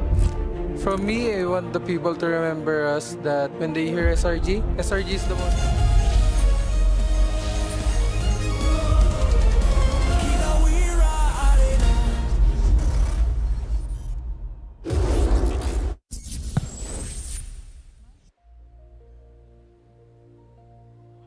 And now welcome back, by the way. Thanks for buying time. That was really needed because I was able to get to the backstage. Oh. Got some little bit of information. Yeah. Just a bit of some insider information. Do share, sir. Welcome, by the way, to the low bracket finals here. We are in the best of 7 where CG just, in a way, came back, right? Because MV won 2-0 and then now they got a win. So I was able to talk to some management people and they did say game number 1, game number 2, Chico was weird, not just in game, but even out of game. Like he was just I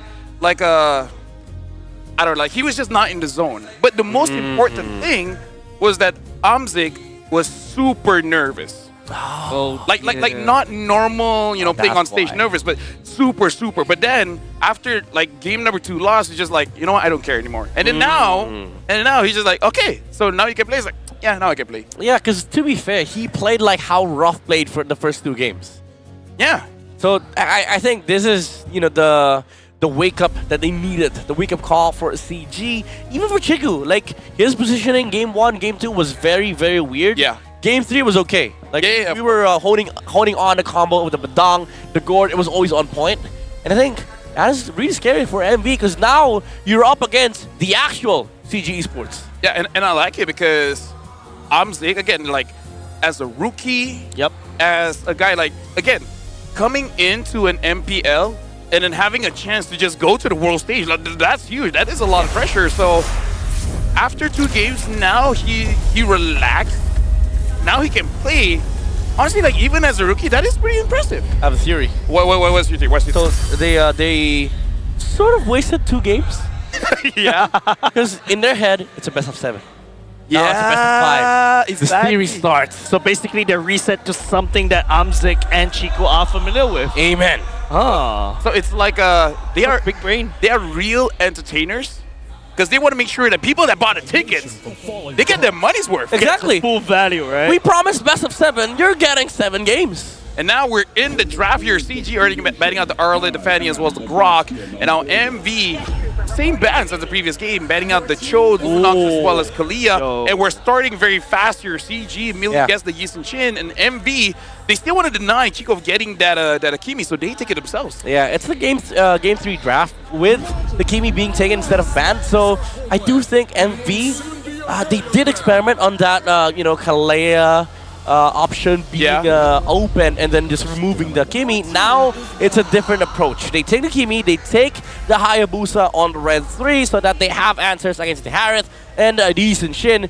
So now it's going to concern CG even more because game 3, okay, we were able to win, but with this adjustment from MV, it's going to start changing things up. And, you know, I think CG, like what you mentioned, they're really changing things up, right? For the first 2 games, CG drafted Amzik's hero very late, like either R4, R5, or B4 and B5. If you notice, CG is actually prioritizing Amzik like at B3 at the first phase as before we go into the second phase ban.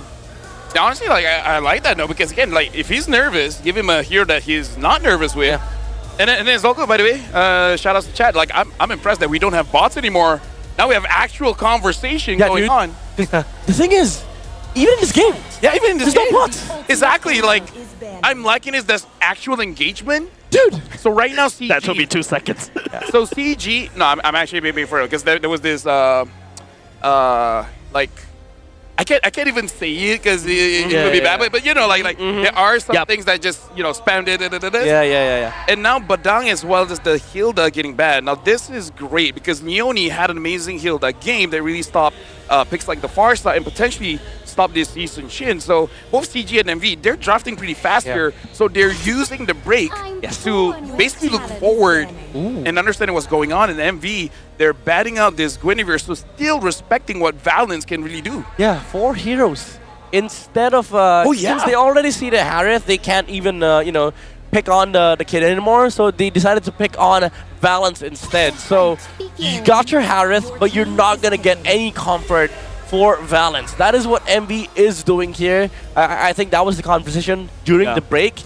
They need to pummel down on this roam because now CG figured out, hey, our kid's awake. He's done with the exams. He's now telling our coach, give me the Harith. Yeah, Yeah, and not only just that, right?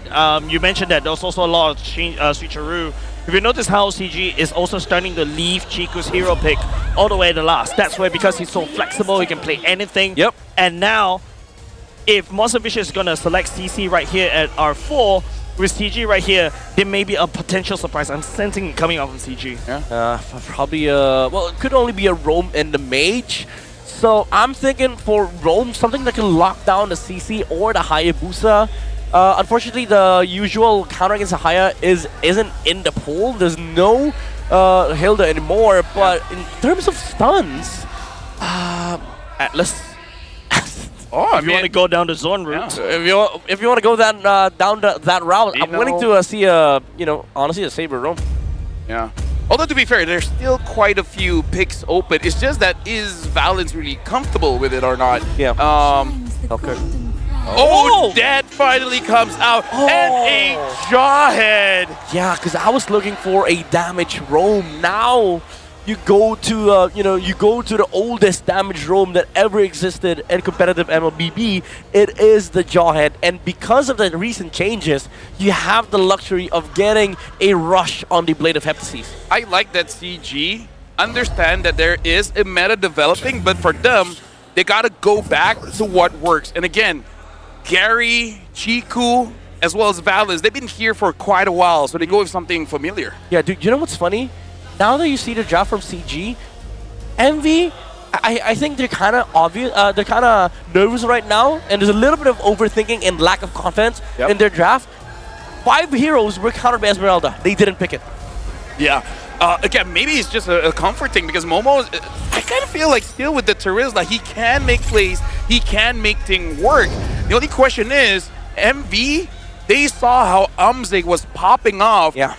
He didn't get an MVP, sure, but still, he was doing so well. Yeah. So how does Monster Vicious really play this game at this time? Are they going for Umzig? Are they going for Gary? Will they show a little bit more respect for this Odette? All the questions will be answered because right now we are jumping into the land of Dawn. The score right now is 2 to MV and 1 to CG. Can CG equalize the score? Definitely have to lower their center of gravity right here because the gravity of the situation earlier just now wasn't looking very good for CG. I'm glad they're stabilized, but Monster Vicious, right? Yeah, you can sense that there's not a lot of answers, especially to the Harif, right? Like, for the side CC, yeah, technically speaking, that could kind of work. You're going to get lane bullied just a little bit. I'm expecting a lot more movements coming out from Monster Vicious. Yeah, again, this is them trying to switch up their ideology behind the heroes that they pick. They go back to comfort, I would say. LaFleur's right. And as a coach, you know, this is sort of pressure for MV. You were on a momentum and you got stopped. So some of these players would be overthinking, and the way to absolve that is you give them what they want. You give them what they feel like they're willing to play in this game. And I do think that there's a merit to there's a merit to this pick because it does stop a lot of the mobilities coming out from CG. But man, it was such a good hero pick that they missed. Yeah. Oh, okay. Going to be Gary getting taunted right here in Mount Shaka, but Yetri picking up first blood, covering, but Gary will unfortunately go down, but it's on a Momo right here, and it seems like, you know, the center of gravity a little bit awkward. Valens ticking! Oh! Momo finding counter kill, and Uni trades back! And right now, MV is having quite a good momentum here, getting a few kills and on key targets. Chiku, Gary, and even Valens, but look at this, Year 3! Year 3 is angry, and he's hungry. He's looking at Momo like it's food. Uni right here, what can you do with shurikens against Year 3? He's more than happy to fight. Bondo's going in the stun, but Year 3 this time around, unfortunate. Overextending just a little bit. Okay, so I feel like both teams are getting quite heated in the first 2 minutes. Do you think this is okay, Minette, or should they kind of slow it down just a little bit? Honestly, for MV, it's okay, because you're running a double fighter setup. You play to the strength of your lineup, which is to brawl against CG. Because the thing is, it's the same problem from game number 3. There is a window for CG to actually work with. It's the 5 to 7 minute window where they're able to sort of like establish a snowball. So if you're MV, you want to stop that, and you want to be able to capitalize on the fact that you have strong early game heroes, because if you scale towards late game, you're not going to have as much damage as CG will. Yeah. And honestly, I liked CG's, I would say, concept in the draft right now, and have at least one person to be able to counter engage. Before this, it was Valens, and now it is Chiku, because Odette kind of like an Eve where the abilities doesn't have a big explosion. Sometimes you forget how much damage it really does, but that does mean that Chiku has to be careful if he's one of the first persons to actually die in combat. Then all of that counter engage is gone. And also just the sheer positioning as well in the team fights, because remember there's a knockoff on the side of MV, the penalty zone, the AOG. Oh, balance, unstoppable force onto Leone. Chiku going in with the Swan Song. Uni with the shadow kill, just barely tackles Chiku. And all of a sudden, that damage coming up CG is a threat. Oh, speaking of which, they're taking quite a lot here. You're actually trying to fight back. But looks like both teams are going to disengage. But I feel like that's a good litmus test for both CG and MV, understanding how much damage the CG will have. Getting tagged by the side of Rock. Gary will come in with the lane some support just a little bit. Does save Armzik, so that's good for the side of CG. I'm actually impressed. This is proper MLBB. Exactly, yeah. MV forcing out a lot of things on the side of CG is something that they need to do. And CG, even though they're trying to put a stop onto the aggression of MV, this is just a sheer unique matchup factor. Shadow kill immediately. That's a pick up for the side of Armzik. And yeah, I mean, you're right. It seems like we're finally tuned into MLBB. Yeah. We just need some time to adjust, need some time to warm up, take some criticism, and then get back in the zone. That's kind of like the Asia way, or Southeast Asia way. Tough love. And then you come to your senses. In the best of 7. And what? In the best of 7. In a best of 7. There you go. You can't do this in the best of 3. Exactly, because best of 3, you gotta win two games. In the best of 7, we can lose some games. Yeah. Maybe test some things out. I mean, SRG does it sometimes, experiment, push the draft to the edge. But right now, I mean, for MV, they gotta lock in. Speaking of which, look at Valence as well as Leone looking for targets here. Leone as well, year 3 at the same time, slamming the sword, but it does miss. Slamming it onto the wall instead. It's going to be AOG coming out by Leone, trying to delay it just a little bit. Traction pulse coming out on Bondos. Does help, but Chiku, the damage not there. Unfortunate for the side of CG as Chiku's head taken up by Bondos. Yeah, very good attempt coming out from CG to repel the aggression from MV, but they got what they wanted. They got a turtle. Uni even got the a kill right there, I think. And even though they lose Ruff and Leone, the Hayabusa is just allowed to snowball what Gary was able to get in the previous game. Now Uni is experiencing the same thing. What I like about game number 4 is both teams are playing towards their specialty, which is MV, the death ball. You move as a team, you get as much kills as you can. CG, like, we memed about it, but they are trading. Okay, we lose here, we get something. Look at this, CG got bot and a top turret. Now both teams, again, in a best of 7, you're allowed to have this.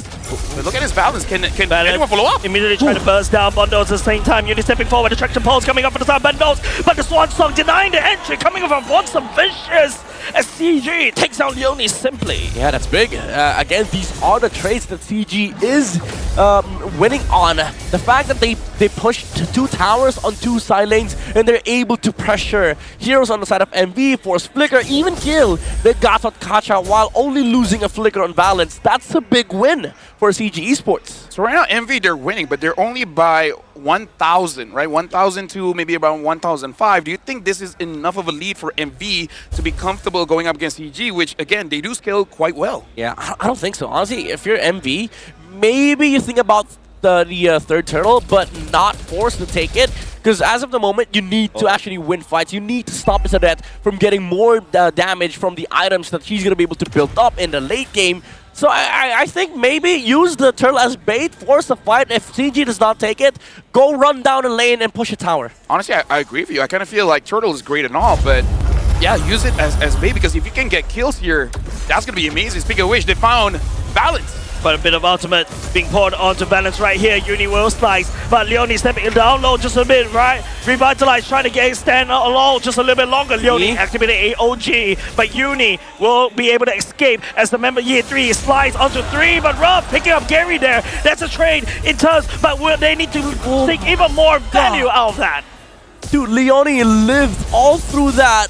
With the revitalized basic attacks from the passive, the heals sustaining the damage of the Eastern Shin, and now MV can actually go back. But Amzik though, he's lingering around here.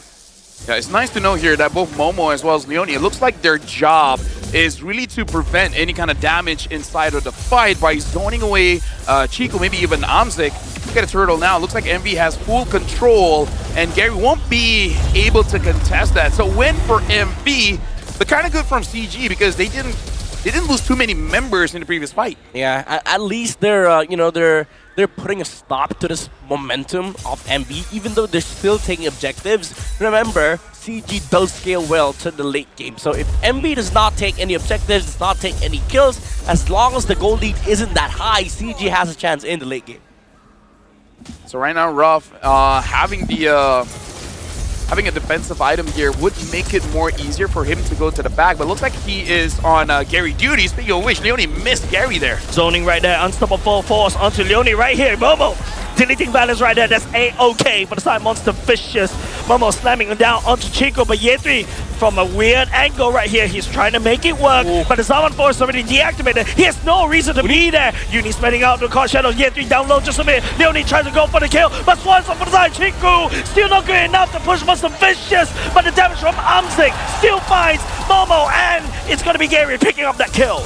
MV, they're good at continuing the fight. Even though skills have been used, just wait a little bit and wait for someone else to counter-engage. Bondos was good at avoiding some of the damage coming in from the Swan Song and just go in.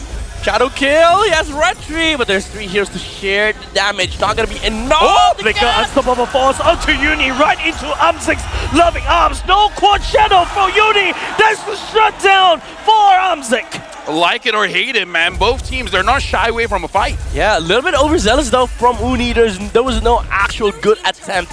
Even if he takes down the Eastern Chin, which was also very unlikely. There was no tower because there were no minions. Oh, Amzik stepping forward. Summon Force Balance will throw Leone all the way to the other side, but allowing Amzik to take down mid. That's A-OK for the side of CG right here. Amzik trying to lay down some form of damage onto Leone, but still in mid lane for the side of Monster Vicious cracked open.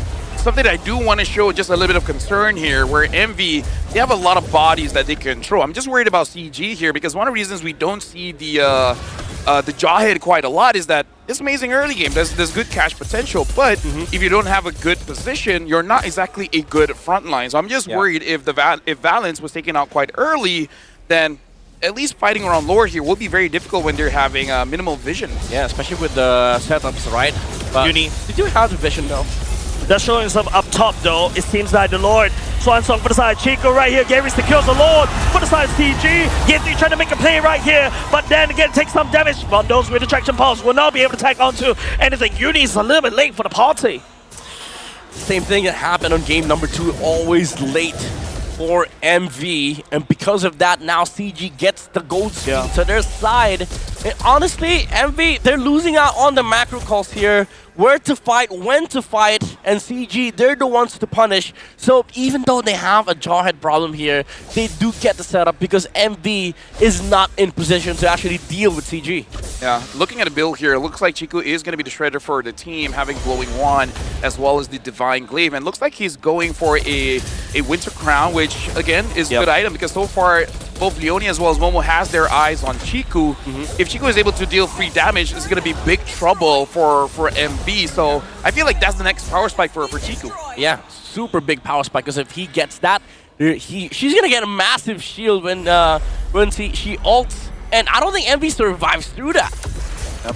Look at this. Remember the time Monster Vicious tagging onto Ye3. Not enough damage though. That's A-OK. He's more than happy to absorb as much of these utilities from the side of Monster Vicious. Now the Lords get taken down by the side of Monster Vicious side at the bot lane as CG unable to penetrate onto Monster Vicious defenses. Yeah. So right now for MV, what do they really have to do here at Midnight? Because it looks like in a way they're responding, they're not setting anything up so far. Yeah, I would say they have to look for something outside of this Lord fight. This next Lord fight is going to be awkward for them, especially because of the Mountain Shocker. So maybe the trigger for MV to make a move is if Gary wastes an ult from the Eastern Chin and then they go conceal, look for the Odette.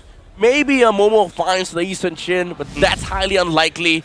So MV, they have to make a move. They can't just wait because this Lord fight is going to be awkward for them, especially if Chico finishes up the Winter Crown. Something I'm really looking forward to is both Ruff and Leone connection because I'm not seeing any current calls into AOG. Yeah. And again, like it's not the easiest thing to do, but I kind of feel like that's one of the win cons here. Like that's the big window for a good fight to start for MV, especially when you have a Terizla where the Terizla has an option whether to follow up with you or go for the other members that's not caught by the EOG. Yeah, I agree. Anybody could do for MV, honestly. As long as they see two heroes, this could be the start of the fight because they could just use the CC ult, utilize the AOG, and then maybe leave the Ace and Shin to Momo's problem because he is Terizla. He's supposed to be the frontline defense here for MV, but at this point they're trying to still do the slow push on top side.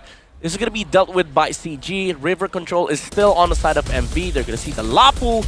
But it's still very, very safe for CG. I'm actually scared for MV because there's an impending two-side duo on bot side. Seems like Monster Vicious is not looking around the Lord. They're actually trying to look for any sort of stragglers from the side of CG to pick off. And now they're going to make a way over to the Lord pit. That's a very odd positioning. Yeah, I feel like they're trying to catch someone, trying to clear the minions here. But you're probably going to open up the map by using the quad shadow because, again, fighting as a Jawhead, you don't want all of a sudden get on top of force buy. Yep, seems like Year 3 picking up a lot of the pressure from side of Monster Vicious though. Balance positioning is very mysterious right now. CG still trying to pull the Lord over the balance. Activating the conceal play. The victim for the side of Monster Vicious is gonna be rough, but so many ultimates. He's gonna have it taken. And Year 3 stepping forward right here. The shadow kill just in time to try to save Leonie zone out. Finding Chico as well. Balance stepping forward, but will be able to deal with Momo as well. And it's gonna be a flop brawl around the bottom side. The Lord ultimately forgotten. And we're gonna throw Gary right into Leonie because he has the damage. He has the slice. Armsing picks up Leonie. And of course, the Lord for the taking for CG. Sloppy Lord positionings coming out from MV. Good flicker play from Valence. Even the rough popped the vengeance. It did not matter at all. And Leonie, he tried jumping in, but the answer was there for CG. The swan song into the winner crown. There was no surviving the damage coming up from Chico. And Year 3 as well, locking up the Hayabusa. He tanked the shadow kill and even killed up Uni. And now we see a player head-to-head here because both are getting targeted quite hard.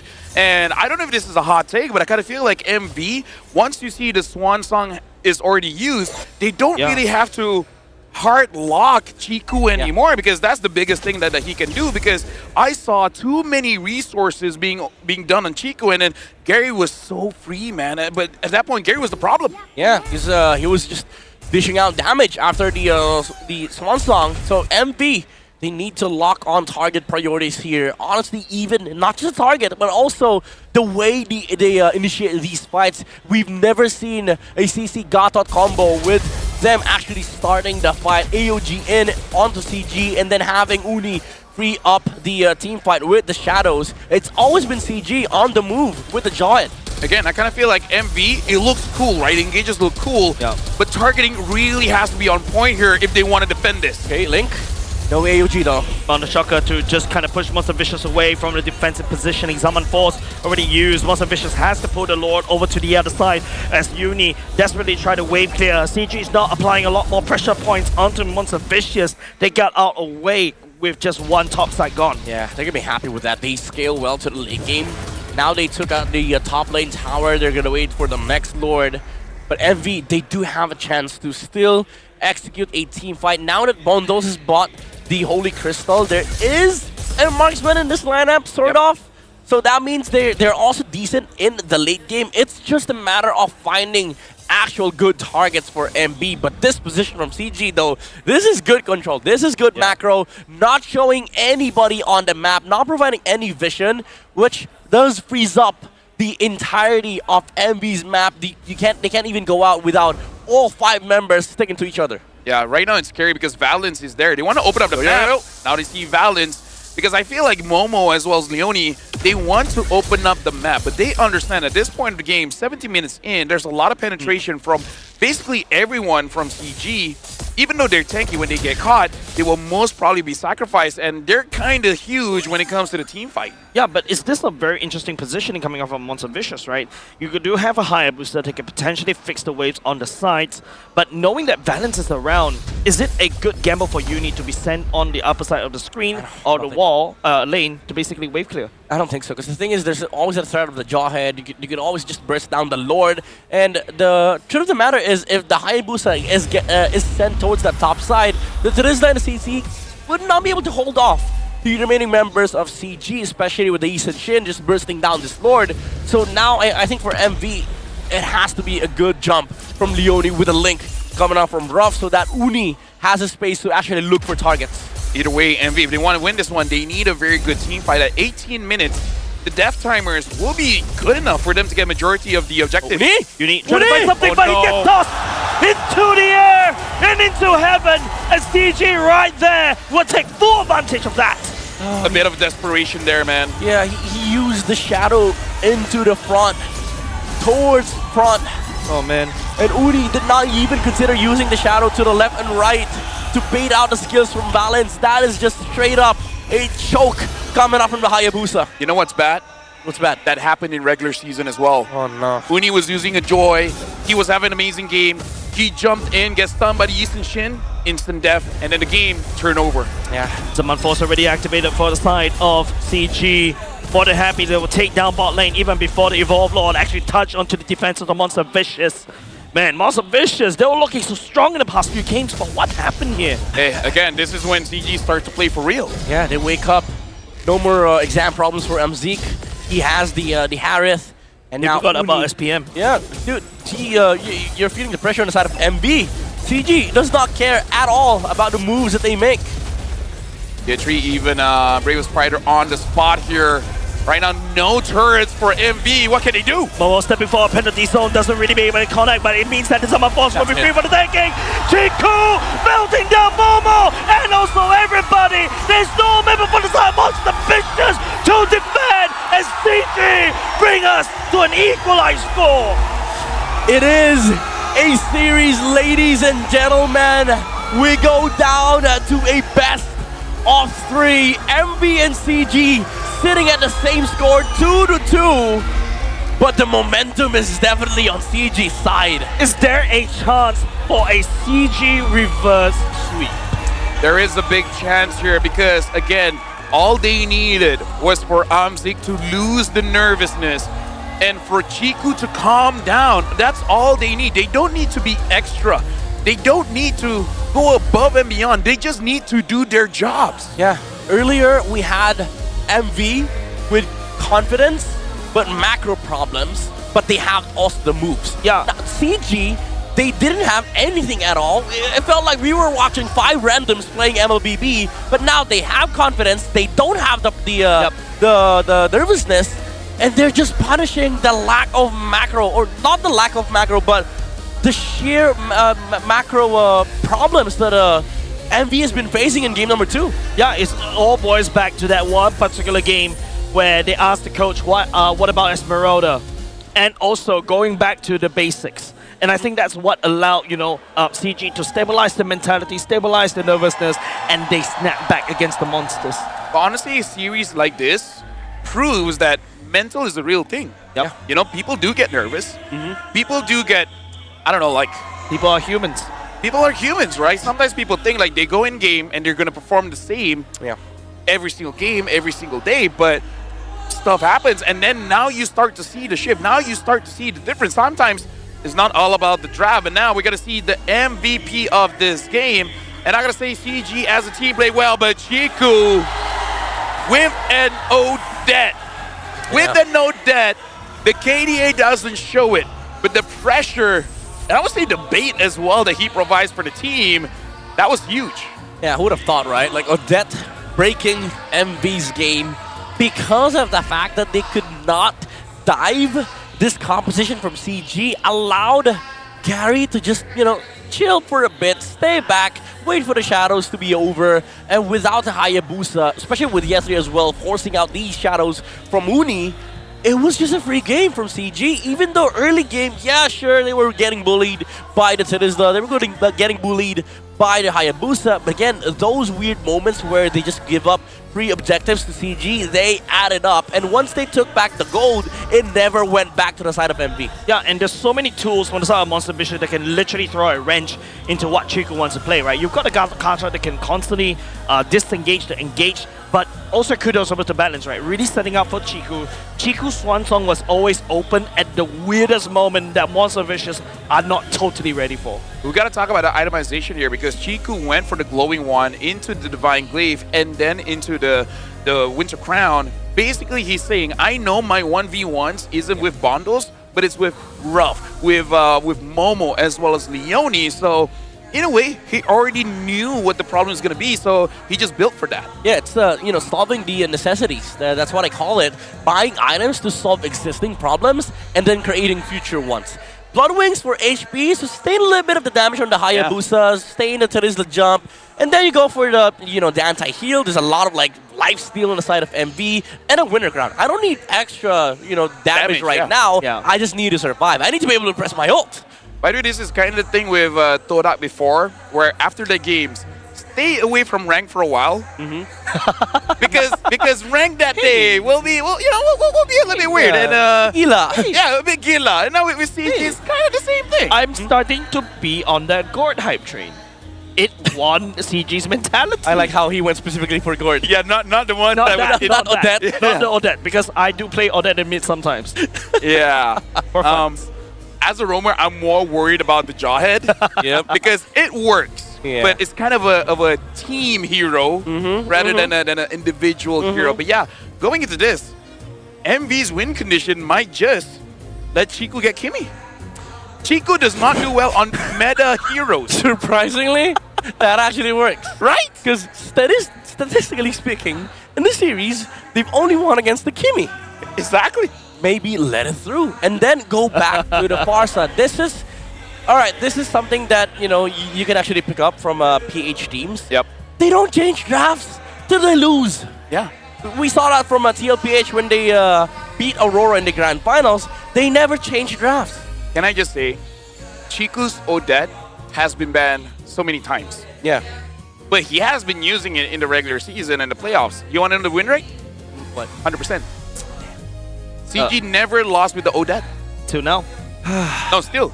Yeah. Yeah. So if you're MV, again, stats-wise. Stats-wise, yes. You give him Kimmy. And you let him build Skypiercer. Exactly. Sometimes the way to win is to let your opponents do what they want. Imagine if MV big brains this. They feed the Kimmy twice in the first few minutes of the game. So Chiku is in a mindset where I can actually buy Skypiercer. Oh, that's big brain. That's big brain. Sora just saying like, feed for a bit. Yes. Give him 3 kills and then shut down later. That's why it's called intentional feeding. Exactly. That's an actual strat. That's where Diggy feed came from. Yes. Nobody will be able to report me anymore if Chiku guys does that. Well, you're gonna be reported. I'm still gonna get reported, but the roamer's not. Let's face it, not everyone watch MPL MY, so they might have no idea what you're doing. Yeah, that's true. They see 0-2. Oh, you're getting reported, mate. 0-2. Yeah, but looking at the graph right here, right? Like, it's just, Monster Vicious taking a bit of a lead in terms of their side in the early game. And all of a sudden, when, they're faced up to something they're not used to. And that's where the veteran card comes into play for the side of CG, right? Chiku plays heroes even in the previous seasons, right? Like, the Jawhead was wonderful, right? And, now what's next coming up in Chiku? Like, let me get the Wheel of Fortune coming back. Sure. Let me spin for a bit. Sure. I'm thinking Nana. Wow. Okay. That was accurate. That was pretty good. Thanks. We did not rehearse that. Hey, no, we do not. But I'm thinking Nana could also make a very good. At this point, I mean, like point, it might work. Stormy used it in the previous grand finals. Hasn't been changed, so hey. Yeah. Maybe. I mean, to be fair, if he wins, he will get 100% win rate again.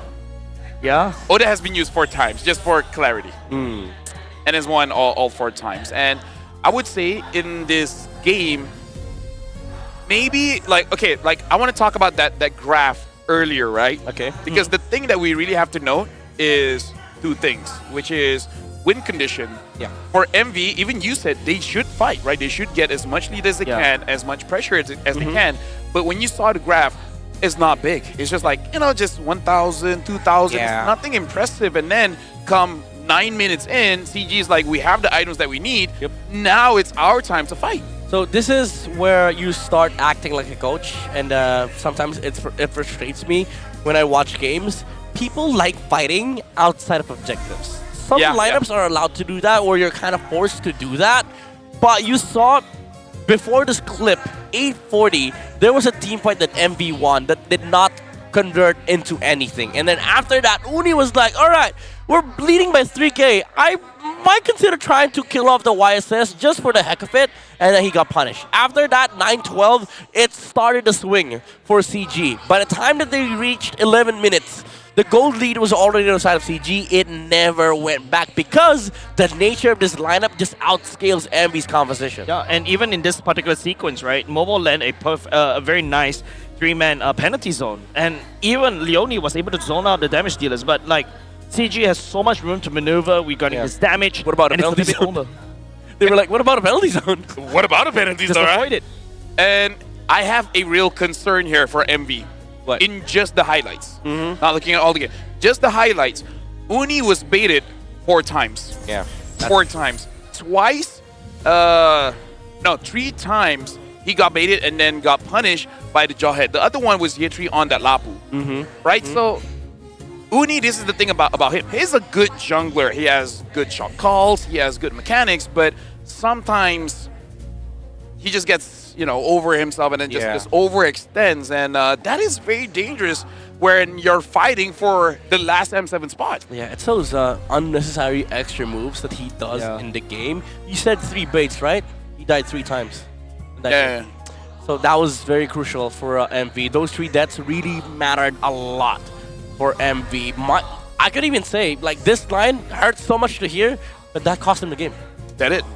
Yeah, like, I mean, like, of course, when you go so far right here, you're almost on the crits of victory. And then after that, you know, you start losing to heroes such as, like, Gord, start losing heroes like Odette.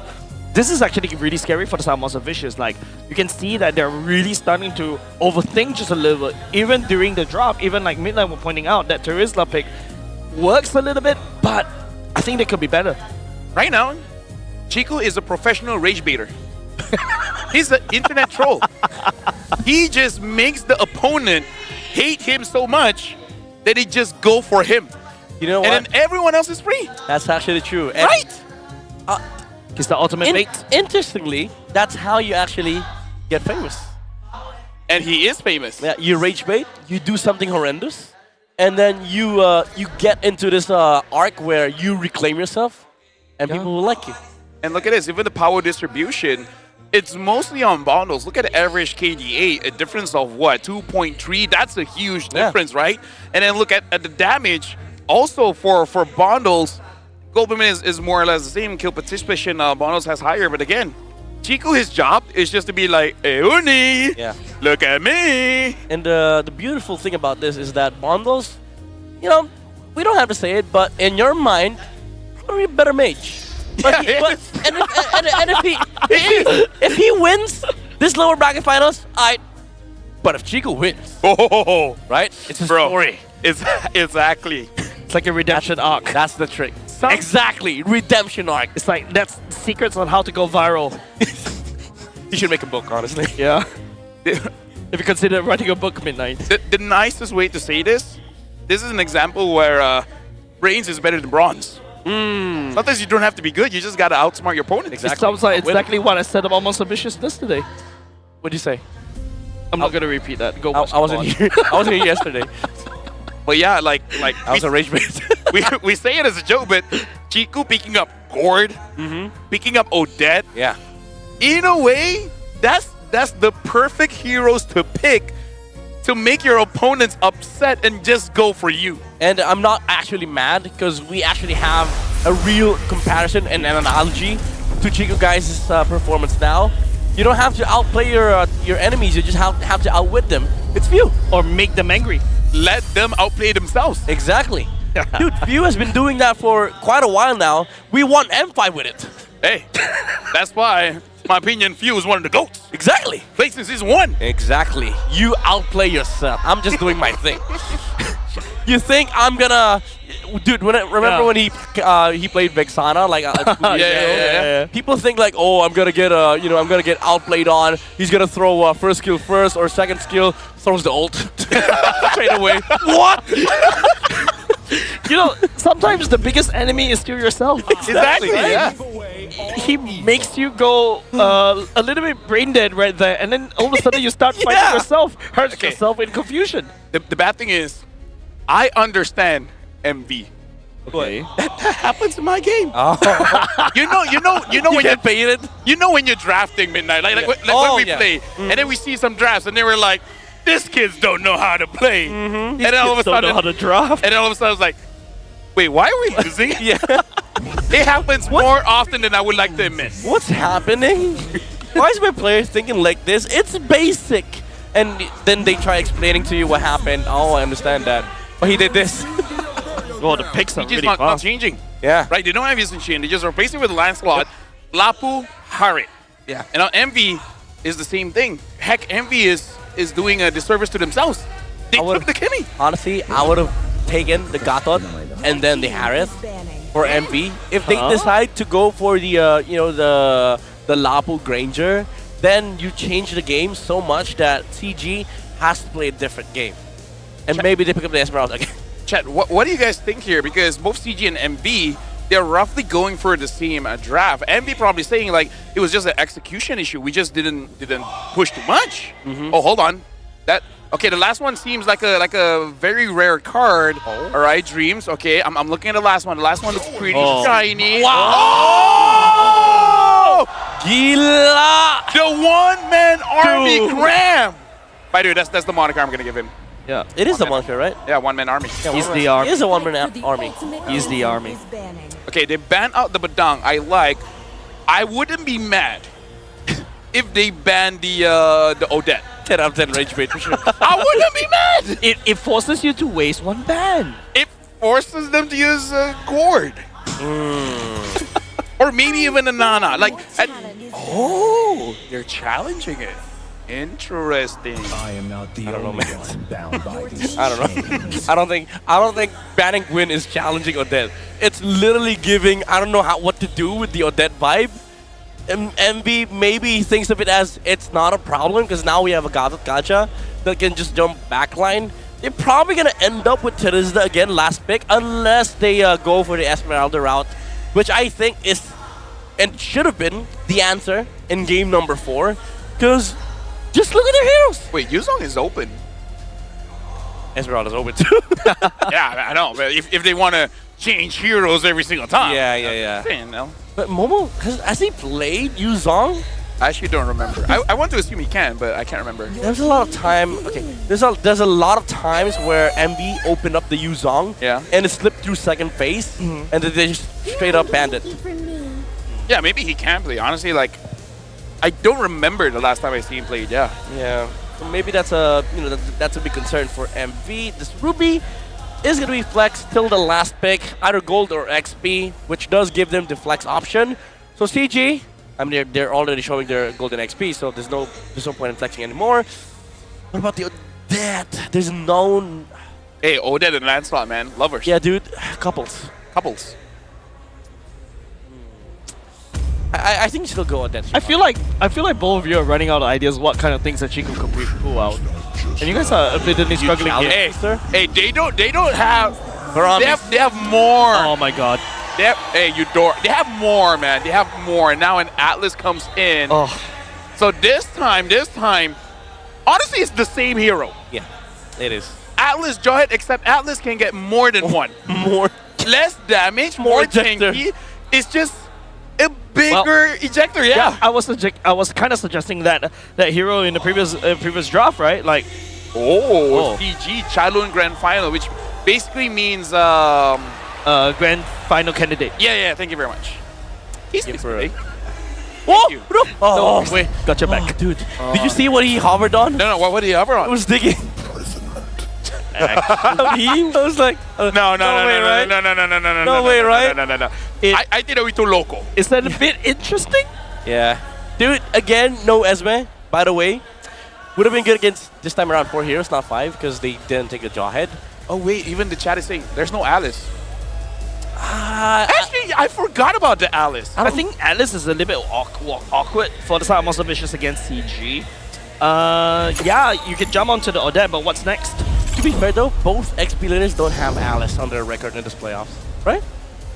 Yeah, 3 hasn't played Alice at all. Yeah. Wow, Alice was a prize pick in MPL Singapore. Yeah, I mean, it was a surprise to us too in PH till we realized that, hey, this is actually the meta. Yeah. Because teams were like picking it straight away, first phase, and then it was constantly banned.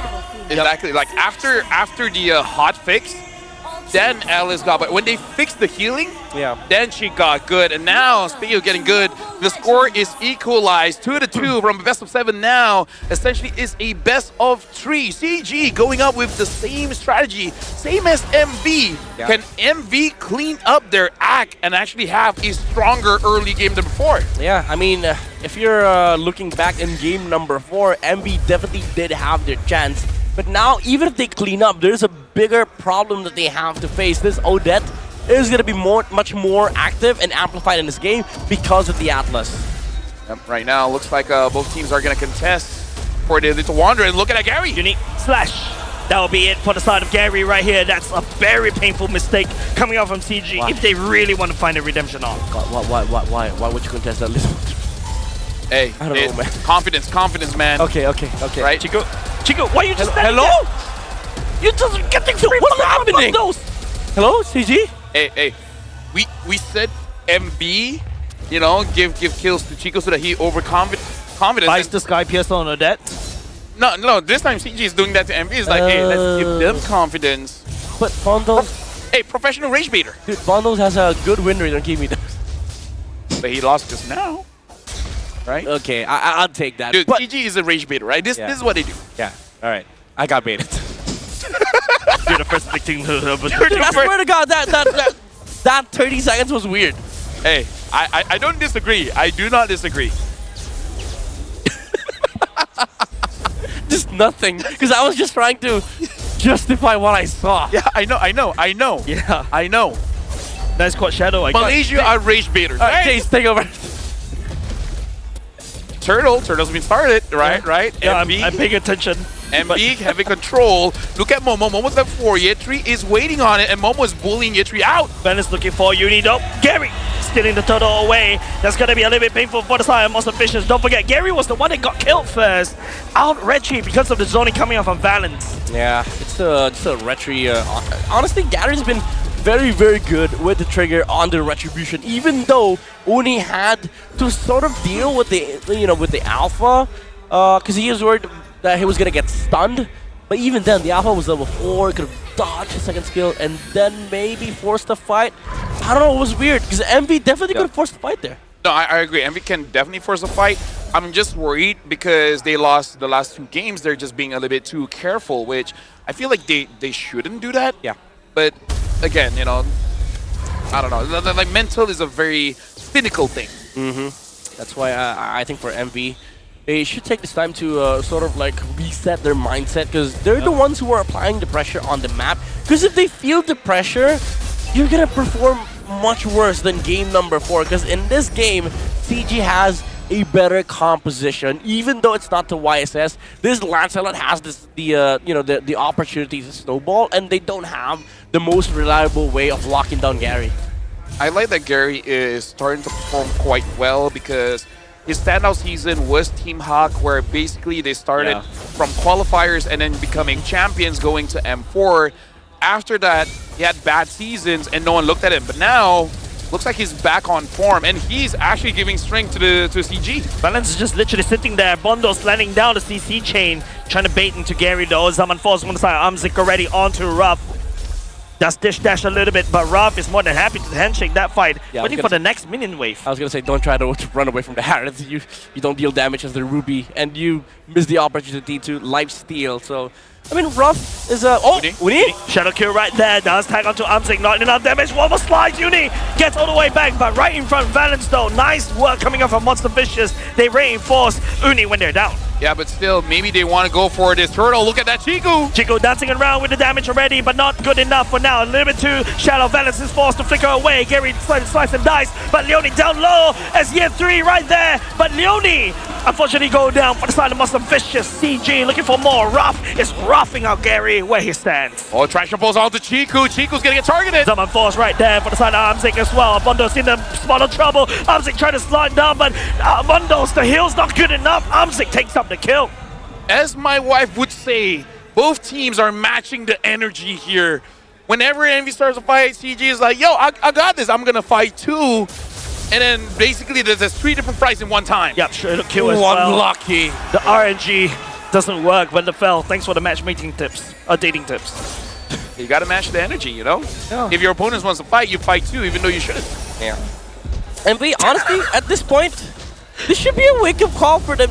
You're clearly much stronger in fights. Honestly, MV, just play aggressive. Hey, this is CG's win condition, okay? They gotta lose first. Because Chiku is the comeback guy. Yeah. And you can't do a comeback if you're winning early. Mm-hmm. That's true. Win con. You can't reverse sweep if your enemy has Exactly. You can't reverse sweep if you don't lose. Some people just arrive late, huh? It's part of the plan. Yeah. But yeah, honestly, MV, they're playing quite passive right now, which is gonna cost them a lot. It's a bit concerning that they're playing like this. Yep. The CG, they're in a very comfortable position. Even though they're 2K behind these heroes, they do scale well. The Lapu, the Lancelot, the Harad, even the Odette, and then you add the Atlas to the equation where he's gonna be able to jump onto different heroes on the side of MV because there's a lot of melee heroes on their composition. Honestly, I'm kind of uncomfortable as well by how much CG is taking for free. MV has the goal lead, MV has the kill lead, and all of a sudden CG is the first one to get a turret. Yeah, I mean, all right, MV first 5 minutes, there's holy shields. Energy shields. Sure, you're not able to take towers, but post 6 minutes, yeah, there's no excuse. I'm shaking my head. No, I'm garu my head. What is garu in English? Scratching.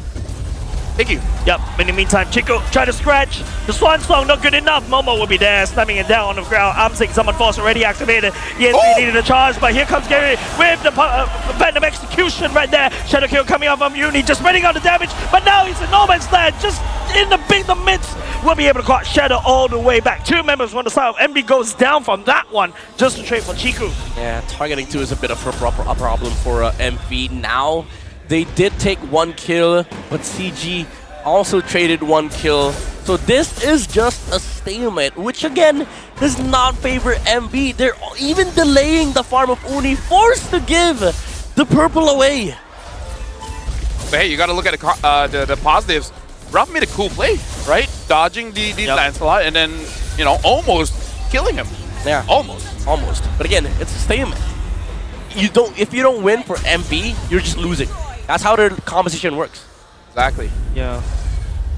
So right now, I kind of feel like both Ruff and Momo need the confidence to move forward because Uni can like play himself, like as in like he could get baited. So you need someone else to give him that insurance, someone to be the bodyguard. Because right now, it kind of feels like they're just farming up when I think your heroes don't need that much farming. Yeah, you need somebody that forces out some skills on the side of CG so that Uni's game is opened up. Gary, though, you made this kind of mistake earlier. You don't want to do that against MV, especially with this kind of composition. But again, there's nothing that's happening on the map. Amzik is just allowed to free farm on this Harad, even though there's a threat on the Lancelot on the top side. That's not exactly a guaranteed kill on Gary. Yeah, the best way to describe it is MV is playing like they have an Atan. Exactly. Which is not fun for MV. What is this? Shortcut? Try to get to top side for free? Yeah, but then Amzik gets bottom for free. Like again, what's going on? Like MV, they seem like CG game 1 and game 2. Yeah, they're lost. Right? Honestly, are you sure we got the name tags correct? Feels like the switch players. Pretty sure. Hey, right now, look at this. Valence gets caught. Getting caught right here by the side of Bundos. Bundos also trying to melt. Valence should be able to get out of there without any problems at all. But Monster Vicious, that is a clean lane for you down bot. Yeah. Sometimes people say that we're being too mean, but sometimes I feel like we're not mean enough. Honestly, I don't want to see the Ruby game number 5. Wait, sorry, this is game number 5. Yeah. That's how I hate that Ruby. Yeah. I don't want to see Ruby in game 6. I don't want to see Ruff on fighter gold lanes anymore. Just go back to Yeah. you know, the marksman, the Like something mages. killing. Yeah, because he's played aggressive. I really don't understand what Rob is trying to do here because this is exactly what will happen. You pull balance all the way back in. The Fatalings will go all the way into you. But Uni will be able to do something at the backside though. But right into the midst of the fight. Chico is ready to farm right there with all of that damage from the Swan Song. Bono trying to juggle the damage right here. As Uni coming in just a nick of time. They find the damage onto CG. They clean up. Yeah, but Gary got the Lord, so I don't know. I think CG mission failed successfully where they died, but they were able to take Leone bundles and they got a Lord. Overall, I still think MV got a hit, but still, I don't know. Yeah, I mean, they still won that team fight, but CG, they're heavily focused into the future. They were like, oh, we secured Lord, we delayed this game, we get farm, we get Snowball on Amzik. And Gary was like, just don't die. And somebody dies. Please, nobody dies anymore. Somebody dies again. I'm just gonna take this Lord. Yep. Yeah, it's just a very weird sequence down the bot lane, right? Like, the members for the side of Monster Vicious, they do have the damage. They are able to match up against CG, but like CG, on the other hand, you know, they're just focusing on pure macro right here. Monster Vicious just literally walking into the ditch on themselves. Yeah. This is the definition of how macro wins you. If CG is able to win this game, it's because of those movements made by MV, the choices that they've made, the trades that they were looking for. And honestly, just a lack of aggression in the early phase of the game. Now CG is able to capitalize. They're able to push back the map. And look at this, look at the map. Just their positioning alone tells you that MV is in not in position to actually contest CG anymore. Let's put stakes here. This match will give you match point, right? For either CG or MV. If you win this one and you win the next game, you're going to the grand finals. You're going to M7. You will have your shot again against SRG. Which, you know, I don't know. I don't know if they're ready yet. You know, I know what you want to say. It's a shot. It's a shot, right? But still, like, they gotta clean up their act here because MV and CG, at least CG looks like they have some kind of plan, right? They have macro. They're doing something. Oh, Fatalings will be able to catch on to Bondos, would not be able to do so. The Purify will be there. Traction Pulse to just output some form of disengage. Coming up from the side, Monster Vicious, and now the Sword standing onto Leone right here. Slice down. Chico taking up the kill. Nice timing. Yeah, you see what Balance did there? Force Purify Bondos, now MV scared to fight, and because of that, they left the God of Gacha alone. Yet he's able to find the opening, and they get the kill. This is the movements that we were looking for earlier on, Uni. 1v1. Naruto versus Sasuke right now. Gary falling from the shallow kill right here, but at the same time, the main damage will be down in the bot, in the mid. Man V will be surviving just a little bit more. They just need that hero play from Uni, and now MV woke up. Oh my goodness, yeah, 3 falls. Uni's still alive on top side. I'm getting me trying to chase him from the second tier turret. Talk about Uni carrying the team right now. As long as it's not baited. Right now he's 4-0-3. He had no HP. Hey, that was an enemy battle fight thing. Yeah, the Naruto versus Sasuke thing.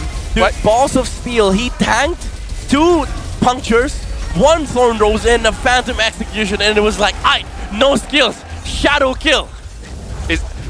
Honestly, he's just waiting for that Thorn Rose, right? No more iframes. Yeah. But again, like, that was so risky, man. Yeah, that was risky. If Gary just decides not to use the Thorn Rose, he might have killed Uni there, but hey, it worked out. And then after that hero play, then the team was like, yo, we got this. Yeah. Jungler diff. Yeah. MB got rallied by the play from the Hayabusa, and now they take the Lord. They push back on the map. They reclaim what's technically rightfully theirs, because this was their game from the beginning. But now CG is actually in a position where they can fend off this Lord push. It depends if their execution is good enough. Again, this is where the threat of the Atlas and other combo goes out for CG. Gary, though, you're so far away from your base. Okay, so right now, we're looking at the engage coming in from both teams, honestly. CG Valence has a shot here. Look at Valence's position. Valence. He wants to go for that fatal link. He definitely wanted to look for the massive fatal links. He'll be able to get it. 3-member down one. When the CG is ready to take it though. Uni goes in the shadow kill, but the traction ball's coming out from Bondos right there. The winter crowd coming out. Chico a bit too late. Momo slams his axe onto Chico, and the floodgates unleashed onto CG. Monster Vicious looking for the end right here with the Lord. Oh, cannot. There's no minion waves, but there's a lot of skills on the side of MV that they can still use. There's potentially a chance right here, but CG is trying desperately to wave clear. Monster Vicious knocking on CG's doors. Uni looking for a shadow kill once again. Outsing stepping into the safety net of the base, but the Minions is knocking onto the core as well. Monster Vicious, one more game. They are at match point to M7. With match point, Monster Vicious denying CG of that comeback. And I gotta say, this game is a roller coaster for both teams. But MV, they needed an outplay from Uni to really make it possible for the win. Yeah, the heroic play, man. I really don't understand. The first loss for the Odette. Oh my lord, MV doing it for game number 5. This has been a roller coaster for these two teams, but one play from the Hayabusa. Even though Valence, he got what he wanted. He got 4-man, well, not 4-man, 3-man fatal links. Dude, Leone was so smart. They were like, tank it, I'm an AOG on the Odette. Yeah, and it's like the Hayabusa play right there by Uni, right? Naruto, literally Naruto embodies Naruto. 1v1 good against, well, technically, yeah. I mean, close enough. All right, he embodies Naruto to a point that he takes a good fight against his enemy, and then after that he rounds up the rest of his men, and everybody seems like all of a sudden they have what plus 50 damage. Everybody. But honestly, like, that was an amazing point about what the Gato Kacha did, like what Leone did. Instead of using his abilities to save his team, he still saved his team by denying the follow-up, by denying the damage. So it's like, you can have an amazing fatal links, but it's kind of useless if there's no one dishing the damage. And for now, we're going to be looking at the MVP for the game that gave MV this match point. 1 win away from going to M7, and it's going to be given over to Uni.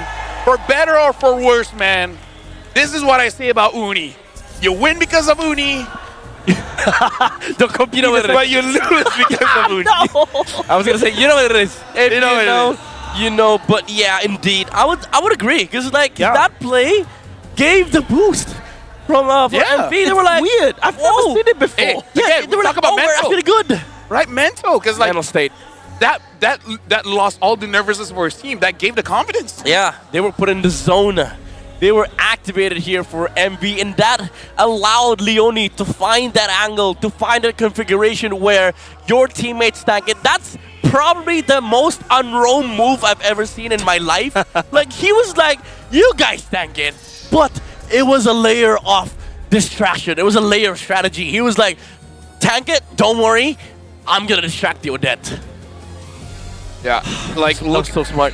Honestly, like, I would say most of the dissect of this game is gonna be on the highlights, because you could argue for MV, they won, but they could have lost just by kind of not doing anything. And then CG, they did it quite well up until the mid game, but then just one bad 1v1 and then turn things around. Sometimes it just takes one fight, right? Like, and if you notice throughout the whole game, Monster Vicious was so laid back. They're literally giving everything. CG asked for credit card, here, have some. You know, CG asked for more gold, here, have some. CG wants the whole map to themselves. Heck, we're even playing with the Observer is spending a lot of time on Monster Vicious side of the map. Yeah. The thing is, they couldn't even walk out of their base. And CG, I think this time around, they were the overzealous ones, because this happened even in the previous series that they played against SRGOG, where Sekai's overstepped his welcome, and Gary kind of won that 1v1, and I think he thought he could have killed off the Hayabusa, which he could have. Yep. But the sequence wasn't in his favor, and I think these plays actually do matter. The risky plays. You put that thing in the macro macro calculator if there's any. that shouldn't have been that should have been happening for CG. You should eliminate those kind of mistakes, because now you made that mistake and it opened up the angle for MV to actually win out this game. I would say this is one of those plays that solidifies that you are an ace, right? When things are down, when your team has no idea what to do, you just got to make that one play to give them the confidence to say that we can win. And right now, MV is in a good spot, but they're not clean. This does not guarantee that they're going to win the next game. But hey, we still got to have to celebrate Uni right there, right? Uni is basically that Naruto arc where he needs to try to deal with pain. Kakashi. Right, Kakashi. But Kakashi died in that arc. Sorry. But yeah, you get the point, right? He went and learned. He was basically beaten down by pain. He went and learned the Sage Mode, and now he's like, yeah, he bring the whole roster together. I don't know, man. I just having flashbacks right there. Yeah, you can imagine in that 1v1, Uni used Talk No Jutsu. Yeah, literally. Be like, Gary, don't you want to use your Thorn Rose to finish me off? Yeah. And then he did like, haha, bait it. Boom. Oh, shadow kill. And while he was walking towards the top side, he was rallying his teammates. We could still win this. The game is not over. The spirit of fire what's inside of you. And everybody believed it. That's Tebayo. You gotta believe it. You gotta believe it. Because somebody asked him, can you get out? You gotta believe it. If I was the coach and I hear that exact shot call, I'm like, you know what? We won. I don't care. But after this, we need to talk. We're going to talk tomorrow. But for today, I'm going to enjoy what happened. Exactly. So Uni is still the rich guy. Amzik, the carry, Valen, Sandbag, and Ruff, best wingman. But MV, what really that they have to do? Because I kind of feel like if they have to rely for Uni to make that play, especially if we want to look forward, going up against SRG, it's not going to happen. Yeah. Because if you want to win, you can't just think of winning right now. If you think that you're going to the grand finals tomorrow just to lose 0-4, exactly, you're not ready for M7. Yeah, it's not just you're beating CG to be in the grand finals. You want to be champion, so you want to be in your best form, and that means stepping on over those mistakes and actually fixing them. So I do like what you pointed out here, LaFell, because these mistakes are costly, not just for MV, but for both sides. Yeah. Like for MV, they've been very passive on game number 5. CG kind of did what Sekai's did when they matched up together in the first series, like the overstepping on the jungle role. These things have to get out. It has no space in this lower bracket finals. Next game should just be clean MLBB. Macro decision has to be on point. Yeah, I would say game 4 was the cleanest. Right, coming in from both teams. It's just that MV didn't fully commit to their win con. Yeah, I was after the break. I was like, feels like watching two different teams actually play. Yeah. I thought there were 2 Filipino teams at one point. I'm actually enjoying this. Yeah, big praise here. But again, I believe that CG as well, they lost just because basically on different paths here. Gary is on a solo mission, trying to get as much farm as he can, get those items, and then potentially win a big fight all by himself. We even see him soloing the Lord. Yes, he got it, but then the fight down bot, there was just a lot of weird things happening. Yeah, that's the one I was a little bit confused, right? Like, after all of that, and then, like, what do we do next? Right? It feels like sometimes, even it's starting to show for the side of Monster Vicious around the previous game already, where they started to realize that, okay, we've done a very good early game. Mid game is where they're a little bit awkward, you know, that you have to go through that awkward phase in your life just a little bit, and then they're mature adults.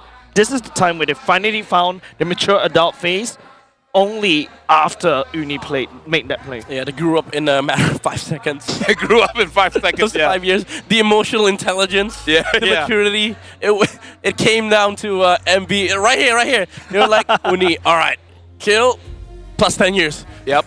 And then after that, look at the change here. And this is the big play. He had to walk around the circle. Exactly. And then flickered in.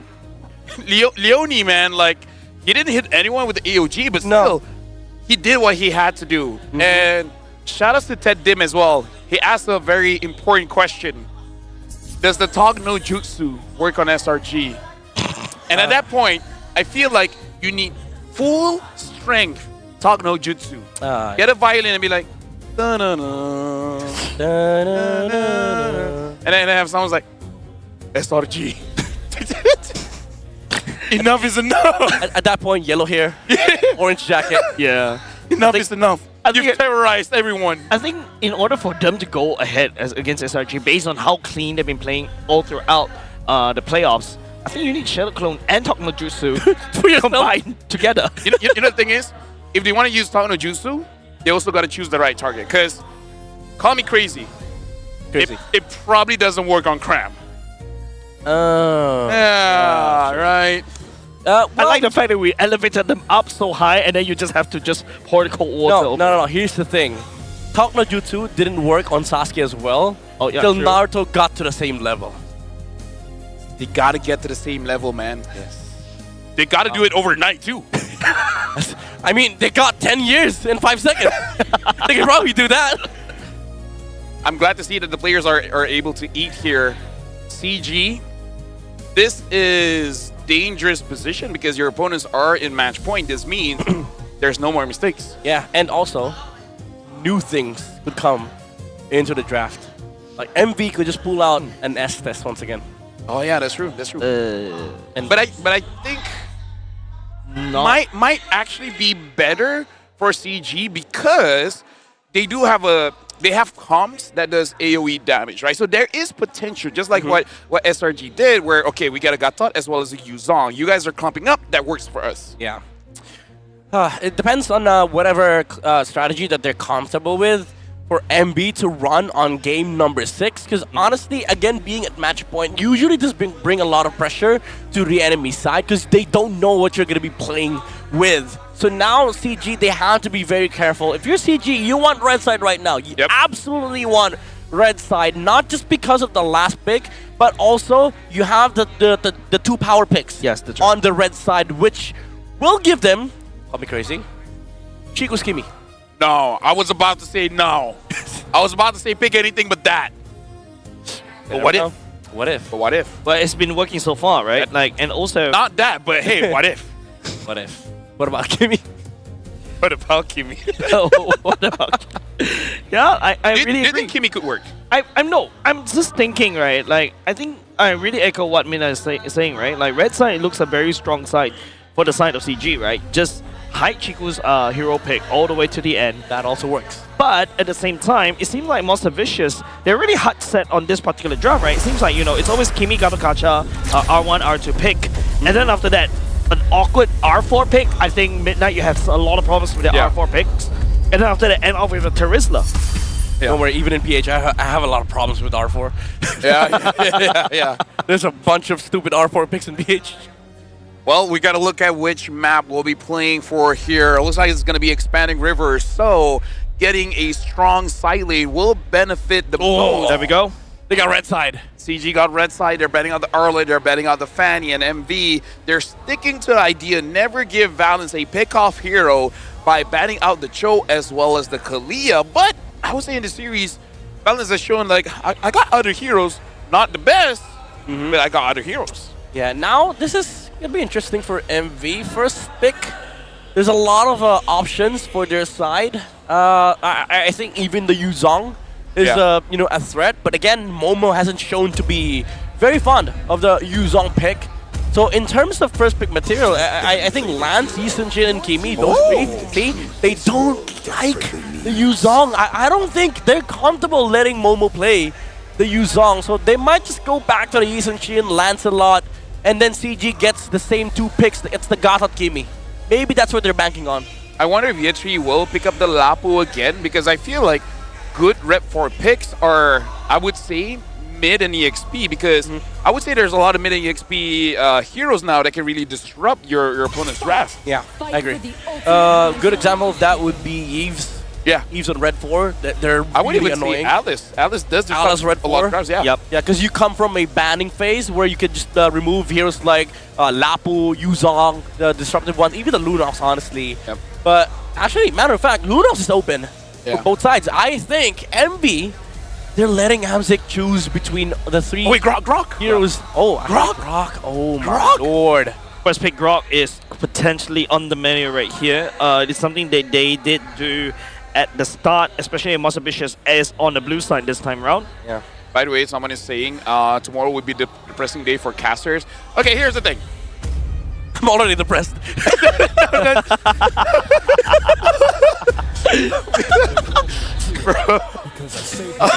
Oh! It's a hot secret. They don't take the grog. They're trusting Oni on this one. Picking up the Yeast and Shin early. I mean, like, to be fair, Gary has been performing quite well on that Yeast and Shin, so in a way it is a good deny. Yeah, like from a coach's perspective, it's Battle of Lance and Yi Sun Shin. Gary has been phenomenal on Yi Sun Shin. Lance Nolan's kind of okay. But because of that, CG gets to pick up the Lapu and the Grok.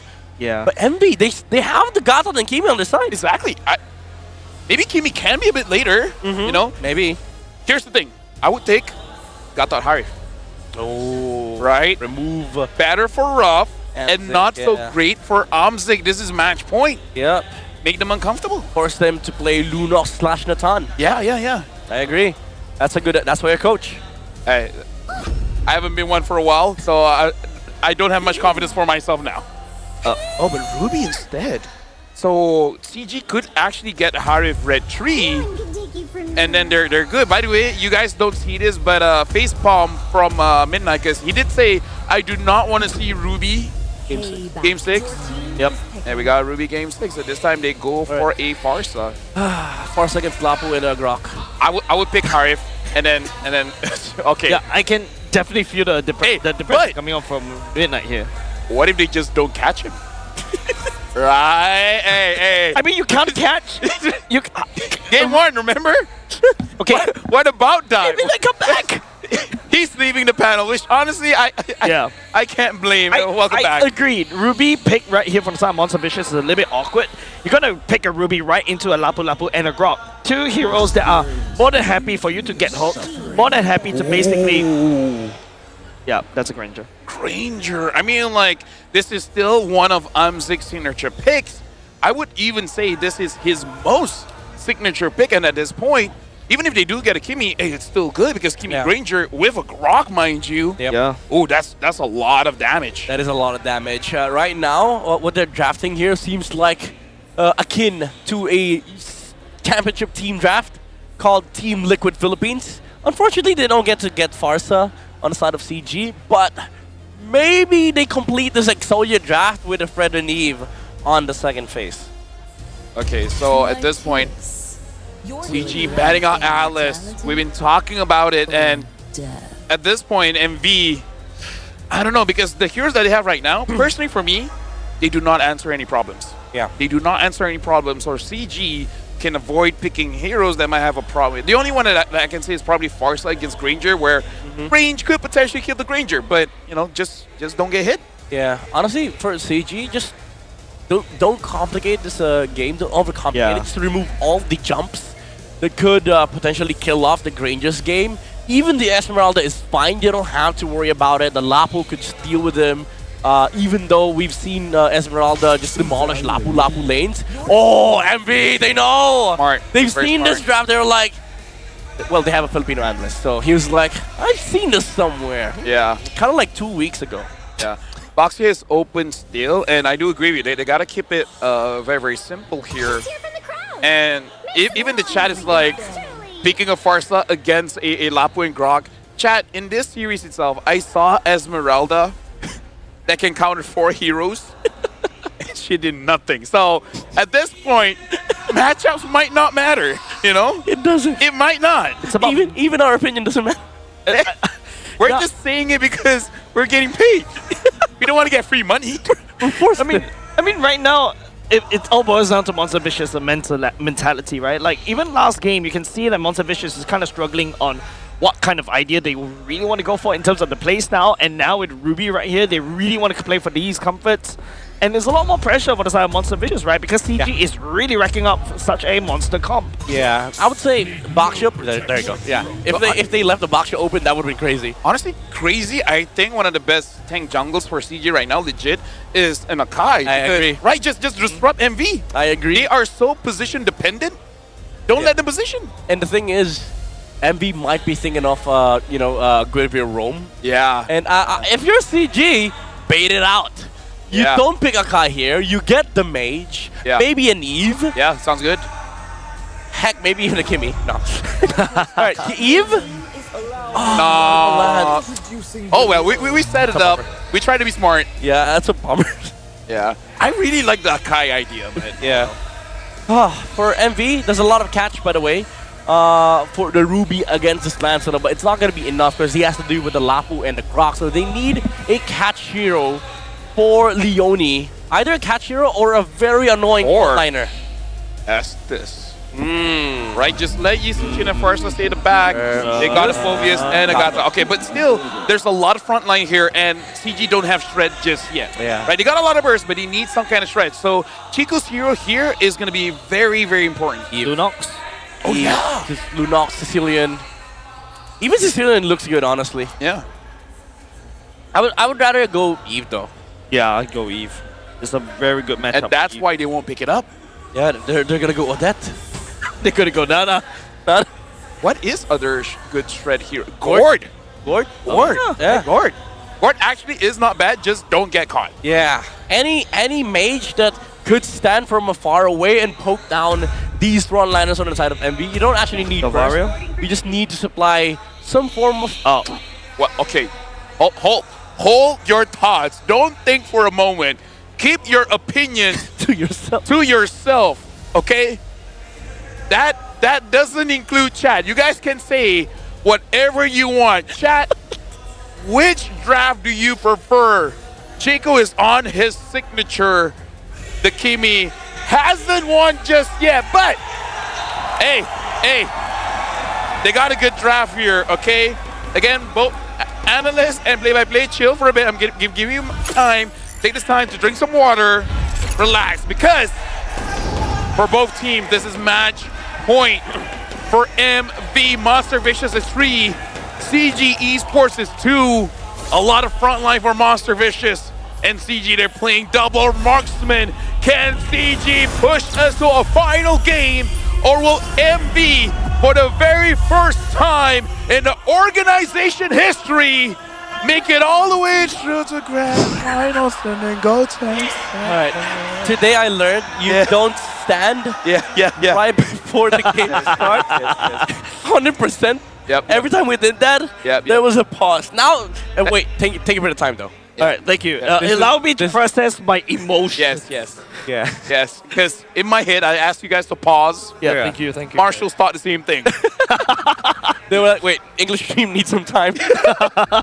What happened? They saw the Kimi. They're like, are you sure? Yeah. They got to double confirm. This is not a bug, right? It is Kimi. It is Kimi. All right, they need more time. All right, at the very least, I can accept it's a Granger Kimi combo. That's the only saving grace. But if you add on to Chico's career so far in this particular lower bracket finals, Kimi, I think the panel has really come up with really interesting drafts already, right? Like different kind of mages that could potentially be a very scary one. But it seems like, Kimi. Okay. Now this is weird. CG has a lose condition. What? Double Sky Piercer.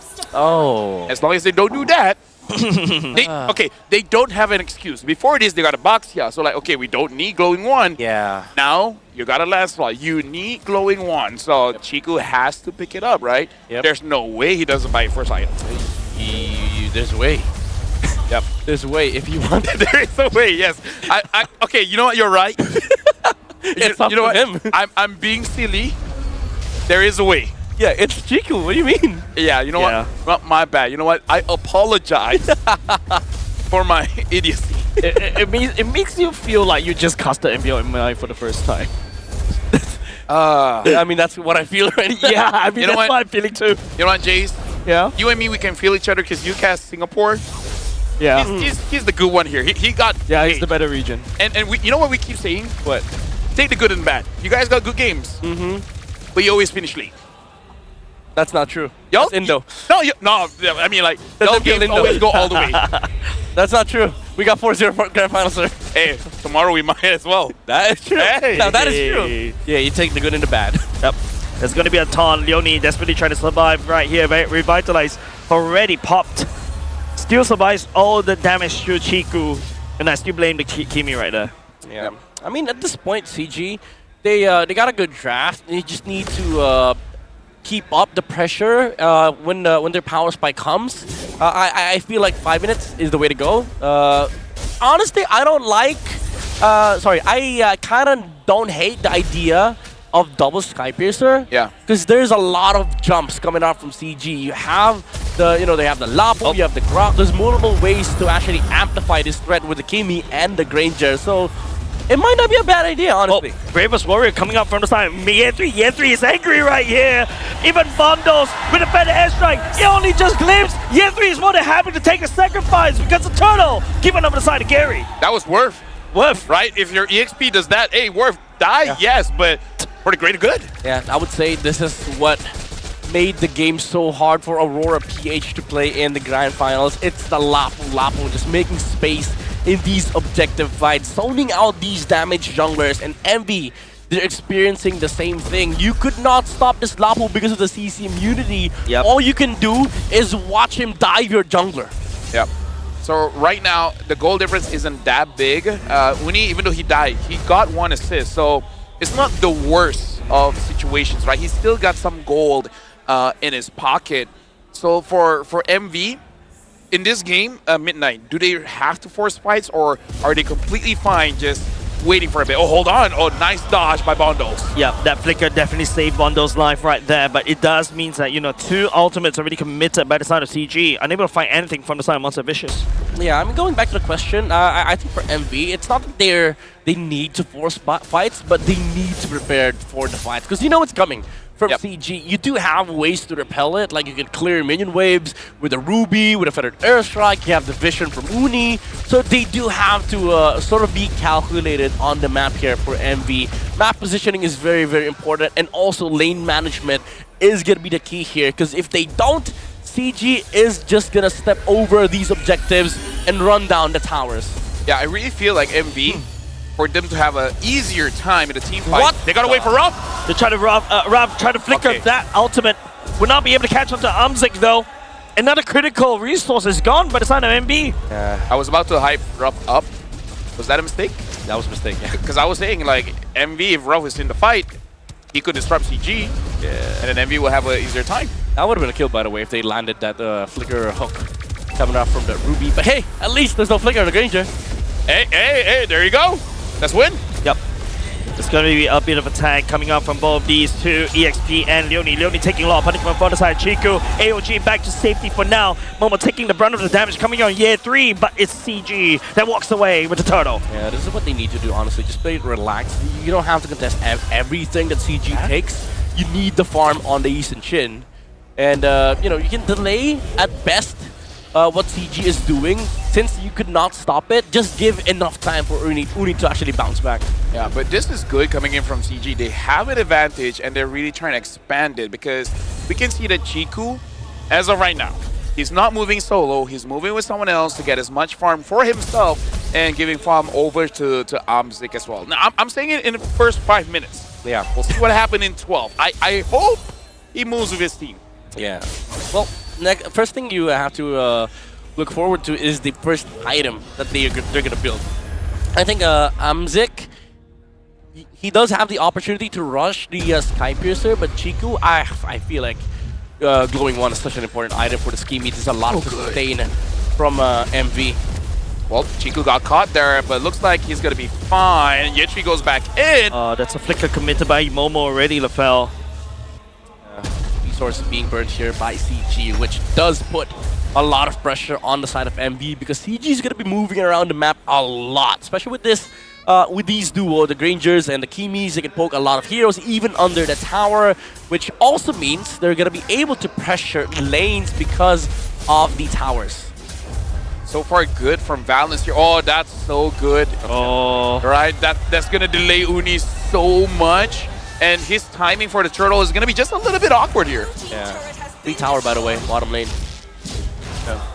So now looking at this, Valence is using this Grok, and this is how I like when Grok clears. You can be aggressive in terms of damage and fights, but it's really annoying where you're playing kind of macro instead of killing them, just slow them down. And sometimes that's more than enough. Yeah, and again, this is very controlled coming out from CG. Feels like I'm watching a Filipino team. Momo, one-man army all the way to back line, but it seems like that should be cramped. Monica instead is taking so much punishment and so much damage. Momo trying to go to the air, but he will not survive. Year 3 as well, slash and dice, and Zone's monster vicious away from the turtle pit once again. Dude, CG is doing it. CG. Okay, I'm not gonna say it's so good. It's so far so good. So far. I'm not gonna hype it and then bad things happen. Yeah, it's a keyword here. So far, so good. Sky Piercer now up for Amzik. He actually finished the Hunter Strike before he finished the Sky Piercer. Oh, nice damage. Oh, nice wall, but this wall's a little bit awkward right there. Right balance. Commit to the flicker right now. Not good enough. As Year 3 slice finds Yudi. Yudi has to run away. He got away scot-free as Rob, and now with the return of the shocker, lands Year 3 down to the ground, and Rob 1v1 against Gary. He's more than happy to handshake this one. That must be so sad because Cram did it and he did it well. Yeah. But unfortunately for Year 3, Gary! What are you doing? That's a Ruby! I blame myself because I hyped CG. Like, I didn't fully commit. Lafel, can I did not hype any one of our Singaporean team? Oh, okay. I've been doing all my life. Right. Side. My bad. I didn't fully commit, but the damage was done. Yeah, but like Ruby literally out-sustained Gary right there, right? Like literally playing around. That's massive. I just want to say, as a Lancelot main, I do not fight rubies. You don't, especially with Dworax. No, you don't win that trade, sir.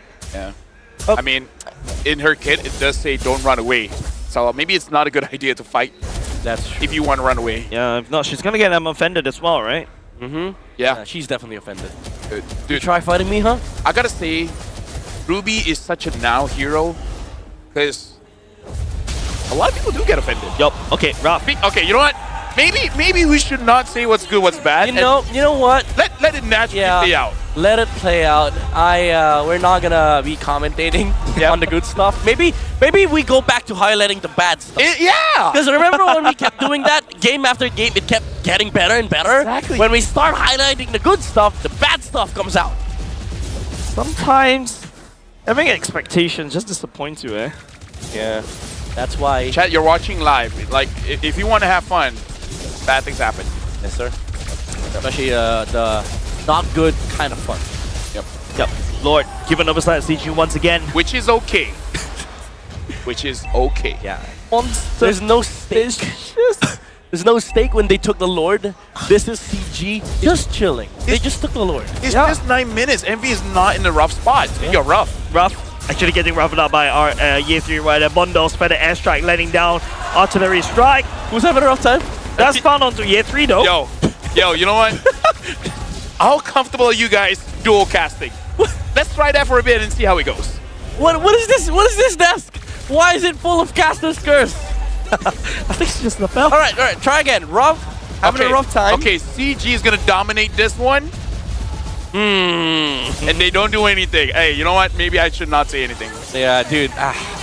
We're cursed today. I feel like there's some hidden scientific unknown thing that was blessed upon us. Yep. That whatever we say, the opposite happens. Yep. I'm not getting $1 million. Leonie. I literally wanted to start talking about Leonie there, but yeah. You want to start it? You started to want to talk about Leonie. He just died. Exactly. So who's next? Who's next on the list? Just don't talk about any person we know. But how could we? So what's going on? CG is having a lead. About 7,000. That's still dangerous. No. In my head, we just state facts. Okay. And if something happens, then it's react. fact fault. And we react. Yeah. Yes. So he is farming. Wow. Jiku has bought the Divine Glaive penetration. Yeah. Gary and this battle, a lot of stats. Yes. Which enables them the opportunity to hit their opponents harder. Yeah. I never knew that. Wow. Amzik has an item that auto kills somebody when they cross an HP threshold. So, what's gonna happen? I don't know. Hey, that's why the players are the players. They dictate their own future. Yeah. Nothing can be said that can alter the change of fate. Balance up. That's going to be a traction pulse. Oh, that's good. Exactly what we're looking for, ladies and gents. Mono's letting them fire, but it may not be good enough because members from both these two teams, none of them actually died. So why did I say that was good and then no one died? How is that? How is that possible? This is not scripted, by the way. It's not scripted. This is live. How did I say that? I was so good? expecting somebody to die. And then no, chat. Like in your head, it was gonna be a good team fight, and then until it wasn't. Chat. Am I really to blame? Like, is it just the three of us? I don't know, bro. Do we need to get Adin back? Can we switch to BM? I actually almost walked to the BM desk. Oh, all right. Maybe we try talking about the game again. Maybe we switch off the curse. Maybe. I'm just saying maybe. Okay, so they're gonna take the Lord. Oh yeah, okay. For sure, no way, right? Yeah, okay. They got the Lord. So this is the chain of events that possibly could happen. CG waits for the Lord. Wow. And then the Lord gets into position and then charges towards the tower. And as he's charging, we can see Yetri jumping in first after Valens puts up a wall. Yes. And he charges in. All right. Amzi gets a triple kill. I like where this is going. CG ends the game. And then now, it's the best of one. That's a chain of events that will happen. Wait, let me add one detail. Okay, go ahead. The Lancelot tries a signature move, dashes through minions, dies. Oh. What? Right, we still see whether that starts. So far, LaFell's right, and so now, but it's gonna be rough. Standing tall just a little bit more. Gary will be there for the kill at the same time. Gary will jump away. Leone and Momo out of position, just a little bit more sufficient. Has a lower problem in their base. And mid lane, Momo and Leone pushes CG away. This is not possible. This is literally not possible. You guys are right. Dude, why? Like, me and Midnight, we've been coaches, we've been analysts. So yes, above average knowledge. How did we get that right? How did? Oh my God! I don't know. I think you need to solo cast, Jace. I don't know, dude. Hey, I need to go. Yeah, dude. I think like we're gonna do post game analysis. Don't worry. No, the thing is, what if the organization looks for us and be like, "What are y'all doing?" Writing the script. Chat, this is like chat. You see what's going on? We gotta look at the instant replay. Grok wall charges in, dumps. Yetri goes in. Yeah. Amzik, I said was gonna get triple kill. Gary, he died. And classic Gary, lance. yeah, classic lance, and then dies. Bam. No tornadoes. Dies. I don't know. I don't know, bro. I think I don't need to go to for a fortune telling session. I can just wait for you guys. Maybe. I need to buy some cards. Yep. I need to buy some tarots. Yeah. Oh, I'm not allowed to speak. We're not allowed to speak, LaFell. Hey, I'll take it. Hey, if I'm getting paid not to talk, you know what? Good. Dude, he's signaling to me. He has to pee. Dude, if you leave, you come back. Actually, you know, reality is shattered. No, you know what? Maybe you should leave. Maybe we're not the problem. maybe you're cursing us. Okay, let me play by play for a while. Go. Go. Should be good. Should be good. Okay. So now let's talk about this, okay? All right. Lord is in 17 seconds. Okay. CG might go for a backdoor. Okay. See, no, that's out of this world, right? That is so out of this world. No way that's gonna happen, right? Okay. Yeah. No way. So CG, 4 members, all right? MV, they will have 2 people wait up top just in case. Just in case. Okay. And then they capitalize on that mistake. Okay. Well, let's look at the setup here for CG. Well, it looks like, you know, the Gatot is just looking for an opportunity to find a backside play with an AOG, maybe a concealed taunt that is going to come out in just a bit. If CG clears the side lanes, however, MB, they will have control of the top and mid. Farsa's nowhere to be found. They rush the Lord. Thornos being used by the Lancelot. Momo, though, falling pretty low. Yeah, right now, Yetri flickers forward. Look at that! Amzi gets taken down when he gets the kill. And they're moving forward. Double kill for Uni. Gary gets taken down. And right now, look at Yetri. There's nothing that he can do. MV, they're in a very good spot. But look at the base, look at the base, look at the base! The minion is there, but Momo is there to protect. So no backdoor gonna be happening here. Close enough, though. Close enough. Yeah, I mean, the Lord's still not done yet. So it could still be possible. It could still be true. The game's good. While Jace went away, out, nothing happened. Yeah. But the game's better. MV instantly got good. Oh my god, I'm the problem. Hey, don't show your face to MV. The owner's there. All right. No reverse shenanigans. We're back to a real game. CG, however, they did lose their momentum. Now MV clawed their way back, and the beauty of this position for MV is now they can actually utilize this Lord to clean up everything outside of the base of CG. I can already see it, Midnight. First, we got to talk about this instant replay here because good engage coming in from MV where Ruff pulled everyone in, and then the follow-up damage coming in from Uni because this time he does have a lot of damage. So what's going to happen is Lord comes in, MV will overcommit, and then that will be the biggest throw of this game. All right, we'll see if that happens.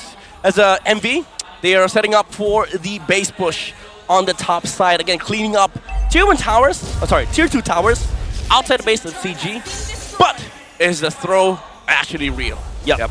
Seems like, you know, Monster Vicious literally knocking on CG doors. I went back and immediately it's just, this is the situation. Yep. So look at this, the Lord is marching down bot. The way that they can throw is honestly for Momo. No, actually Ruff. Ruff is more likely to go inside, take a few tower shots, and then eventually Bondos gets caught, and then they lose the game. Monster Vicious looking for an angle though. The Lord is actually sieging right there, and now the Monster Shocker Bondos landing down the fire from far. Members for the side, Monster Vicious desperately trying to hold one after another as CG. Yes, you're already down. Yeah, they go for Valley! Minions, tectonic charge, members on the side, on the wall. Gary goes for it, forward rolls, spending the damage. They will be able to push Monster Vicious out of their face. Ruff is alone, but he's gonna die to CG. Oh! Wait! Still takes some balance along the way. There's massive value. He just been trying to walk over to the minions, but not good enough. It is a wipeout from the side of Monster Vicious by CG. LaFell, I know what's running into your head. A game's not over, but it's looking like... Is it enough? It's looking like Krypton. 9 seconds. Uni's coming back in 9 seconds. And I believe he can protect it. There's definitely going to be a base round coming up on the side of CG right here. The minions are going to go, unfortunately. Oh, no, not good enough. See? Oh my goodness. If Jace is here, what I speak is law. This is not scripted, ladies and gentlemen. This is CG persevering through the base push of MV, the Grok, Valence, finding an amazing tectonic charge against Uni. Yeah, and Ruff right there delayed that one. Had, you know, Ruff actually go down right there and decide to go back, CG would have just reinforced each other and then start hard pushing mid. Yeah. Again, MV slipping through the cracks here. CG once again reclaimed this game, but the slow push has to be dealt with. MV, they're not in position. CG, however, they're still sticking to each other. The Gato is trying to find something off angle against CG, but they gotta deal with top lane, man. Yep. So right now, I would say this is honestly a pretty even situation here. CG, they gotta remember, they gotta look out for Ruff, because Ruff was the reason why they lost, because there was too much crowd control here, and now Uni finds the position of everyone. They don't know where Leone is, so all of a sudden, a jump can come in and turn things around. But I don't see it. I feel like CG will be winning this one. But the Shocker is already committed, but it's like Uni. This Lord dance is really by the wire here. Yeah, Farsa has to deal with the top lane again. But CG, they might just rush this. There's an AOG lingering on behind CG though. No! Yeah, 3 fighting onto Rav right here. Bondos trying to make a way with the wing by wings with the feather airstrike. Oh! Balance! Tectonic charge on the back line for the side of MV. Rav goes down. Leone just really trying to hold them just a little bit out for the damage. IOG back to safety for now, but trying to save onto Year 3 right here. The tongue will be there right here. Leone down just a little bit. As Uni slice and dice. Bubble coming to flicker. Bondos doing the same. CG pushing MV back from the Lord Pit. I don't know if you guys saw that, but Amzik, he shot to the back. Wait, the Lord got taken down? Yep. And it is for CG, and CG does have a lot of poke a lot of range. They got everyone here. All 5 member sieges are alive. Better airstrike. Okay, never mind. Thorn Rose will be able to limp away. The Lord actually dragged by the side of the only all to the other side. CG on the other hand, just realized the siege. Momo goes down. It's just 5 members from the side. CG looking for the end. They're looking to equalize and deny Envy. But Envy, the reinforcements here. AOG going out as well. The core a bit low. And CG equalizes the lower bracket finals once again. We are going to all 7 games. And right now we're sitting here hearing the crowd. This is the loudest pop that we've heard this entire series.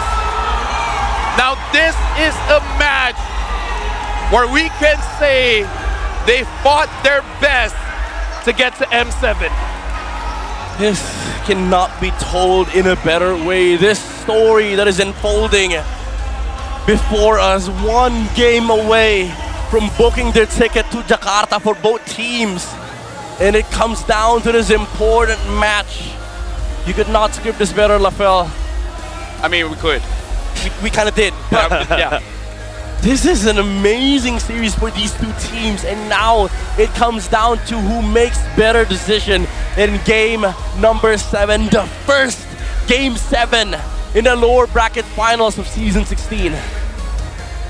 And this one, like, even in chat, everyone's saying it's scripted because talked about it. It goes all 7 games, and we called every single play, and even them saying it's one thing to predict a draft. It's another thing to predict the next 20 seconds. And I don't know, Midnight, you're a coach or an analyst. I'm going to ask for your opinions. Is it good or bad that we could predict it all? It could Look be, at the MCasters. It could be good. Look at how excited they are. Yeah, it could be good, but this time it's bad. Because it's one thing to predict, draft. It's the next thing to, it's the next level to predict what happens in the next 20 seconds. But it's absurd to predict a throw.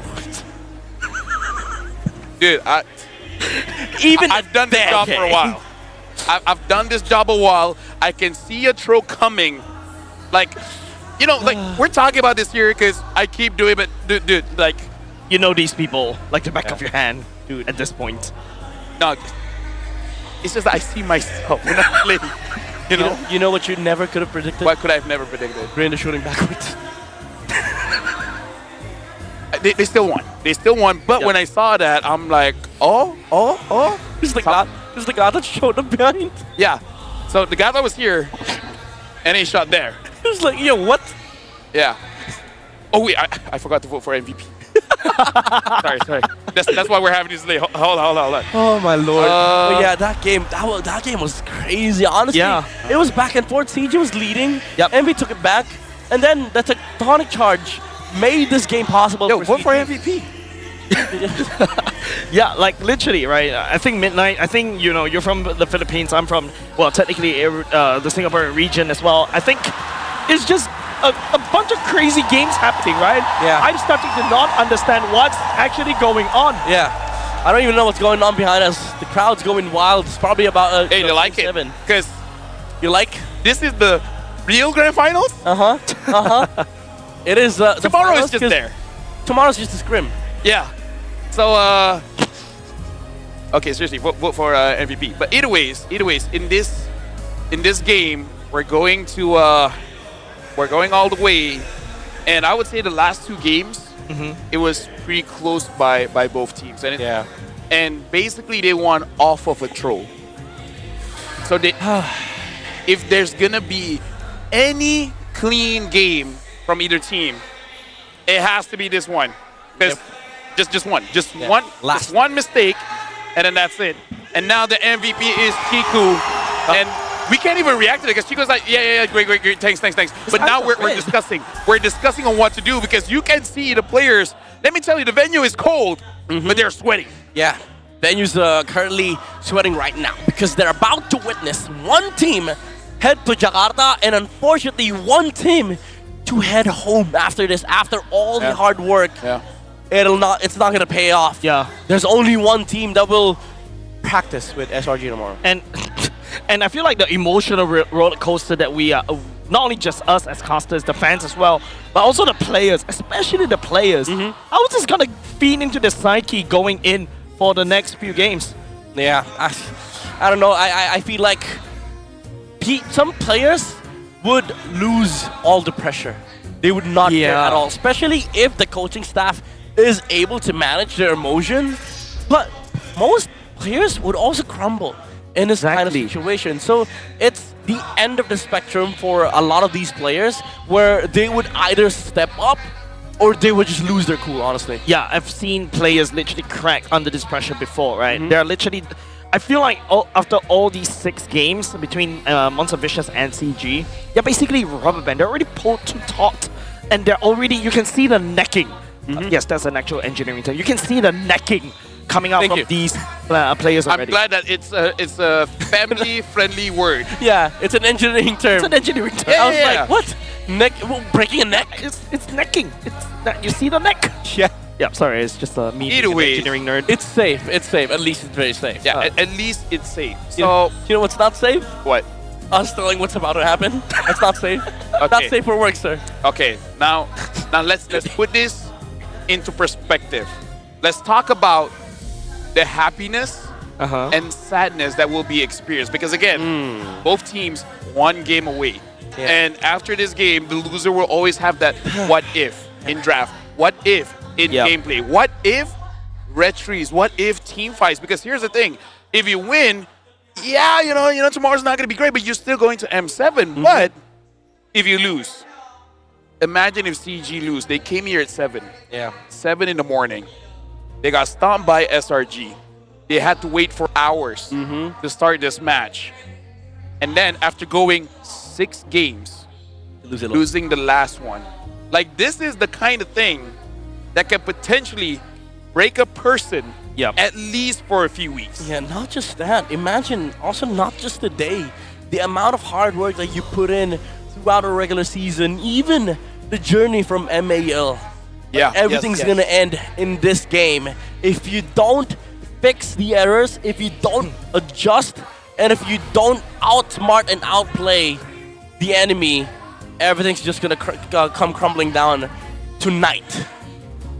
I was about to make a pun with your name, Midnight. But yeah, the clock struck midnight right there. But of course, there's a lot of changes that I feel like both of these two teams need to change. It's not exactly very clean, but there could also be a case where, somebody somewhere between these two teams are always throwing something different, something new. And I'm always looking at CG, right? Like, Kimi, once again, Chiku was the one that does most of the damage right here, 96k in total. But he's been always there to really confuse everybody in terms of his drive, where he can go, his positioning is a little bit over-aggressive sometimes, but sometimes that over-aggression pays off. I just want to take this moment, maybe not the right moment, but I just want to say shout outs to the crowd, because like, number one, yes, it's a full house. Number two, they're quite sporting, cheering and everything. And then as I'm looking back, the thing is, I'm not seeing 2 jerseys. I'm seeing a lot. I'm seeing SRG, I'm seeing Todak, like, it's nice to see that most of the people here, they're just MLBB fans. And despite the trolls, despite not being clean and everything, the audience are having a fun time. They're enjoying themselves. It goes all 7 games. They're not groaning. They're like, hey, great. We get our money's worth. We get to see all 10 players play all games. Yeah.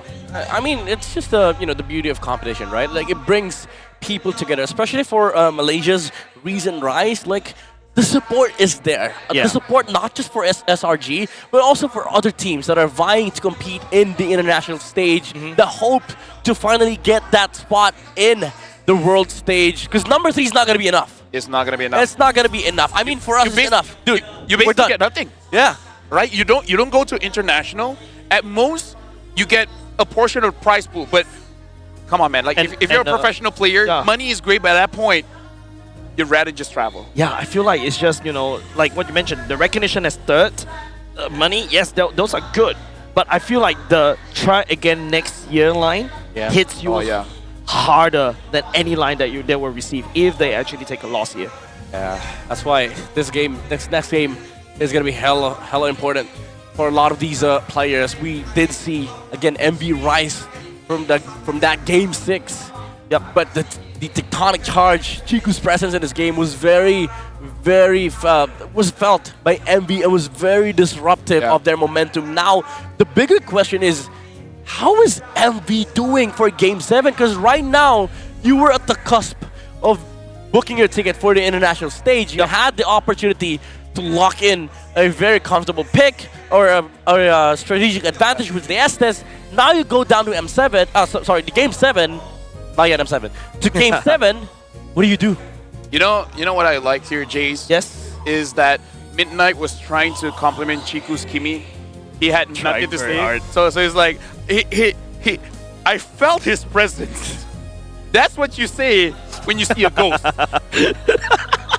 Like, he was trying to say, he carried Yolanda. I felt his presence. I mean, there was one good traction bolt. This started to get a very supernatural, right? Like, you can start predicting every single thing in that fight. Yeah. Makes my play-by-play like, this is exactly what you said. This is exactly what you said. What am I doing here? What am I doing here? Hey, we're making it easy for you. We're telling you what happens so that you can mentally prepare for the play-by-play. And it just look good. I've never felt so easy in my life before. Thank you. Thank you. Well, unfortunately, that's not the case for the teams now. Yeah. So let's talk about the possible blunders that happen, especially in game. I feel like they only did have a good good Gator game, but would have been better if they just took the Grok instead. Yeah. Right. That's the first pick. I'm so happy you said that happened, because us talking about blunders that would happen is a disgrace. Your MPL. Because that's like dictating who do you want to win.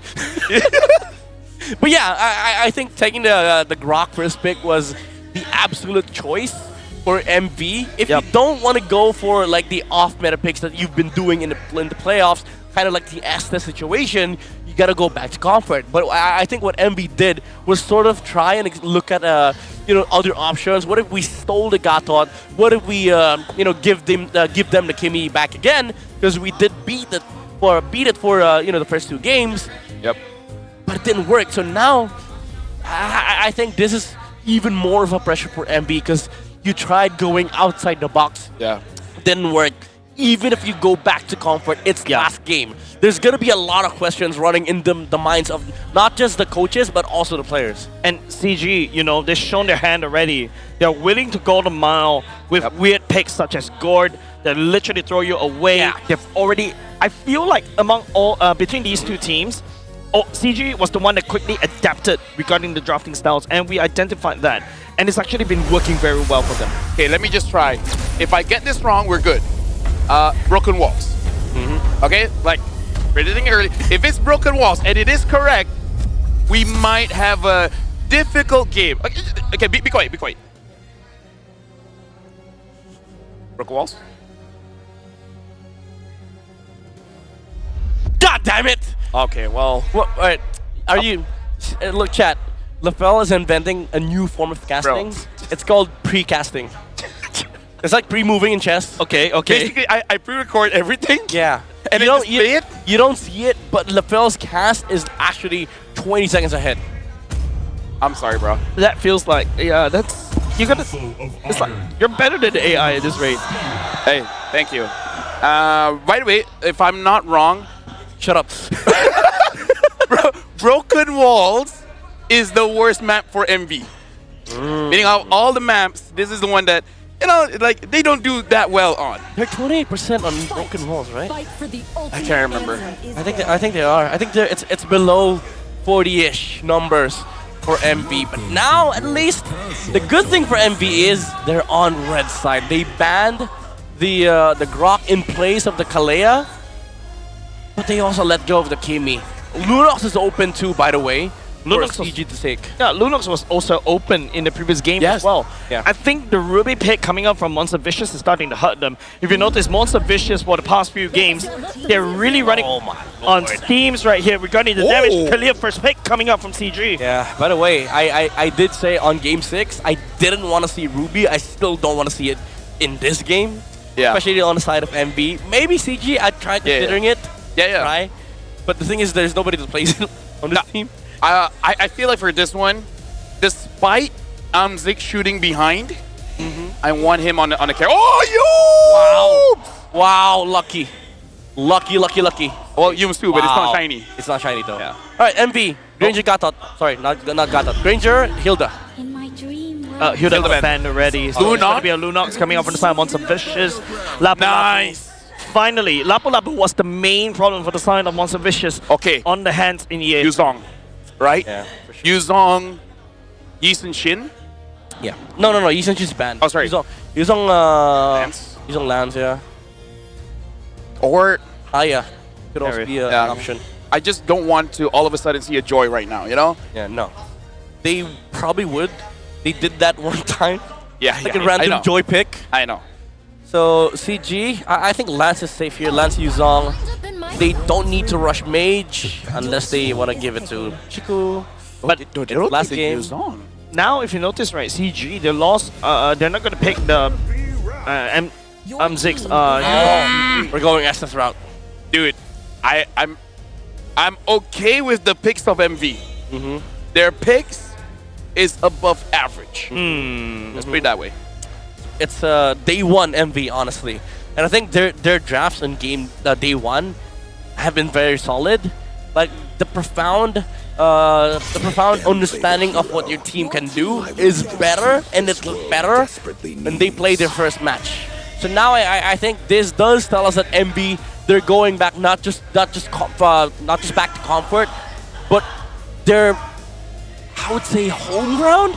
Like their main strategy, their main identity, even though it's awkward to see Uni on the Fredrin, I feel like this is a lot more safe for MV.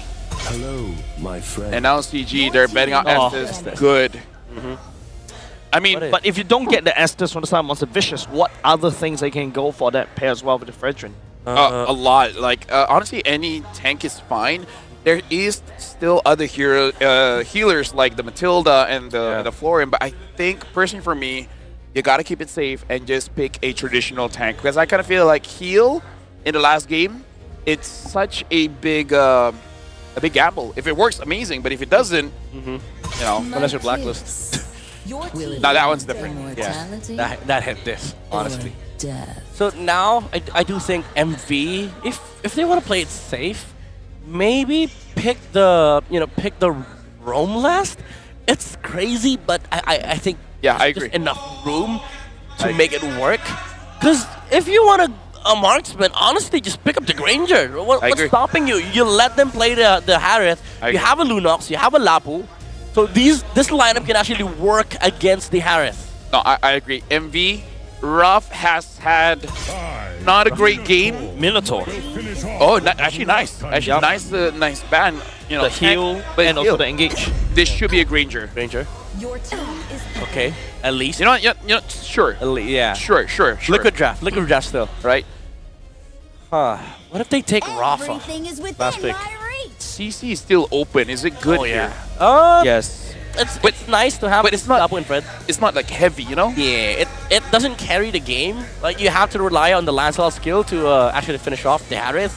So I think for CG, you want something that can deal with the Harith. Maybe even the Esme should be fine here. Force the make the Lancelot the hyper carry, and then pick up Benedetta damage XP against the Lapu. This is the very MPL Indo. Yes, but we haven't seen Ruby. At least Ruby helps out, right? Because they need some form of extended way to go with the team fight here. What are you thinking for MV? Matilda counters 4 heroes on the lineup. That's what you said for Esmeralda. I mean, I'm just saying. Jason's not wrong. I'm just saying. I'm sorry for being the devil's advocate here. I'm just saying, brother. Don't forget, it's also down to the pressure that both these two players are facing. Yeah. Chad said Hellcrit could happen. Matilda, Rafa. Cuts in life. Shit! Wow! Oh, talk about fighting. Oh, shiny. Yeah, like, sorry, bro, but the draft, man, the draft. Yeah, draft. Dude, shiny 2. Dude, yeah, shiny 2. Okay, now. Okay, help me out here with hold on. I'm sorry, but I'm not gonna analyze this one because this is just do or die, right? We have not seen the chip. We have not seen the Benedetta. Now, this is a situation where even as a coach, be like, these are our options. Yeah. It's up to the players. Pick a hero that you will not regret. Pick a hero that be like, at least I use this. If I don't win, I'm just not strong enough to go to M7. Yeah, I agree. So right now, ladies and gentlemen, this is gonna be the final game of tonight. This is gonna decide who goes to M7. Is it gonna be CG? Is it gonna be Monster Vicious? Both teams, they are debuting a Chip as well as a Benedetta in their final hurrah. Who will take the victory? You ask me, I like the idea behind the draft of MB because of the fact that they can play fast-paced game against CG, which will suffer in the early to mid stages of the game because they need actual mechanical execution to pull off this composition. One thing is that I can see this game, Year 3 with the Benedetta, Petrify, can be the game changer. Yeah, that is true. Because when Chip portals in, and then he just ults and then petrifies, that's going to be the biggest game changer. And you know what? If that actually happens, I'm just saying. Here's the thing. What if he portals, nobody goes in? Now that's 5-hit. So that you bait 500 IQ. Right? You bait the, I don't even remember the all, but yeah. Electo Final Blow. Electo Final Blow. Thank you very much, Mina. That's why you're the analyst. So I'm predicting it at minute 25, right? There, Chip, portal in, and then everyone gets caught by the Electo Final Blow. Yeah, but like that's basically opening up and making it so much easier for the side of CG to do a lot of damage over the side of MV. But there's also quite a few iframes here on the side of Bondos, right? With the Brilliance, you can just sidestep just a little bit. But yeah, it all boils down to Year 3 having a good game. Now, you know what? Midnight Jays, chat is matching our energy because they're like, you know what? This is an amazing draft. I'm liking this game. We'll see who throws first. Even as I'm reading that, I'm like, you know what? All of a sudden, exactly. Because the thing is, we've seen amazing plays, but we've seen better amazing throws. Yeah, you know what? W chat. It's like this is so good. See who throws first. Yeah. Yep. That's a real metric. All right. Activating that's going to be the ultimate coming off the Chip as well, but the main fight happening on the other side. Summon Falls already committed by the side of Ruff. 2 members on the side of CG already down, cracking under the pressure right here. My Uni lord. appraises Wrap onto balance. It was off screen, but Gary got taken down. If not, that would be one of the easiest hurdles to secure because KCCs, man, on that Fredrin. Dude, that was such a decisive move coming out from MV. I like it. Again, this composition allows them to do that. Maybe that's something that the coaches actually cooked up. They drafted a brain-dead lineup. Just commit to one call and execute. Let me just say, I'm going to shout out Robo Juice, where he said, I can see Bene, Mr. Petri, and die. Year 3 trying to dash away, but the stun will be able to keep up. Then Electo find the flow. Bondos, he's out of the screen, but still managed to pick that kill up.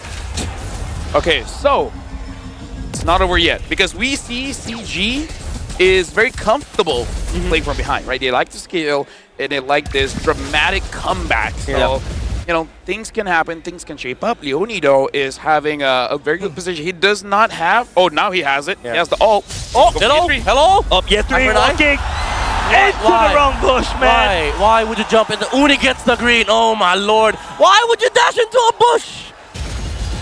I think he has the idea of someone being in there. And now I'm feeling bad if I just cursed it by saying what he's going to do, and he will never do it. He did. Ruff opening so much damage onto Umzik as well. No minions coming out. Reinforcements coming outside of Gary as well. Phantom execution onto Ruff. That's going to be the puncture, but Chico delivering a shutdown onto Ruff. And now Leone getting caught in an awkward spot. Flickers away to safety. Yeah, honestly, they're feeling it for MV.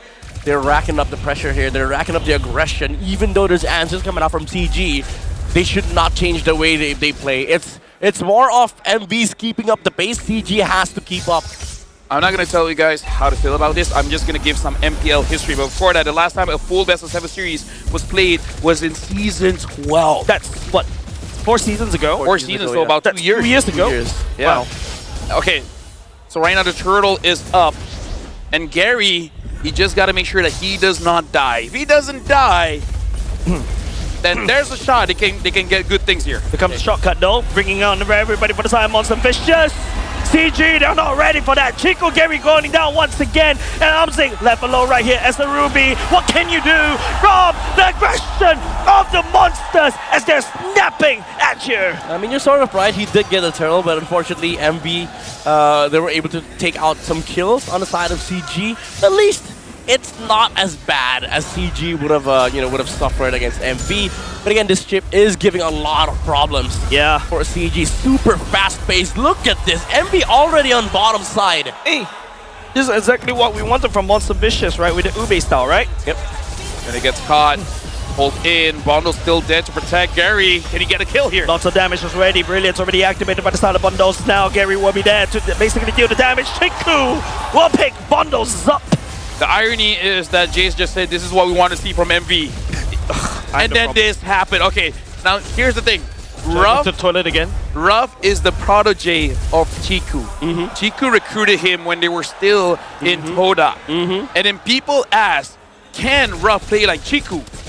For better or for worse, I think he is. Yeah. Plays better, throws better. Yeah. Yeah, I like it. Hey, best of both worlds. Yes, exactly. That's why, this is a good match, because you see MV and CG trying to limit the mistakes, which is what we mentioned earlier. But now they're trying to limit Ruff's mistakes. Actually, Bundles covered Ruff's position there, even though it was an aggressive move coming out from MV. And again, this is the thing that you need. This is what you want. Just keep on making moves and make sure that you pad out the mistakes. Oh, like even though Gary didn't get a kill there, he forced out the Zaman Force as the turtle spawns. I feel like the Zaman Force will come up as they're fighting around Turtle, so it's not the biggest of win. Now that they see the Lancelot there, it is on Yetri here. If he's able to delay the Turtle, then that'd be good. But at this point, I kind of feel like it's better just to let it go, man. I think it's not worth it. Just trade it. You have a scaling lineup on the side of CG with Lancelot. Just give it. You don't have to contest it unless you want to lose out on heroes and then allow MV to keep pushing forward with this utility lineup. Yep. So right now, MV, 2.5k ahead. Valence now having the Athena Shield. Uni having the Radiant Armor, so it should help them out. I would say especially Uni here, because Chico won't be able to deal quite a lot of damage now against the front lines. Looking at bot here, MV might get this for free, because even if someone responds, bro, like, I feel MV will win the fight. Yeah, they're essentially covering 3 lanes here for MV. They have the chip, so the advantage is always going to be there. But that leaves Ruff bot lane though to push the bottom lane, because there's no way for CG to actually address all these pushes, because they know they could just send the chip towards a lane and then essentially fight as 5. So MV, they have full control of the map right now. Ruff is getting all the items and all the farm in the world that he needs. And maybe 2 minutes from now, we see MV actually, pump up the pressure against CG and pressure the Lord Dance. Yeah, just make sure not to throw, but this time CG does not have the Lapu. They have one ever since they got the Lapu, so this is going to be uncharted territory here for CG. Momo is doing pretty well right now, 0-0-6. Yetri can't say the same, 0-2-0. And Benedetta, I would say, doesn't stabilize that well. Look at this, everyone's in position for a fight. Petrified does land onto Uni though. Uni taunting out, but he also allows Leonie to step forward with the ultimate as well. Everybody for the side, Monster Vicious. Uni still walks away scot-free. But CG, that ambush doesn't really land. Gary could try to find something though, but doesn't land the damage to finish the job. Good cover coming out from Momo, but that was risky coming out from MV. You gotta be careful. Okay, he's gonna be fine. Amzik is there. Ooh. That could be a very juicy I'm offended flicker as well. Yeah, they're saving it for the Lord though. CG, they know they want the main objective. They want to be able to fight inside of the objectives, because this is something that you actually want to convert. But MV, they can actually play it slow. Honestly, with the chip, they can push the side lane, stop and bot, put the fighters in the middle lane, mainly the Fred with the cover, Lunox and Harriet alongside him, and then just let the Lapu and chip do work on side lanes. This is just slightly awkward for Valence here, because there's no great targets for him to pick up. Both Ruff as well as Bundles does have that Purify, and if he accidentally picks up Uni, then that's not great for his team. And Lapu, honestly, the Lapu can even, break away from your CC being in the Bravest Fighter. So honestly, a pretty awkward game for the Kalia, unless Amzik or Yitri can bait out his purifies first. Yeah, honestly, even Leone, he can't even use the the Tsunami Slam for the chip, because if they don't have the burst damage, then you can just send 4 people in from MB. And that's why they're gonna be they have to be very careful. Metamorphosis right there. That's going to be a knockup as well. Purify committed by the side rough. Nothing sticks onto him. Monster Vicious Wall again. Look at Leone. Leone is from the back, looking for an angle here. Jiku is zoning Momo away. This is bad. CG, they are gonna tunnel vision here. And Leone is already moving with... He's invisible, they don't see him! He was going in, and it will be activated. Ultimate onto Chiku! Chiku going down right here. Gary's the one that steals the Lord! Denying Monster Vicious from the Lord! And now they are angry and praises Rav! Debunk onto Year 3! Again, not the worst here, right? At least CG got something there. Yeah, MV decided to turn on that Lord fight when Chip concealed in, but Gary, he held on, even tanked some damage against Ruff just to make sure that he gets the Throne Rose Retribution combo to steal the objective. Momo zoning them out. Oh, balance. Total right there. Zaman Force already committed by the side of Ruff already. Bundles will be able to take off balance. Gary has to run away with a punch. I'm offended on the tool with offensive execution. Gary turning around. Ruff already down. Chico looking for more. Bubble stepping away. Amzik looking for the next target from the side of Monster Vicious.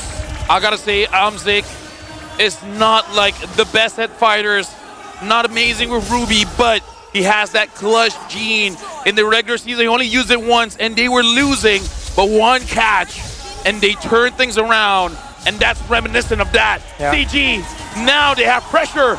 Yep, too aggressive coming out from MV. They tried to kill off the Kalea. They were able to do so, but with one cannon left, Gary was able to clean the minions in mid, and that hook allowed Amzik to just clean up against MV.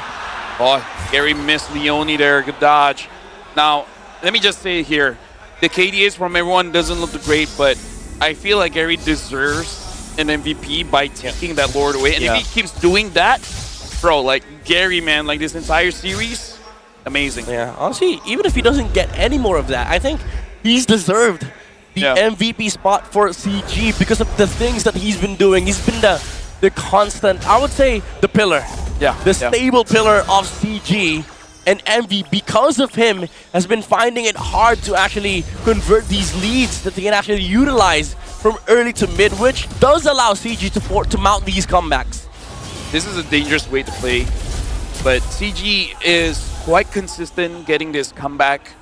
Well, even chat is saying this is not geekable, but hey, CG, they are making it work. They make it look geekable here, and yeah, geekable. Okay. Right?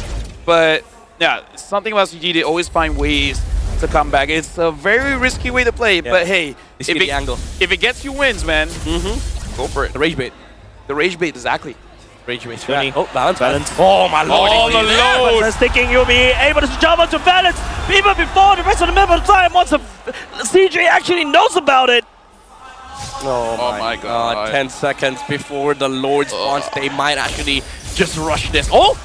Amzik finds a petrified Momo, flickers away. Rav also stepping forward with his Zaman Force Year 3, elect to find a blow away to safety as the Lord is spawned. Wow, there wasn't a punish from MV. CG actually were the ones to force out the flicker from Leone and Momo. And now this Lord fight suddenly becomes doable for CG. Yeah. I mean, like, they made something bad into something, I would say, neutral, right? Because right now, Valence is up. Not saying that he can make a play, but it is possible. Yeah, he could pick up the Fredrin and allow Gary to steal a Lord once again. He's being very consistent about it. Gary looking for an angle right here, Thorn Rose, but Leone is actually effectively zoning them out. Monster Vicious, Ramsey! I'm offended! Onto Momo at the same time! And Ram desperately trying to stay alive! Uni already going down! No more jungler for the side of Monster Vicious! Look at me! Look at me! Look at me! Look at the mid lane! Look at me! Look at me! Gentlemen! Oh my lord! They're trying to do something! They're trying to end running out all minutes as well! And it's unfortunate! Everybody knows by spawning up! The counter ground aside CG! And they have to drop the portal! CG! So close, yet so far! Gary? Okay, Bro. he's not able Bro. to end, but that was close. That forced Envy Ruff! back to their base. Ruff gets caught. Ruff gets caught. He gets caught. And now It's a Gary! Bro, a series of unfortunate events opens up the way for CG's Lord. Oh my god. Why do you go back in the portal? I don't know, Lane Purify as well. Because of that, now CG is back in this game. Gary and Year 3 with the plays, forcing out these backdoors against MV. And man, Amzik as well. Even before that Lord fight started, Gary was trying to find the angle, but the Lord reset was there from MV. But MV tried to go into the Ruby, but Amzik was like, no, I'm going on you. And he was able to poke down the Fred, and that's why they didn't have the jungler for that Lord fight. And now the Lord is here. Balance, Yetri, Gary, they all can engage. How are they going to approach this? Reverse Orator activated by Momo is starting to run steam just a little bit. The core is actually not very healthy though. Uni desperately trying to hold. The Electro from the blow from the side. Year 3 is focusing on the minutes right now. The Lord marching down just a little bit more. But some Vicious actually down low. It's running out. Our Lord! As it's gonna be Minions being wave clear, but it's almost the Vicious. And now the streams of Minions bit by bit working against CG. Both the Vicious working against CG. They're still alive. They were too desperate, but Midnight, I can't blame the man. They saw the end angle. They tried their best. I don't know how Gary survived all of that. Yeah. He should have died, but bro. He went in. Chat, are you guys a believer now? Because you guys said it was ungeekable, and I was on board with you guys. But CG. Oh, Leone! They're cycling right now. 2 members on the side. CG already gone. And now a bunch of missions are looking at CG like it's food. They crack open mid as of now. Oh, they want to chase. The dodge is there from Gary, but they go away. Trying to chase just a little bit, but Gary actually focusing onto the minions as well. A bit of chip damage onto Amzik as well. Damn, dude, Gary is doing it for his team. CG is still alive. Carry Gary on the Lancelot. MD, they did have this game, but they're now defending for their M7 spot. But it feels like it's slipping away from their clutches. Midnight Jays, let me just say, this was worth it. It is worth it, right? Yeah, game 1, 2, all the way to right now.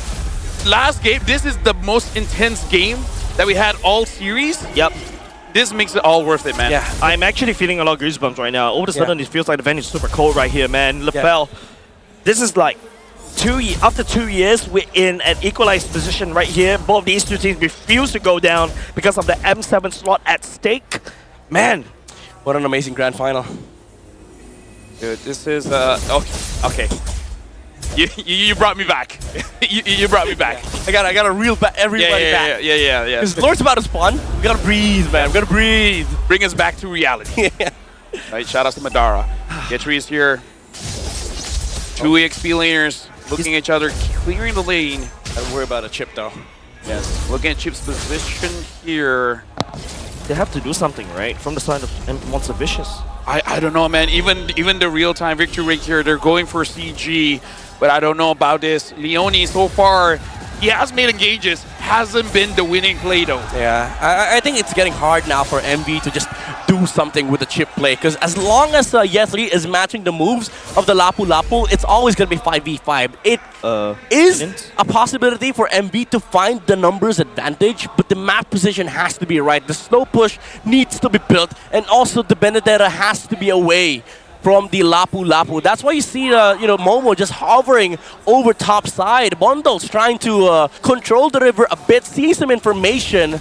But again, this is just awkward for both sides because they're waiting essentially for the proper map position to be put in place. Oh, hold on. Get 3, take some border damage. And Momo is waiting there for you, my man.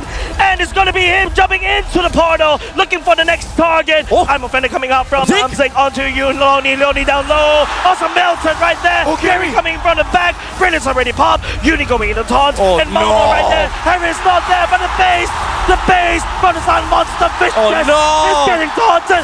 Not enough manpower for the Silent Monster Vicious to end this fight. This is all because Ruff had to clear the wave. And all the skills have been used by Bondo. They see the end of the tunnel. Comeback Kings from the side of the CG.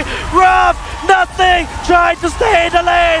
But the minutes, ladies and gentlemen, a reverse coming out from CG. And they will go to M7. CG from MAL through regular season to the ups and downs of their roster. They had to go through SRG. They dropped. Cram went to their faces. And now going all 7 games. They're going to M7. But when one team is celebrating, the other team is crumbling. MB was that close. It was very close to fail. Monster Vicious, there is a chance, a sliver. It slipped through their eyes, slipped through their grasp. But CG though, you gotta admit, they were down 2 games in this series and they clawed all the way back. Amzik, in his rookie season, he just started and now he's going for his first internationals despite having to balance out studying as well as training, man. And now we're going over to stage. This is gonna be emotional, but for now, congrats, CG. Unfortunately, untuk musim ini, Monster Vicious terlepas peluang mereka ke Grand Finals dan juga ke M7.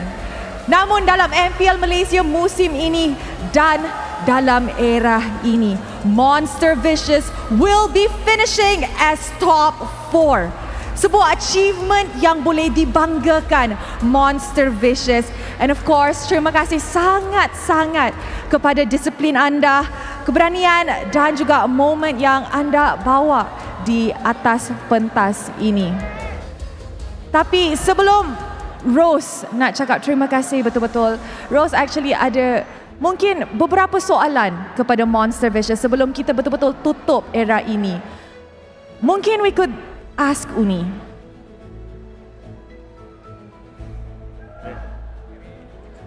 Alright, you know what? How about you do it? Haru sebagai seorang yang dalam Monster Vicious selama ini, sepanjang ini, and us entering the new era, will we still be able to see Monster Vicious? So after today's performance, I really hope our kids, our coaches could stay and do better in next seasons. The emotions are overpouring on this stage, and Haru, I know you love this team so much. I know you love these boys so much. Is there anything you nak cakap kepada Monster Vicious?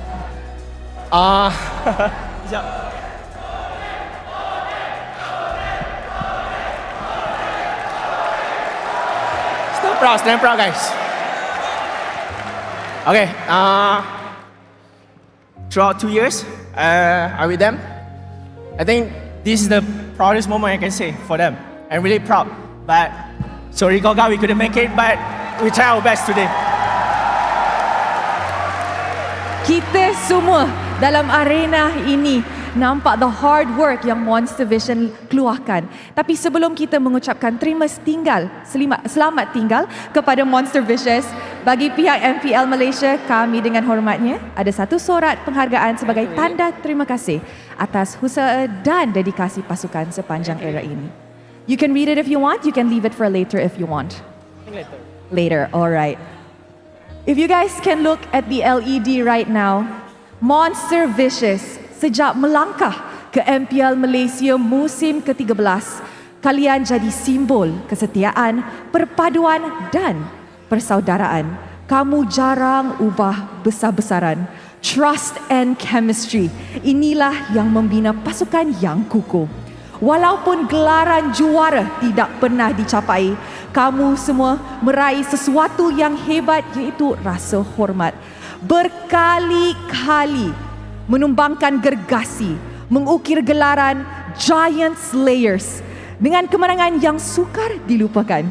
4 musim ini, kalian bawa semangat identiti dan kejutan, bukan sekadar bertanding, tetapi mewarni liga dan menjaga maruah persaingan.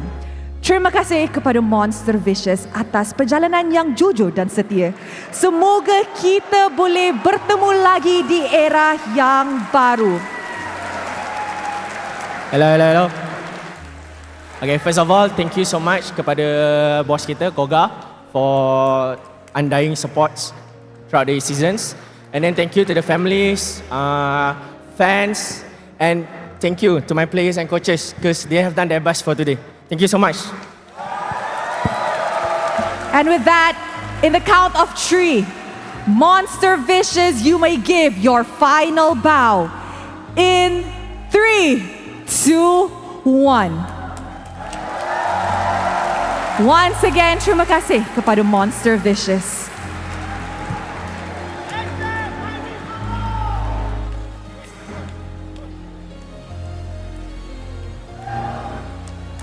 Dan kini dengan penuh kebanggaan, kami secara rasmi mengumumkan CG Esports adalah wakil kedua Malaysia ke M7.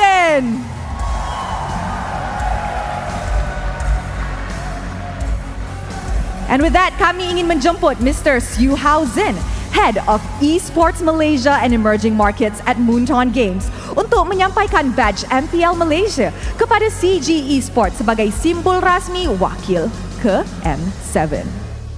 Amzik.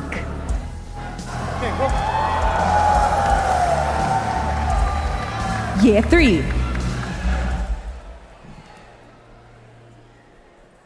Valence.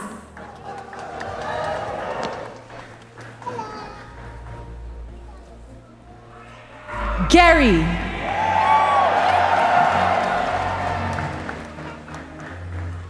AJ.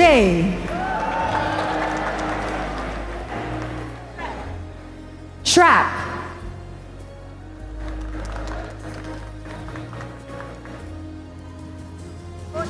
Coach Rain.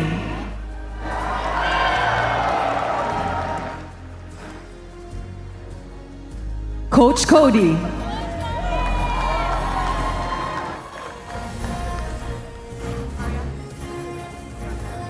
Maria.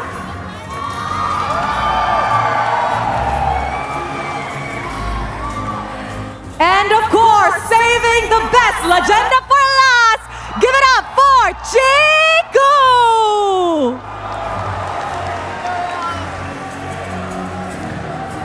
Terima kasih kepada Mr. Suhausen. You may now take your seats. Semoga semangat MPL Malaysia dan It's My Time bergema di pentas antarabangsa agar dunia melihat siapa kita yang sebenar. Tuan-tuan dan puan-puan, sekali lagi ini adalah CG Esports.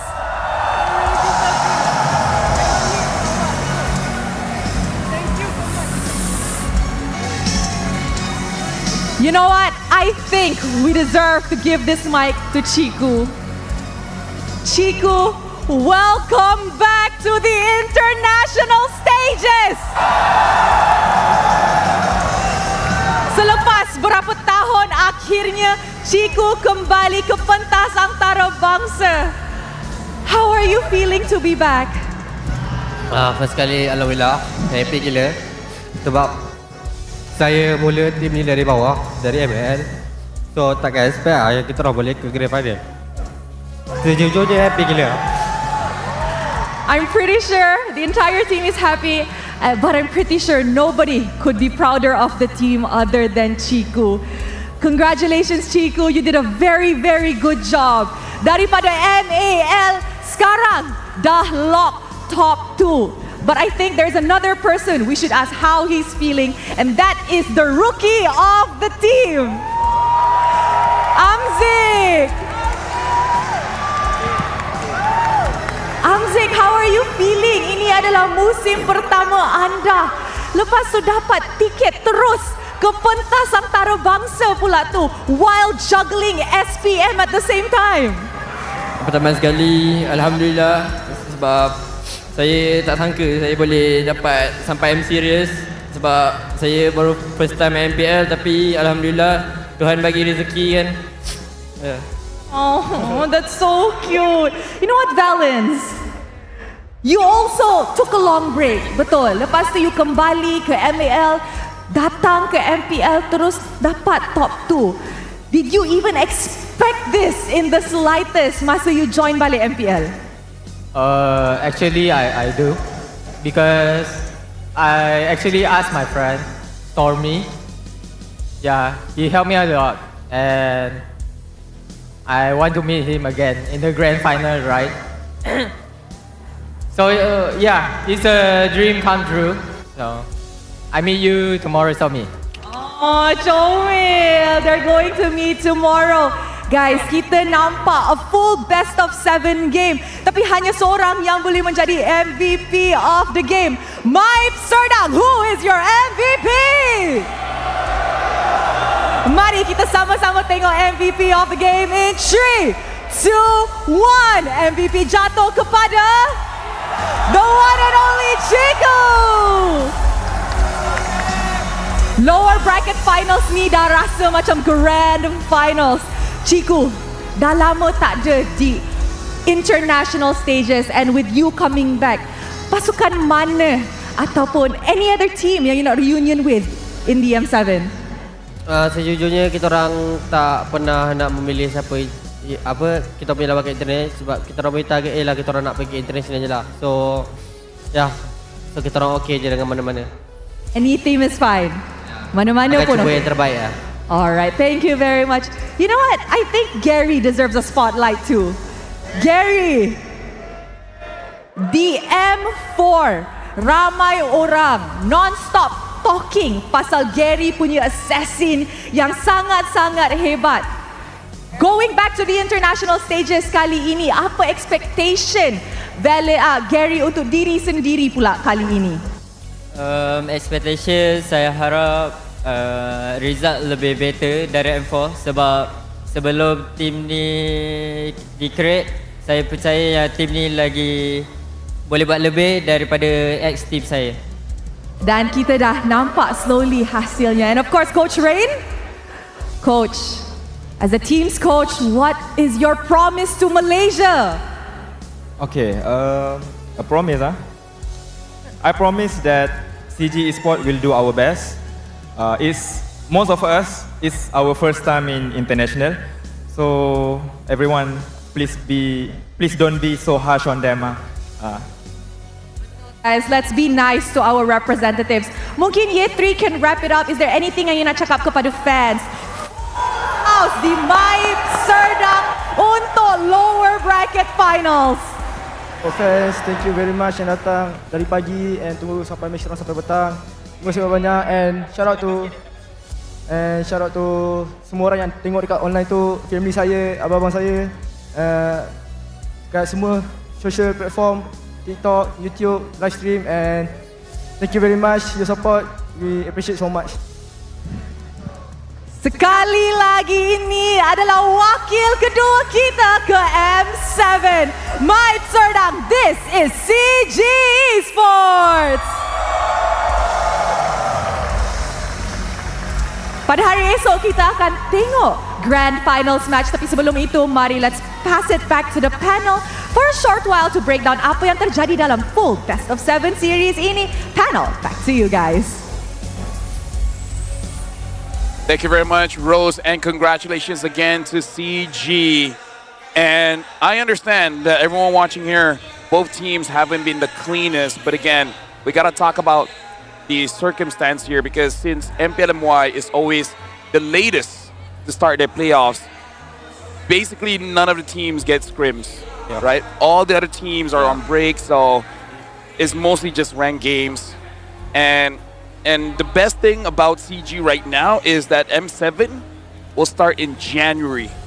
Right now it's November, so they have time. Let Amzik deal with his exams, finish exams, and then afterwards, just focus on training, and not saying that they can win it all, but I feel like at least they can be more prepared. Once M7 shows up. I mean, definitely a very good position to be in, considering that your scrim partner is gonna be SRGOG. Yeah, like that's a big difference coming out from RGs, because nobody wants to scrim against his team. Yeah, and POs are done. So now CG, again, very happy for them. Congratulations. They did put in a lot of effort to be here. They started from MAL. The road was not. It wasn't the easiest. Yeah. It's always when the road is bumpy that creates the best of storylines, right? Yeah. It is an uphill battle from CG from the get-go. Yes, they skipped the planes a little bit, but they are still here. It was a very shaky first 2 games. Amzik is not comfortable, but he finally showed up, and yeah, they just conquered. The thing about Chico is he puts his money where his mouth is, because people say his wash. And yes, his mechanics isn't the best, but he collected his own funds. Yeah. Got sponsors, make enough money to build a new team, to pay the other players to stay committed, to focus on training from MAL, and then the ups and downs, and then finally going to the grand finals. Because let me just say, out of all the teams that we have here, Chico was the only one brave enough to say, I don't consider it a win unless we beat SRG. Because everyone else, they were happy being number 2. Yeah. Chico wasn't. He Even said, after all that, right? like, even if I lose, I don't care. I'm going to still fight until I get number 1. And that's, that's something that's very commendable. Like, that is the championship mentality, honestly. Yeah. It's the grit to win. Like, it's the grit to prove that you're not just good at what you do. You're not just good at playing the game. You have to be the best. Capital on have. HAVE. He has to be the best. Yeah. And I think that's the strength, that just never give up. Like, he understands SRG is OP, the final boss. And even if he loses. But he's just not gonna lie down and be like, okay, fine, you guys win, see y'all later. Yeah, even you already start to see a glimpse of that against Monster Vicious, right? When they're so dominating in the first 2 games, and even though, Uni just pop off in the previous game as well, and when they're like just one more game away, CG was basically hunkering down. Don't forget, that previous game earlier just now, Monster Vicious, seems like, they're finding, very good pickups, right? And there's a moment in time when we almost crowned MV instead. And of course, you got to have to talk about the almost failed backdoor as well. Yeah. But CG, they persevered. They stayed on in the fight. Yeah. I mean, don't get me wrong. Both of these teams, honestly, they deserve the second slot. It's just unfortunate that we only get to give one, because, I mean, SRG is already there. But honestly, it feels like MY only has 1 slot. Because one is reserved. Yeah. Now, they will go through wildcards. But again, this is just, a deserving win for CG, considering that all the struggles that they had to deal with, the exams coming out from Amzik, now finally he's gonna be able to breathe for a bit. Exactly, yeah. This is just amazing, like following these teams chase that dream. I'm speechless, honestly. Yeah. And again, like, we all meme tomorrow might be a 4-0, but again, get your foot in the door first, right? Yep. Think about it when it becomes the story. Right now, we got to talk about the journey here. Wow. Right? MV, they started off well, beating Homeboys 3-1. SRGOG dropped them down. And then they survived, fighting against Vamos. But unfortunately, they lost against CG. And CG, they started at the upper bracket, defeating Vamos, losing to SRG. And maybe this was a sign that maybe CG could have won, because MV got 0 wins. CG at least got 1. Yeah, that's the reality of coming from regular season to playoffs. If your teams are consistent, it is gonna stay the same way. And that's true for SRG and CG. They still are neck and neck. It might not feel like it because they got stomped on all the games that SRG won, but this is gonna give them a bit of a momentum boost going towards tomorrow. Yeah, definitely, right? Like, this is something that, you know, at least one team gets a bit of a chip damage against SRG's domination, right? Yeah. And for tomorrow's schedule, we only have one match. It's just a best of 7. It will start around 5:30, but before that, the award ceremony will be at 3 p.m. Send-off ceremony where we're going to say good luck to all Malaysian teams in the international at 4:10. Grand Finals opening ceremony at 5:15, and then 50 minutes after that will be SRGOG going up against CG. Yeah, you know what? Call me crazy, but it's not so crazy to think that we might see a different Grand Finals tomorrow. Hopefully. Like, even in my own region, we thought Aurora was just going to sweep everybody else. Yeah. Liquid came from the upper bracket and then swept Aurora. It might not be CG winning, but it could be a close Grand Final. I mean, if Singapore also gone through a dethrone already, you know, Team Flash not making the cut all the way to M7, we give way to Team Evil. Who knows? Yeah, with Script might be changed. Either way, Indonesia though.